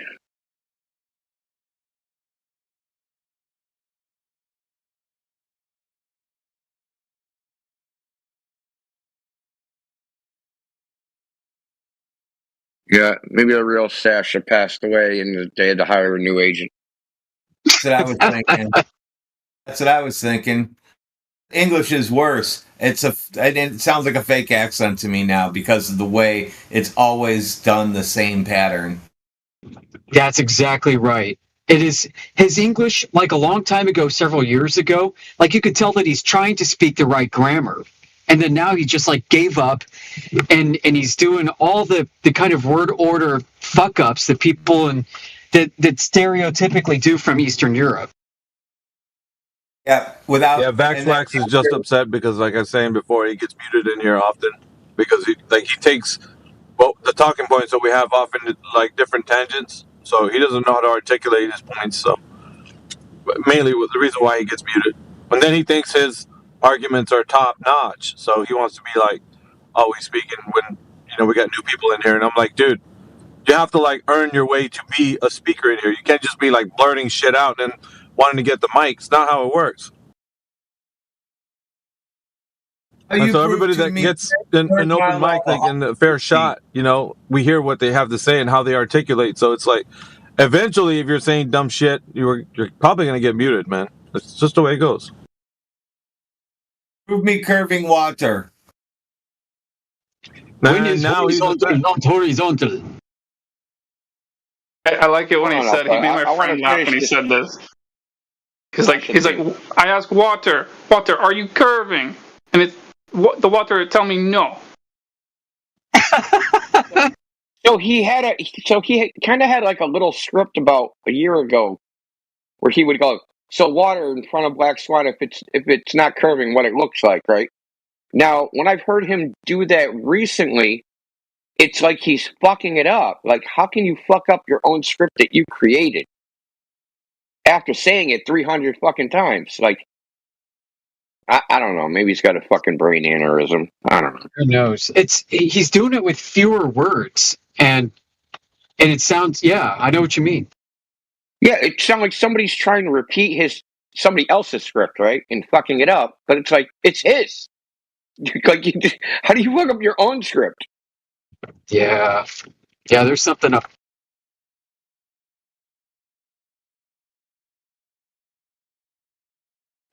I mean, last I heard, he said he'd been living in London for like 10 years or something. Oh, God. There's no way. Human sheeple, dude, with a new accent. There's no way you don't know how to speak English after living over there. Yeah, I've lived in a foreign country before, and I couldn't help but have that foreign language improve over time. Like, it just happens. Yeah, didn't Sheeple used to call on Metatron agents? Yeah. That is a Metatron agent. Well, it turns out Human Sheeple was not from Cyprus. That was a LARP, dude. That whole thing. He's a British citizen with a British passport, and he worked in British intelligence. What the fuck? Oh, you didn't know all this shit? No, not that part. Like, no, this all preceded me. I only know about that story from bits and pieces from legend. I've seen pictures of his passport. Let's put it that way. And I've seen the criminal complaint that backgrounded him. So, from the court website. So this ain't rumor, dude. I mean, you're hearing it from me, so I guess it's a rumor in that sense. But, I mean, for me, it's not a rumor because I've seen the photograph of his passport. And I've seen him, the pictures he's taken of himself, and it's the same human being. And the Cyprus shit was just a LARP, dude.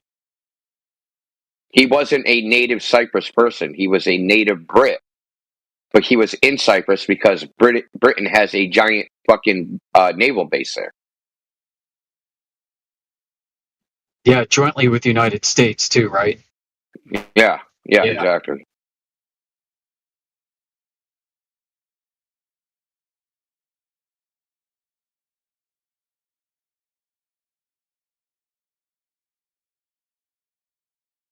So you're saying that he purposefully sabotaged 1.0? Yes. And I'm not even 100% because he said that he took it over a certain way. Doesn't like at that. Okay, so there should have been a time delay from the time he applied to get it till he got it, but he got it within 3 days. So I asked him how he did that. He said he went to the developer, the Discord developers, right, where the Discord developers hang out, into their Discord server, and he convinced them to transfer it early. This is what he said to me at the time. But, you know what probably happened is he somehow social engineered Stockzilla into transferring ownership to him.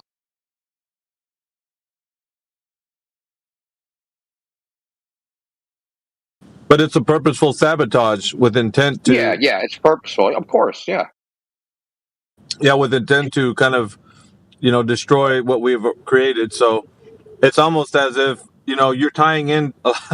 you're tying in this, this identity of a guy who had something to do with the government, and he's coming in to destroy what we've created, essentially. And this guy's still floating around out there, right? Yeah, he could be in this chat right now, dude. Gotcha. Fucking Radwin, dude. It's you.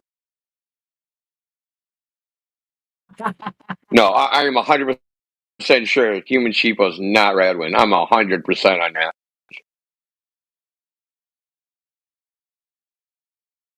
He also, infiltrated the FB court thing. To Lake Balaton, somehow he just showed up. Whoa. Said that, a broke bitch, that was his story, right? His backstory, that he was broke and that he sells cookies and that's how he maintains a living. And that he borrowed money from his father and got money from the flight to go to Lake Balaton and then had to walk 12 fucking miles to Lake Balaton from the airport. It was a whole fucking story of shit.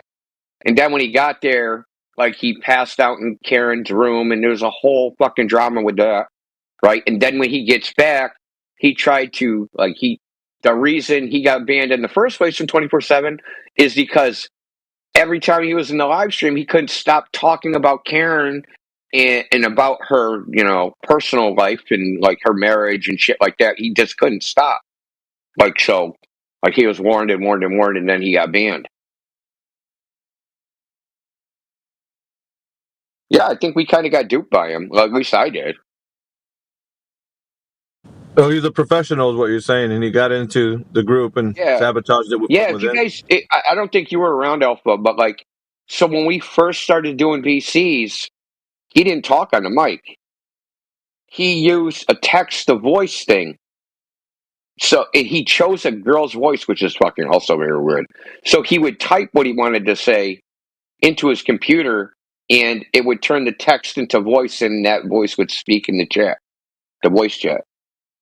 And this is how we heard him for the first, I don't know, year. Indio, let me ask you a question. Even if that was the case, why pick this? Why pick us? Why not choose, some other channel like the Esoteric Flat Earth? Why not choose their channel? Why wouldn't he insert himself in there? Why this one specifically? What was his? What Well, did he at that see? time, What would he see in what you had provided that was different than what any other place? at that time, the largest Flat Earth Discord, because there was the Flat Earth Society Discord, which was probably about twice as big, but it was like not actual flat earthers. So it was run by Globers. So it was run by that dense pressure dude, right? Who was a Glober that sold NASA paraphernalia. So they probably didn't have to worry about that, right? Because that's not actually, even though it's called Flat Earth Society, it's not actually a Flat Earth server. Ours was actually a Flat Earth server. That's the only thing I can think of why we got picked.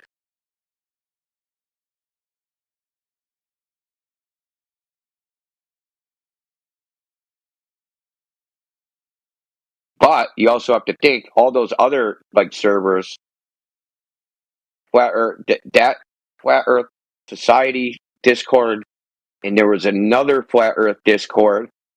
Both of those Discords ended up getting co-opted and deleted. They put someone in charge that ended up banning everybody or deleting the server. And the other one, what they ended up doing was someone went to them and said, "Hey man, we have a fucking administration bot. Let's like you know how we create a Discord bot, like you can share it with other people and they can put the bot, they can join the bot to their server." So these fools joined the bot to their server, and then that person proceeded to use the bot's admin privileges to fucking ban everybody. Very strange. Yeah, we didn't have that problem because in the first server, nobody had any fucking permissions to do anything. Only Stockzilla did. Like none of us could change the channels, add channels, ban. I mean, we could ban people, but I mean, we couldn't to ban everybody. We would have to ban all. And there's another thing he did. So had a thing where, so check this out. He wanted to unban everybody in the ban list. Now, mind you, at that time, there was probably like 3,000 or 4,000 people in the ban list. He went and you had to unban everybody manually. He went and fucking unbanned everybody manually. It took him like 2 fucking days. Now, how are you that motivated? Ban a bunch of fucking trolls. Sounds like there are a few valuable accounts in there, and it was worth disguising them in the entire mix. Yeah. Need on a haystack, right? Yep. This is crazy. That's exactly what that is, Amish. You can tell by. I thought you knew the history, Sporadic.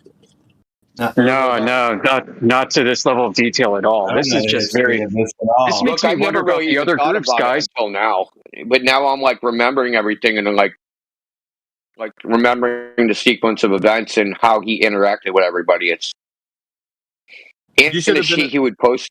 The shit he would post in Cogdis. Shit that would get the server deleted. Like it was like. I remember the day of reckoning, man. That day was the day that defined 24/7. I think, in my opinion, everybody was there, dude. All the people were present there at that meeting, including Sheeple, yourself. There was a few others, but we were all like talking to him. I can remember specifically telling him, I was like, dude, you need to hand over the keys to 24/7. I said, like, you got it. But you got it.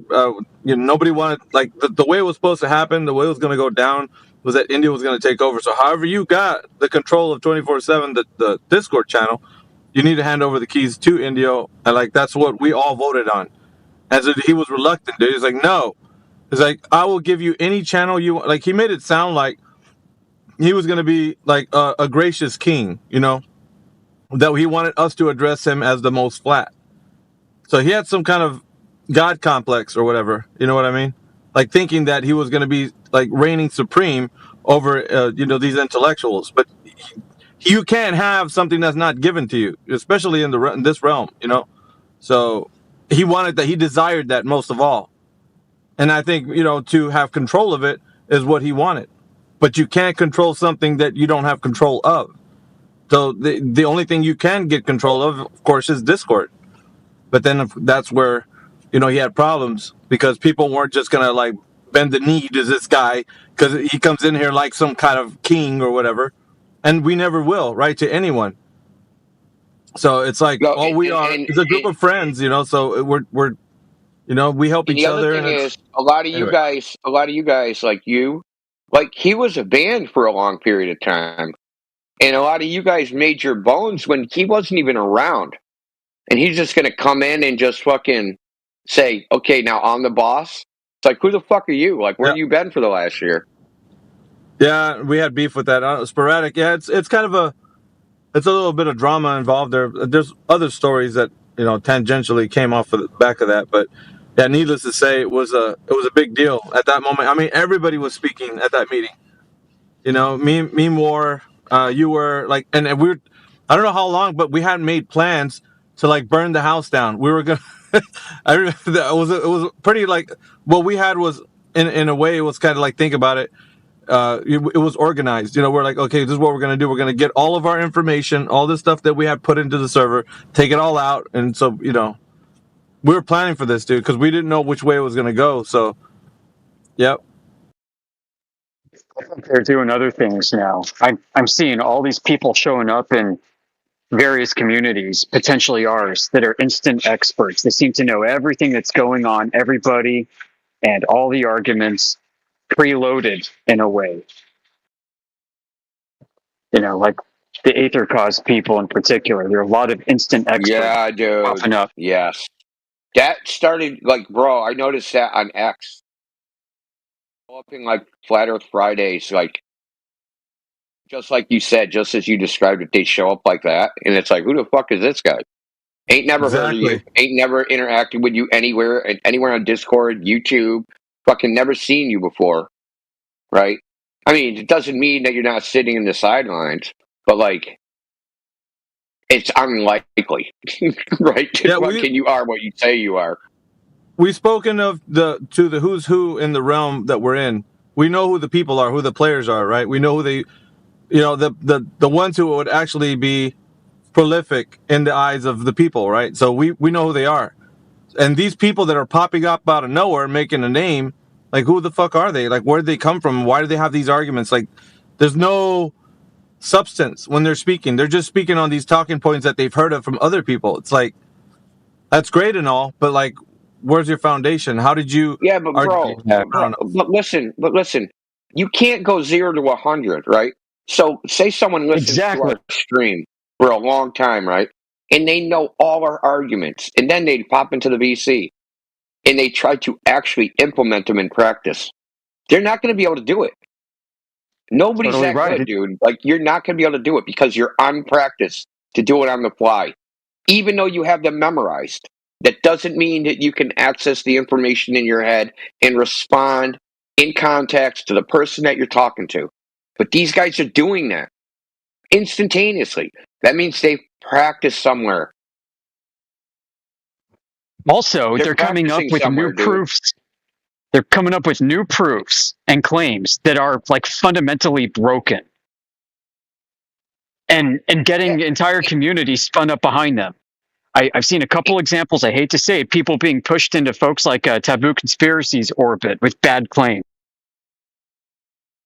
Yeah, he burns himself a lot, dude. That may be the case, but there's like, but I think he's just sloppy. I don't think it's malicious in his case. I think he's just a sloppy person. What I'm saying is he'd be a great target for push-in claims. So, let's say he gets an email from a supposed flat earther that says that they've got a 700-mile observation to the French Alps from Wales.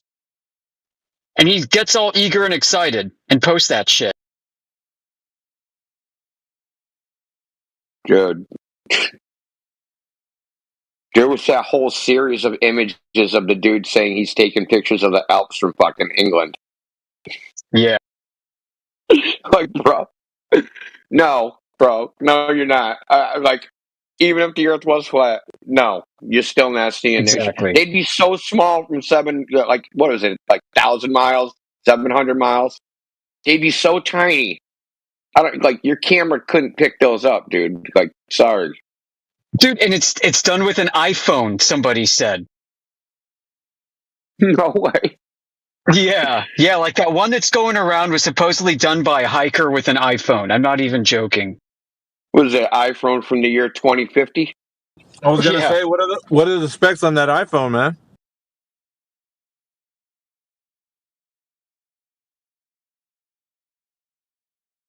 Yeah, you can't get it in the West, man. It's got export restrictions from China.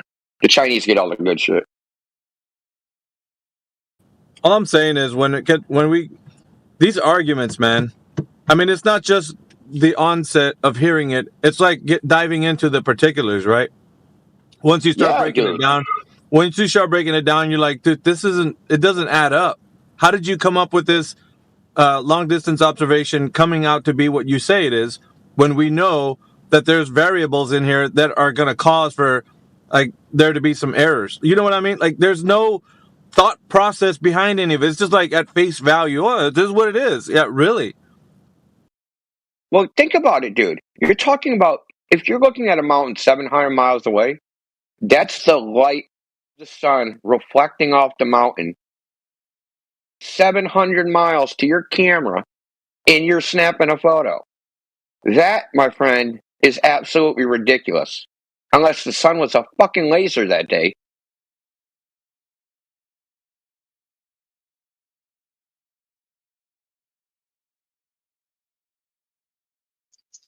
And the mountain range is a mirror.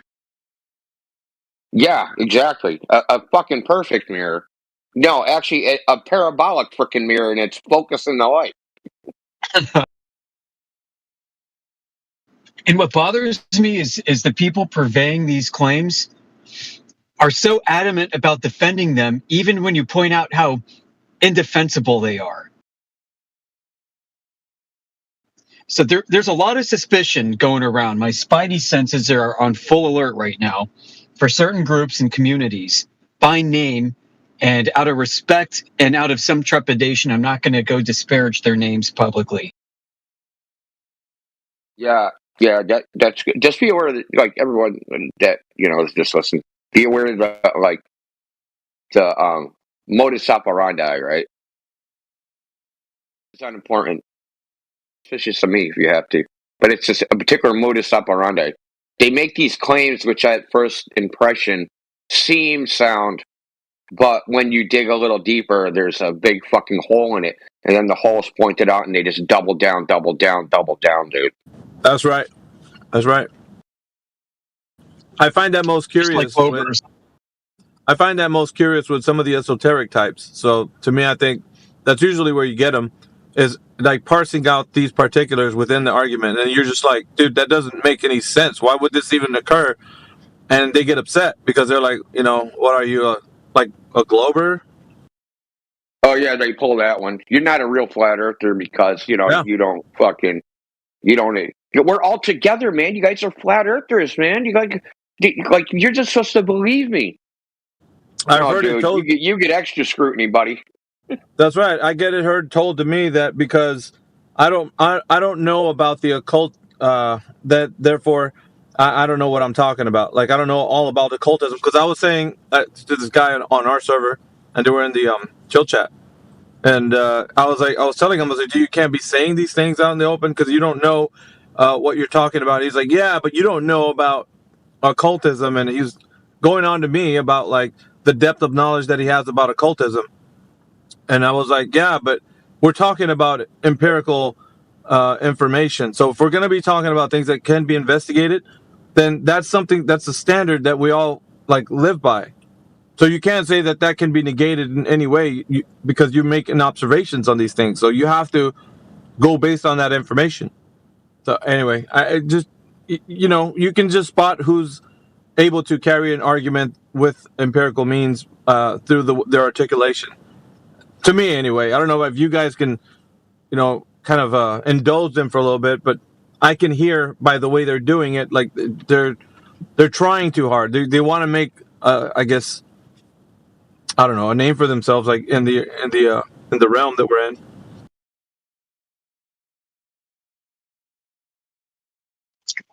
People, there's always been this thing where there's always somebody trying to create infighting and make flat Earth disintegrate from within. And it hasn't worked so far, but that doesn't mean it won't work in the future. And what Amish is describing, I think, is a warm-up for something else. Someone's going to come out with something, and this is going to be the greatest flat Earth proof ever. And it's going to have a big fucking hole in it. But the hole isn't going to be obvious. And you're going to get everybody to fucking rally behind this flawed evidence. And then McToon or some other fucking clown glober will go, look, all these flat earthers will believe anything. They didn't see this glaring hole because they're so fucking stupid. Yada, yada, yada. You mean like the people Right. following the AE map? Yeah, and they're going to Pied Piper us right over the edge, right? So, no. I mean, like those guys that were saying they're flat earthers and claimed that the AE map is the true map of the Earth. Then all of a sudden went to Antarctica and now they're, eating crow. One of the leaders of the Aether Cosmology group said recently that while the AE map has flaws, it's a hill worth dying on. Wow. Fucking wow. This was just a few months ago. He said that he would defend it to the end of the earth. And the reason why is because it fits nicely as that inertial plane within their toroidal ether field. Oh my God. There you go. Yeah. I wish I could turn his name out.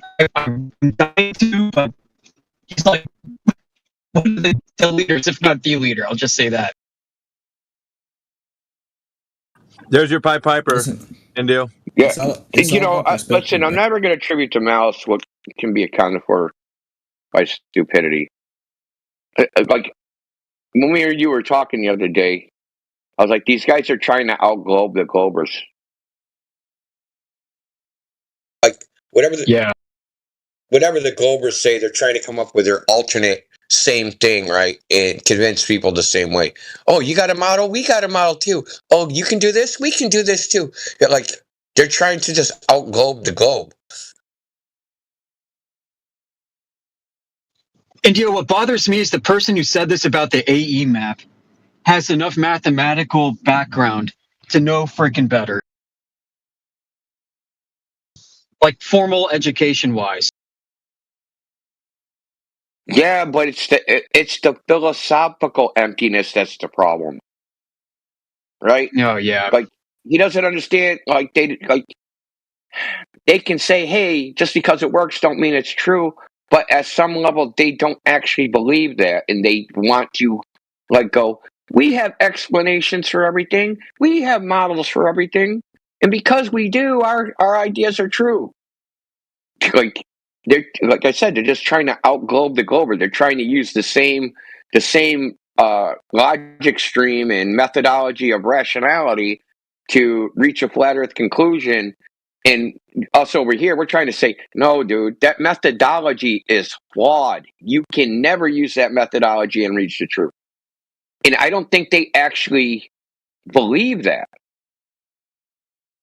Like, I don't think they've absorbed that into their brain at the philosophical level and said, oh yes, this methodology is flawed. I shouldn't use it. No, it's like, okay, I'm just going to use this. I mean, if they were doing it to say, hey, look, dude, I use the same methodology and reached the flat Earth conclusion, so what good is that methodology? If you're going to use that to argue against the methodology, that would be one thing. But they're trying to argue as we use the methodology and now we have a flat Earth proof. Like, no, dude, you have the same problems they have when they declare that they have a proof. Yeah, fundamentally, they're reifying the map into reality again and again and again. Yes, yes. In reifying models, in reifying maps, in reifying all of it.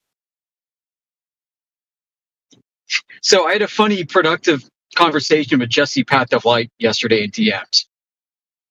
You know, given we all know who he is, right? So yeah, we all know what he is too. Theodolite. He took the scaling factor from the celestial theodolite claim, the delta, and he was able to apply it for concave, flat, and globe Earth claims using the Nautical Almanac, using what's provided in Stellarium as a reference. And his point is to show that their reasoning is circular. Oh, yeah. Yeah, it's affirming the consequence. I DM'd him. I thought, dude, this is hilarious. I said, do they understand what you're doing here? And he's like, no. And I'm like, this is a really good approach, man. So I gave him my paper that he'd heard about, and they're reading it over, but in their back chats. Dude, it must pain you to have to give Glover evidence against the flat earther, but you got to do what you got to do, man. I wrote my paper as a flat Earth defense of this like terrible flat Earth claim, and knowing full well that as I'm writing it, I'm like, you know what, I need Globers to read this and at least agree with like 90% of it. I hope sometime it might be good enough to like be read by McToon or something, and then do this thing online, because for how we joke about them, the anti-flat earthers can be very valuable in helping us smoke out these imposters. Hey, that's a good point. I never thought of that. Huh. Yeah. The enemy of my enemy is my friend. Think about that one for a minute, man. We could do some devious shit, dude. Yeah, that's the saying, I'm right? glad you see it my way. The enemy of my enemy is my friend. See it your way down, like salivating at the mouth, dude. I'm like, hell yeah, let's fucking go. Yep. So I'll throw you some bait, dude. We got big chunks of bait over here. Hell yeah. Mic check 1, 2. Yeah. Can you guys hear me? I can hear you. Yeah, we hear you. Okay. But so what I was saying is, like, probably won't read your paper though unless you throw a whole bunch of insults in there. So you're gonna have to insult flat earthers a bunch of times, and then he'll give it credence. Yeah, maybe so. I mean, that's why I threw in I came up with the idea that they're using Stellarium as a flat Earth simulator to prove flat Earth. I know, it's so funny. It's true though. Like, turn off refraction. Stellarium's a flat Earth simulator, bro. It's true. That's how they're using it, man. It's so bad. So for those that don't know, here's the basic process, okay? This guy says this whole thing originated when he picked up a celestial theodolite in Antique, and he was doing all these observations of stars over peaks, and it was matching globe predictions, but he would do a triangulated straight linear calculation, and the distance didn't match what the globe would say the distance is. So then he started doing other observations in a similar way and doing the triangulations, and found a way to plug the difference between flat and globe and make it work, and came up with a scaling factor it's basically a way to kind of do a poor man transformation of a spherical topology to a flat topology. So it's not a real transform, it's a scaling factor. And as long as we apply this magical scaling factor, we can basically turn the knob and convert between flat and globe all day long. Well, see, Amish, really after you left that day, so after you left that day, I think it was DJ that was asking about it. It was somebody, what we were talking about. And I'm like, so you have maybe you were there too. So you have the mountain peak. The mountain peak is a different angle than the observation site, but you're supposed to have a line of sight through the mountain peak. Yeah. So how can this be? Yeah. It's because the model itself is observer centric. It doesn't make statements about anywhere other than at the point of the observer. Period. Exactly. That's what I tried to tell people. I'm like, look, we can get coordinate fixes all day long on a flat Earth using the celestial sphere. Not a problem. You know, it's the distances that might get all wonky, and you have to verify. And the way to verify it is by doing an external critique, like using a linear measurement method over a presumed curving surface and see if it holds up. And sure enough, you know, by all of our methods and observations and measurements, we can't find the curvature.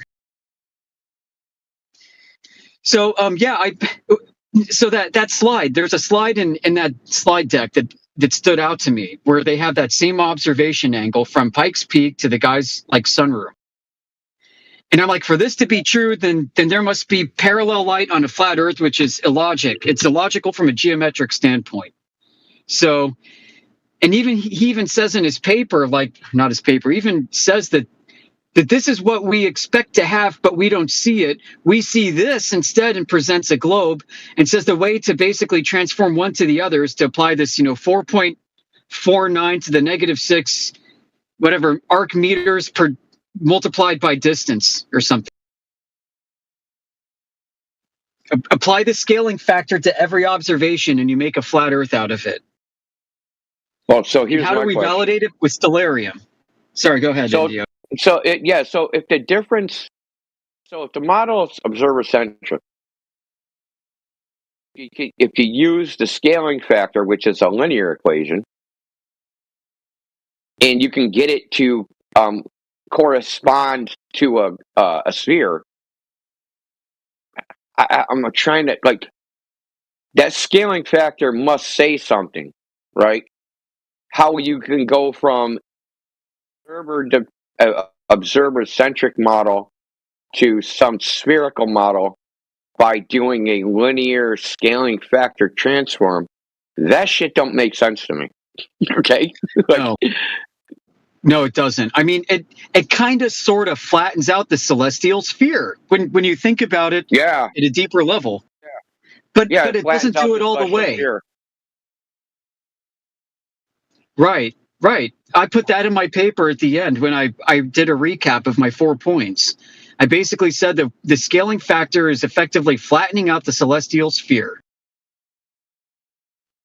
But it doesn't do it all the way because it's not a real, like, true coordinate transform. So it's going to be off, like, because if you're actually treating the celestial sphere as a sphere from the Nautical Almanac, which is a choice, it's a preference. There are other ways to interpret the star field besides that. But if you're going to use it as a sphere, it is fundamentally incompatible with a Cartesian flat world below it. You're always going to get a mismatch, and nothing short of an actual transformation process using freaking covariance matrices and all that shit and quaternions, you're not going to be able to do a full transform and reconcile everything. Okay, so check this out. So if you have a sphere in the sky, flat surface underneath, the deviation between the angles is only going to be observable at the edges. Yes, we're at the low angles that they tend to take these observations from, like a thumb's width held at arm's length. Yeah, yes. So that's where the deviation between sphere and plane would be detected, and that's exactly where they don't make observations in celestial navigation. Yeah. If I opened up the Nautical Almanac, what I'm saying, there were no corrections under 10 degrees. So everybody gets my point. So the sky and the ground approximate two parallel planes until you get to the freaking edges, till you get to like 30 degrees and below. Circle around you, right? In the circle of vision around you, 30 degrees and below is when the linear, like what the parallel plane starts to deviate. You get the distortion at the edges, right? So if you did a spherical projection onto a plane, in the center of that projection, it's not distorted and it only gets distorted at the edges. Right? So that's right. So it's like they're not actually doing a complete hemispherical observation or even using hemispherical frickin' numbers. Now, Stellarium might be doing it. But in reality, right, when they make celestial navigation observations, astronomy observations, they say, hey, observations below 30 degrees are unreliable. right? So yeah, no, it's true. It's true. Like so I where was saying where before. you would Go ahead. so where you would be able to actually tell the difference and say sphere or a sphere in the sphere over the sphere or parallel plane, a sphere over a parallel plane, or where you can actually make the distinction, the section of the sky you have to look at. They say don't look there. Bingo. That's it. That's exactly it. They've got correction tables we're called looking there, astronomical dude. We're refraction. looking there. I don't care what they say. We're looking there. Which happens to be that thin little layer where you get the sun flattening, the moon flattening effects, where if you're looking at a distant mountain, you're peering like at the peak at like a 2-degree angle, you're peering up thousands and thousands of meters through all the temperature and pressure changes, which I expressed as K in my formula in my paper. Yeah, and where you get the selenium eclipses and freaking sunrise freaking solar eclipses and sunset solar eclipses, where they say, "Oh, look at all this weird phenomenon that's happening at the edges." Right. You know what I mean? So it's like, oh my God, we've seen this phenomenon where it doesn't seem like it's a globe, but that's just like weird atmospheric effects. Refraction. Yeah, exactly. Just the mysterious atmospheric effects that make things that are impossible possible. Yeah. So we turn refraction off in Stellarium, guys. Oh, and by the way, we can use whatever app that was, C2V or CV2 that you showed me. There's no like refraction correction in that from what I saw. No, there is. It's in one of the tabs. It's hard to find. I can't remember what tab it is. In the screenshot I showed you, it's turned on. But there's a tab. Wow. There's a tab where you can turn on atmospheric refraction, set the elevation, set the height. There isn't like the software's kind of freaking a bitch to use. It took me like I used it once. I used it once for the Azores, or not the Azores. The what is it? Fucking Canary Island. And I turned on refraction. Then when I used it again for Half-Bronze, it took me like fucking 2 hours to find where the fucking checkbox was to turn on refraction. I was pissed. I'm like, I know it's in here somewhere. I used this shit. Hey, Sporadic, let me ask a question. Is this one thing, AB? So if you type it in help, where it doesn't tell you where the checkbox is, dude. I was fucking pissed. Anyway, sorry, AB. Go ahead. So basically, the end game here is to point out to the audience or whoever's looking this over, is that it's all about an affirming the consequent. Like as far as like what your paper was and submitting it to these guys and like hearing what Jesse Patholite is talking about, it's all of it has to deal with like getting everybody to realize it's just affirming the consequent when they come out with that they can predict using, let's say, the celestial sphere or any other navigational ways, such as the coordinates system that they're in place right now. Is that what you're? Yep, that's exactly right. It's that. And my paper points out other systemic issues, like if the author of this claim is correct, then he's assuming there's parallel light to a flat Earth, which is geometrically impossible. Pointing out too that they're using these narrow viewing angles to the horizon, where there's known discrepancies in the first place, which can be explained on a flat Earth just fine. But why is he pretending like these discrepancies don't exist? Why is he pretending like these, that there's no optical distortion happening at all, looking at things in the far field that are subject to all that wonky donkey, optical light path moving around stuff. So it's that. And then there's also the coordinate transformation problem I pointed out where, you're applying a scaling factor, which is not a true coordinate transform, and you're fundamentally dealing with a spherical coordinate reference system in the first place and trying to make it work on a flat Earth. No wonder you're having problems. So there are like 4 main issues, but the biggest one, I think you're right. I mean, is the affirming the consequent. The methodology in the first place is circular. Right, that would be the elephant in the room. So whenever we have discussions with them, especially if you're going to go through this paper, I think, I don't know if you want to preface it, but like also, just maybe a conclusion, just kind of like let them hear what you have to offer and then perhaps give it to them at the end. Like that way they can hear everything before they just already decide that you're already just going to have a talking point and you're just going to go through it. Perhaps maybe just let them hear what you have to say and then. Yeah. No, that's a good idea. I only have a couple minutes here. I got to head back into work, but yeah, I told myself yesterday that I'm going to be done talking about this. Go ahead. Let me leave you with it. Let me leave you with this before you leave. I think they're stuck in the paradigm where they think that they're going to they have to convince Globe zealots. So they're like, okay, you guys use this to figure out what the truth is. I'm going to reach into your toolbox and use the same tool you use. And they're trying to convince Globe zealots. Whereas, like, over here, we're trying to just convince normies that, like, your methodology is flawed. So it's like a totally different thing. They'll learn, like, when they get more experience, like, dude, you're freaking beating your head against the wall. There's nothing you can do to those guys. Like, well, at the moment... You're just arbitrarily picking, believe my affirming the consequent instead of your own. And that's never going to fit them.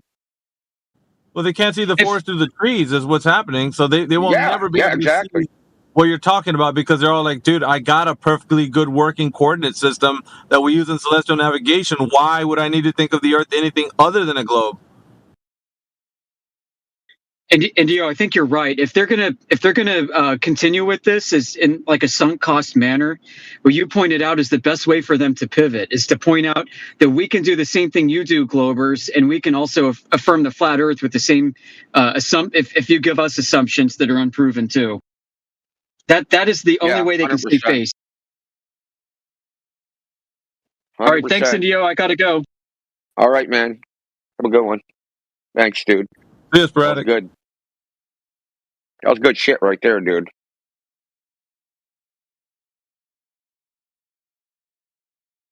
Yeah, but it's this conversation. I'm telling you, Indio, you probably couldn't have it with these guys because I don't know if you could even get this far.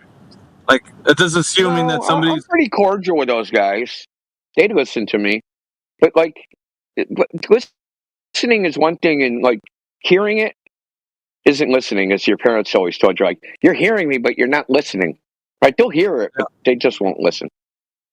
They hate me now. They're not going to listen to a thing I have to say anymore. Indio's got better rapport.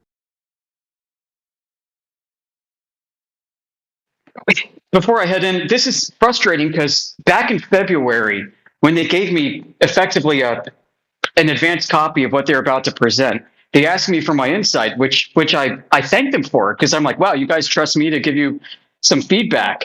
And so I started pointing out these things and they ignored me. Like, they were so invested in it from the beginning that they went ahead with it anyway, because they finally got like a satellite engineer on their team and with real credentials, and they wanted to push him out in front of everybody. So, and honestly, I kind of did the same thing when I said, you can't use Stellarium for this. You need to use something that's, actually accurate and rigorous, not fucking Stellarium.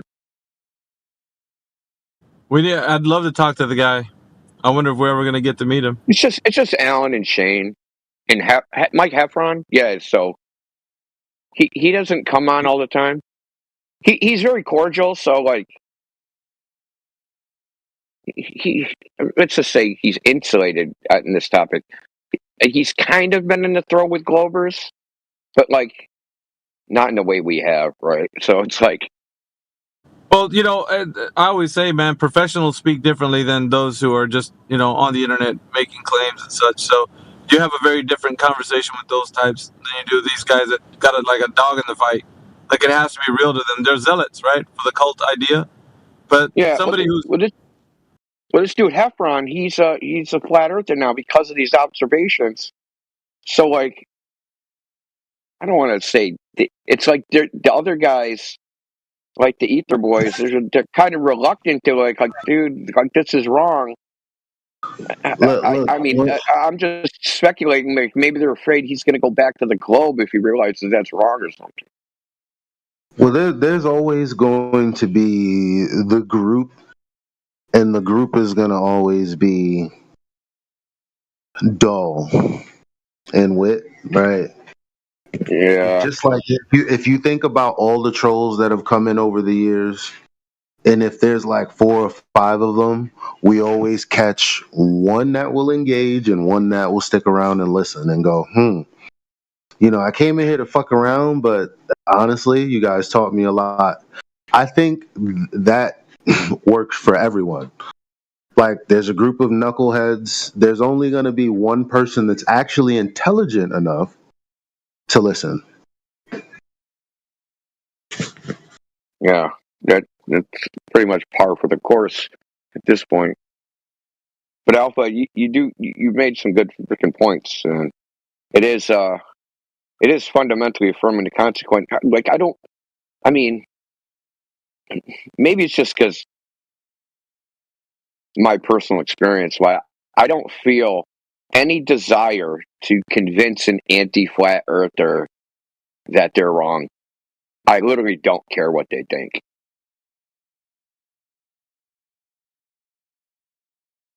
Yeah, I'm in this for exposition. I'm as well as some others. But some flat earthers can't get out of that. They're like, I'm going to prove McToon wrong and I'm going to get him to fucking concede. McToon's never going to concede to you, no matter what. Right. That is It's interesting you said that. When did I stop being concerned with whether or not Zanuck would concede? When I realized he would avoid coming to a true conclusion about anything. That's when I was like, oh, that's possible? Like, there are guys that'll just dick around for like maybe forever? Oh, okay. No thanks.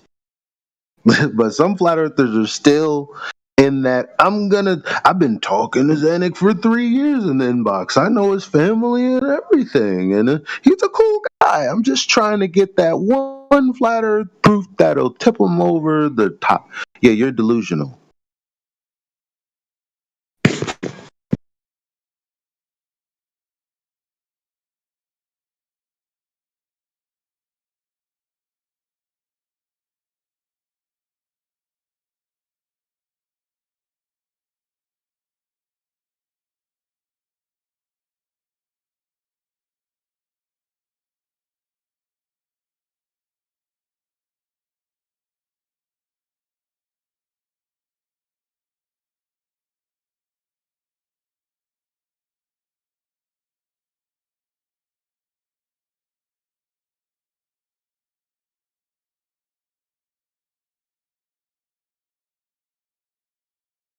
Yo, I remember you came to this before probably the rest of us, because I remember when you came into the live stream and you're like, I'm no longer talking to people that don't want to have an honest conversation.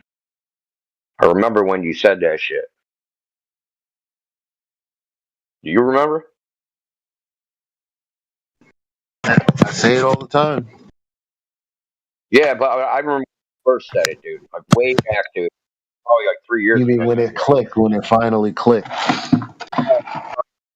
I'm not putting effort into people, and like the way you talk to people, like changed. You like, the first thing you would do is like, are we gonna have an honest conversation? I just want to know. You would say this shit. I just want to know if I'm gonna waste my time, because I'm not even gonna bother. And like, it takes people a long time to realize, like, some people aren't even worth the fucking effort, dude. Like, there's no point in trying to convince, like, like a diehard. They're never gonna, like, even if they get it, they're gonna refuse to get it, right? It's gonna be invincible ignorance. They're just never gonna. They're never gonna freaking let it go. Yep. I remember that. I remember when I realized, why am I doing this? Losing money because I'm arguing with somebody versus doing what I'm supposed to do. Because like I could just I make my own schedule, so it's like I'm here fucking popping a blood vessel when I was supposed to be across town somewhere doing this and that. And why am I doing this? They don't even give a fuck. I come back the next day and it's like everything I said yesterday doesn't even matter. Forget about what I said. Then, I took the time to learn about, my religion, their religion, our religion. Read through everything they sent me, realized what was wrong with it, thought about it all day, thought, oh, I can't wait to get back to them, and they just like dismiss the whole shit and just start with something else.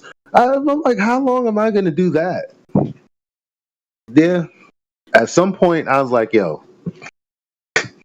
do you even want to know why I'm here?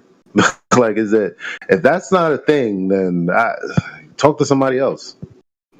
Yeah, and I think like the Easter boys, they're stuck in where you were before you came to the realization to not like invest into people that freaking they don't even want to know. They're just there to argue and fucking give you grief.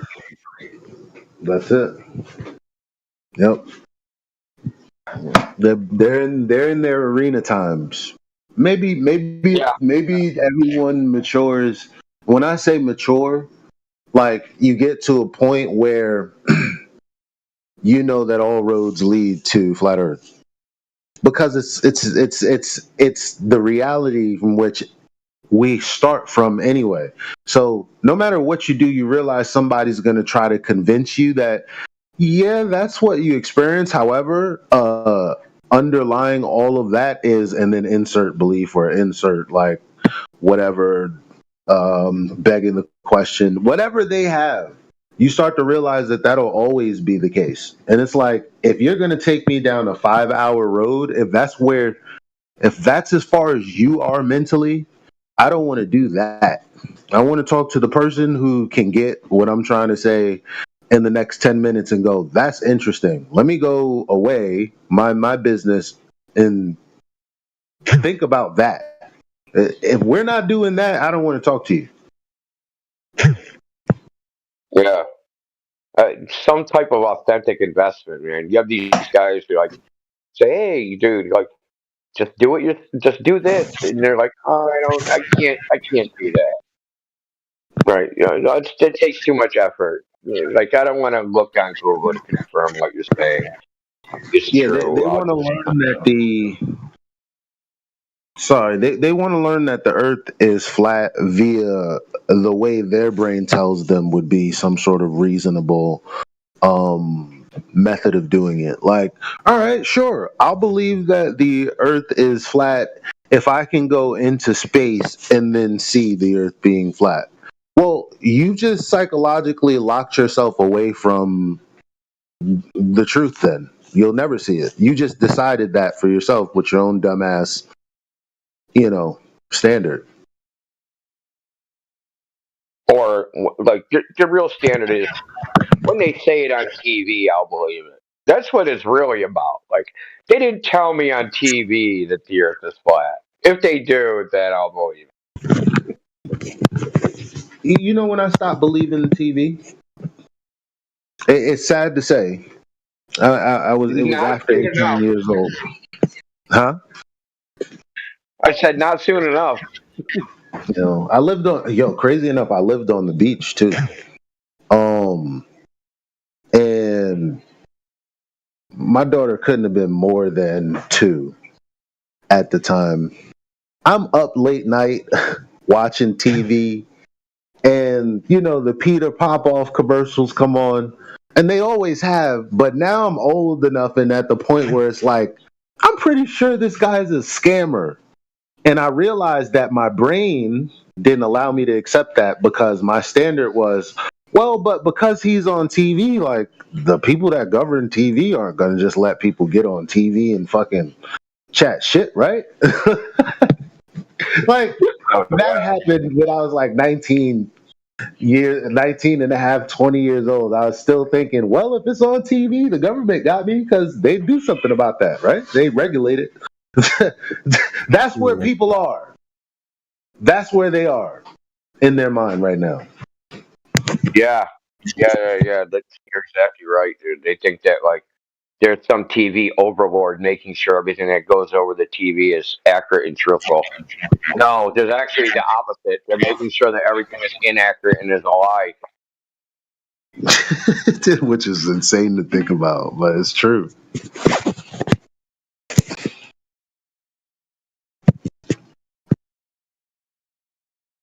Dude, I realized that when I was part of a. I wasn't part of the news. I wasn't in it, but I knew I was in the situation that happened, and I saw how they reported it on a local news station, and like everything they said was absolutely wrong. And there's no way, like, because they interviewed people, and there's no way the people they interviewed said it the way that they reported it. There's no way. I know they made it all up, like literally just made it all up. Their entire coverage, their entire reporting, they made that shit up out of whole cloth. Because they had their own preconceived story that they had to work backwards from and fit everyone's testimony into their narrative. So if they had to hear what they said slightly differently, like some people we know, so be it. Which is a weird thing. That shit is weird as fuck, man. And then people make justifications. I remember when on the news during 2020, I think it might have been. It could have been. I think it was 2020, and there was footage that was similar to. There are two places. There's a news network that was reporting from a hospital in Europe, and there was a report of a hospital in Brooklyn, here where I live. And I'm like, well, first of all, that room right there, I just saw that on TV. There's only a couple of different things, like things that you can, when I say different, like they changed the color of certain things and things like that, but it was the exact same thing. And I was like, look, they're reporting this as if this is over here in Brooklyn. That ain't that hospital. Look. And I showed him the video in Europe and them doing that. You know what he said? He said, oh, because, with news, it's a lot of information that comes in and they use a lot of stock stuff. And it could have been a mistake that they just used that. And I was like, and manipulated it too? Changed the color and all that? Like, and he really, because everything is happening the way the news is happening, because of that preconceived bias, he has to work backwards to make what I showed him make sense in his mind. And that's how people think. And that's scary because they trust the people who enslaved them. Yeah, man. TV's powerful. No doubt about it. Very powerful. The media just in general is super powerful. That's why they've always controlled it and they always will.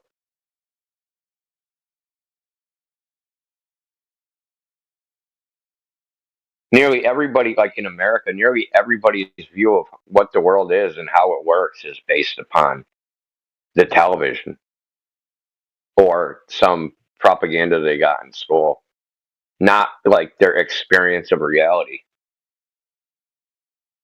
I think that's why a lot of people are pretty fucked up, is because they've watched TV, right? And they go, okay, I watched the sitcom. This is how a family is. And then when they go out into the real world and they actually have a family, like this shit ain't nothing like television. But they try to act like they saw people act on television, and it just don't go together. And like I think it causes like this like social anxiety. This disconnect. You will look at a person and you will beef with them, disagree with them, look down on them, not because they're they're just like you, but you detest your life and you detest them for holding you back by being in your life. So they're in your life, you're stuck with them, and you guys aren't advancing the way you think a family on TV should be like. You know what's crazy though? There's a channel that's super pro black. So I ain't even gonna do all that. But what he's explaining is that what I've been exposed to all my life are well-to-do black families who live in nice houses and have this certain family structure. And then he, on all of these different sitcoms and movies over the years, pulled up the areas and how much those houses costs in the area and what percentage of black people live in those areas and what it would take. And it is, for the majority of what we have, economically speaking, we are not like those people with those things on TV.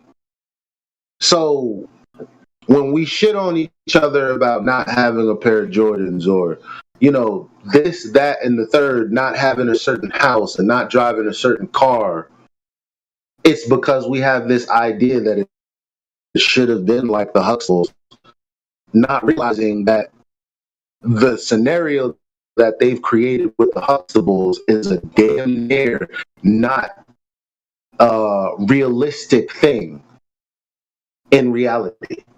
Right, that was mad redundant. But you know what I'm saying? What's it, didn't he get, Like, you have this perspective where we're supposed to have this, but in reality, say again? Wasn't that like Bill Cosby? Didn't he like live in Washington D.C.? Wasn't that the place that took place? I don't even remember the show. I really don't know.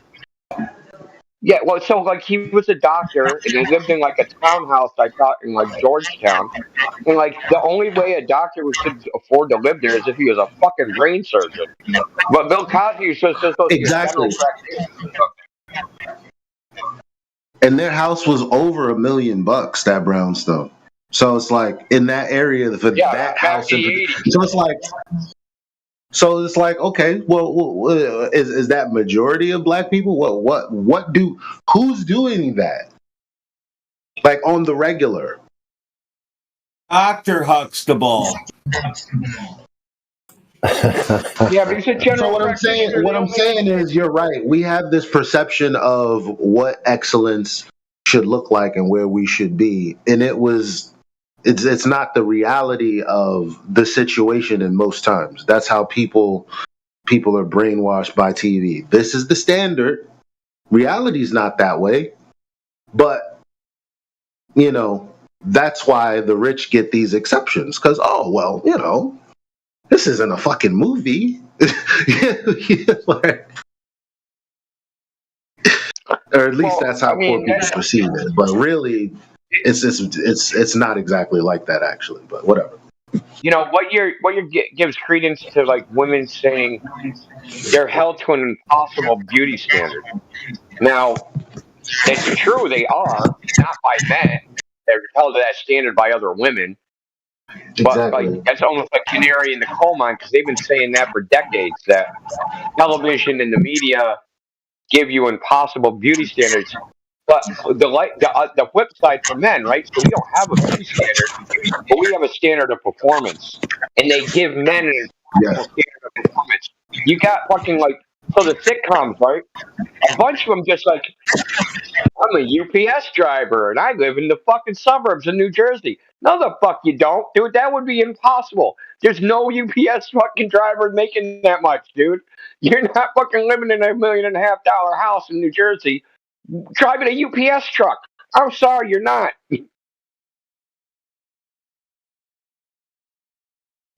Absolutely not.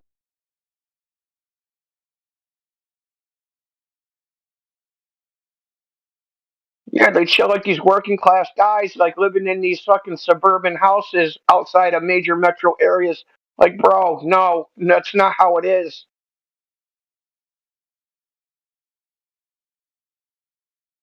But that's like the performance standard men is, and like you're a failure if you don't have a fucking white picket fence and a house in the suburbs and 2 cars. at freaking 34 years old, you're an absolute failure. So like television, I think it kind of promotes the rat race, right? So like like they go, you need to be here. You just need to work harder, work harder, work harder, work harder. Right? So people actually like, yes, I must do this. The TV said this is the standard I must strive for. And it's a nearly impossible standard. We're like 1 in 10,000 is actually going to meet that. Right. And not to mention because how they're told to meet that is a road that's not going to get them there. That's not to mention that. But yeah, the only way it's interesting that you said that. Is if you inherited a trust fund, man. You're not doing it if you do it their way. You do it their way plus a trust fund. It isn't like exactly. Like, yeah. And it's crazy. What you said about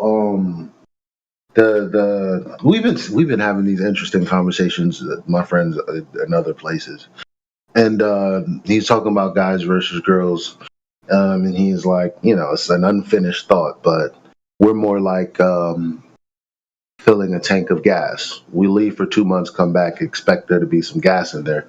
They're more like, on a having a meal basis where it's like, well, yeah, I ate yesterday, but I'm hungry today.